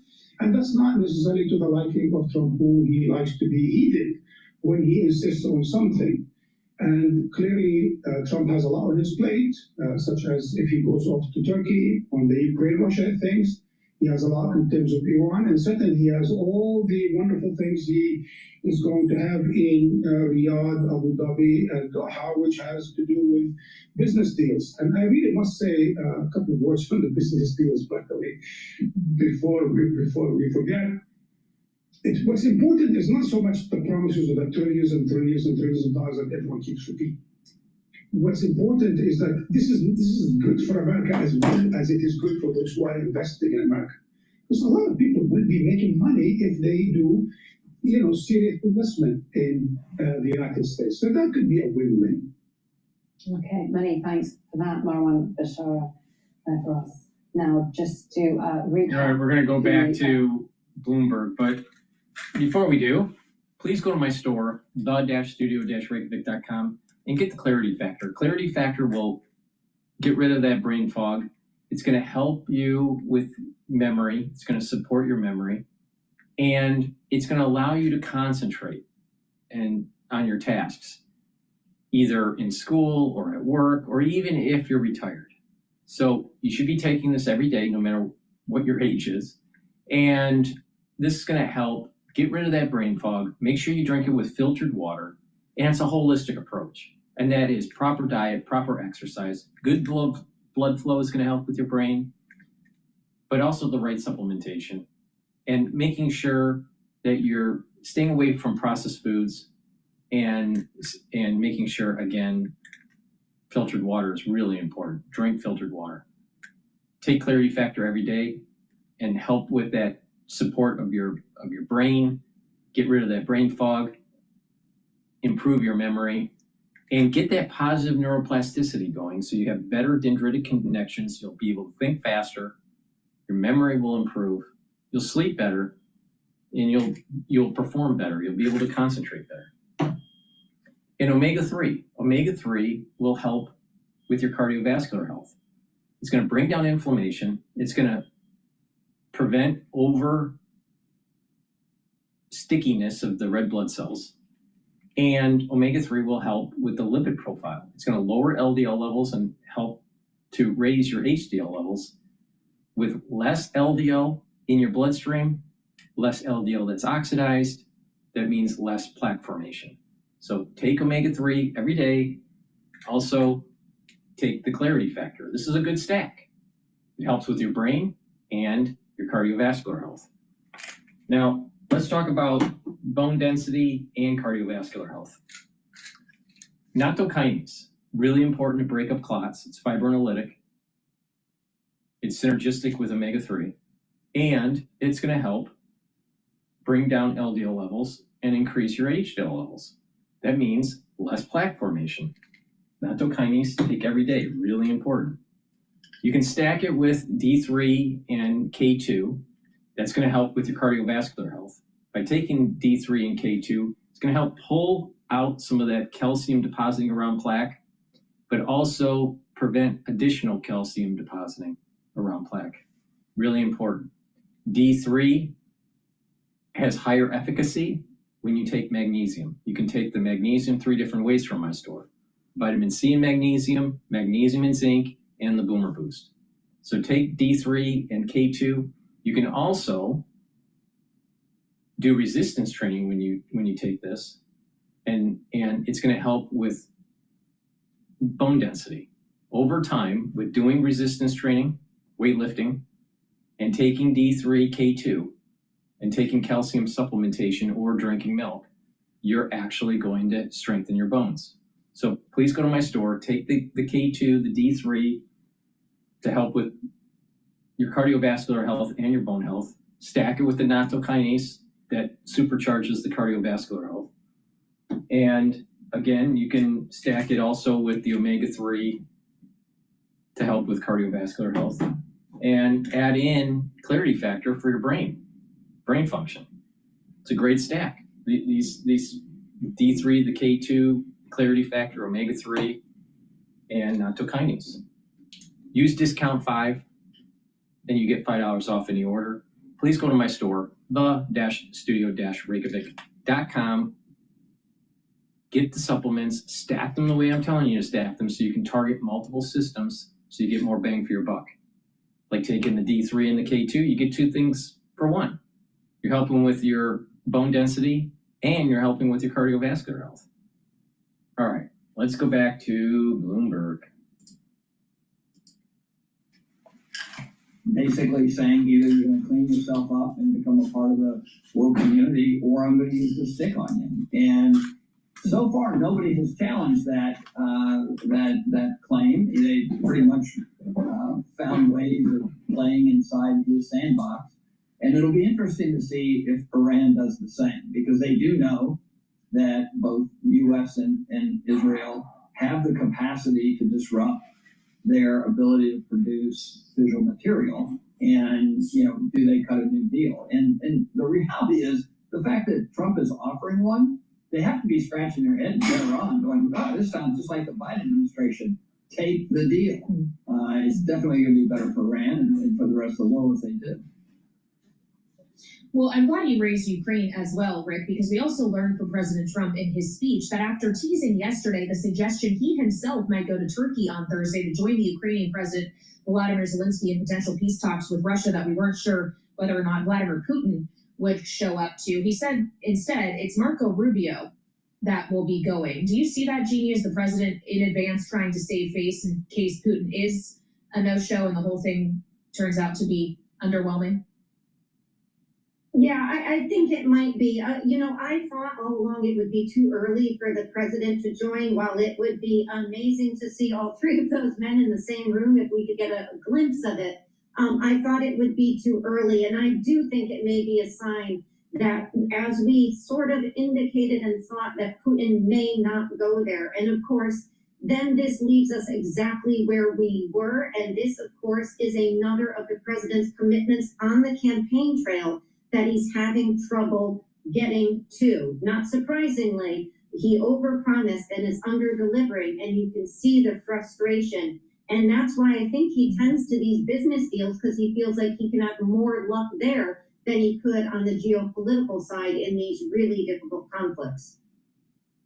Rick, we just have a minute left, but can Secretary of State Marco Rubio and Volodymyr Zelensky make progress themselves in Turkey, even if Russia is not at the table? Well, Russia's got to be at the table to make progress. It doesn't have to be Vladimir Putin. They've got a team that have been negotiating with the U.S. over this for some time. And you'd never have the principals in a meeting if you didn't already have a baked deal. So the idea that all 3 of them are going to go and actually hash it out is just not realistic for where we are as nation states in the world today. So hopefully they'll make progress to the point where they can actually start talking about having a principals meeting. And that would indicate for the first time, I think, since they started this process, that they may be nearing something that would look like a deal. All right, a reality check from Rick Davis alongside Jeannie Shanzano, our political panel on this Tuesday. Thank you, as always, for joining me here on Balance of Power. All right. So that's the end of my broadcast. We've been broadcasting on Rumble for almost 5 hours and on YouTube for 4 hours. So thank you for watching. I greatly appreciate it. Please go to my store, the-studio-reykjavik.com. The link is in the description of this video. Get the supplements, help support the work that I do. So I continue on providing you information on how to navigate through the markets, how to navigate through the news, and also how to improve your health at the same time, right? If you pay attention to what I have to say, you will make money in the market. And if you pay attention to what I say about how to stack these supplements that I have in my store, which is what I do every day, you will slow down the aging process and get healthy. Please go to my store, the-studio-reykjavik.com. Thank you for watching. Have a nice day and see you tomorrow.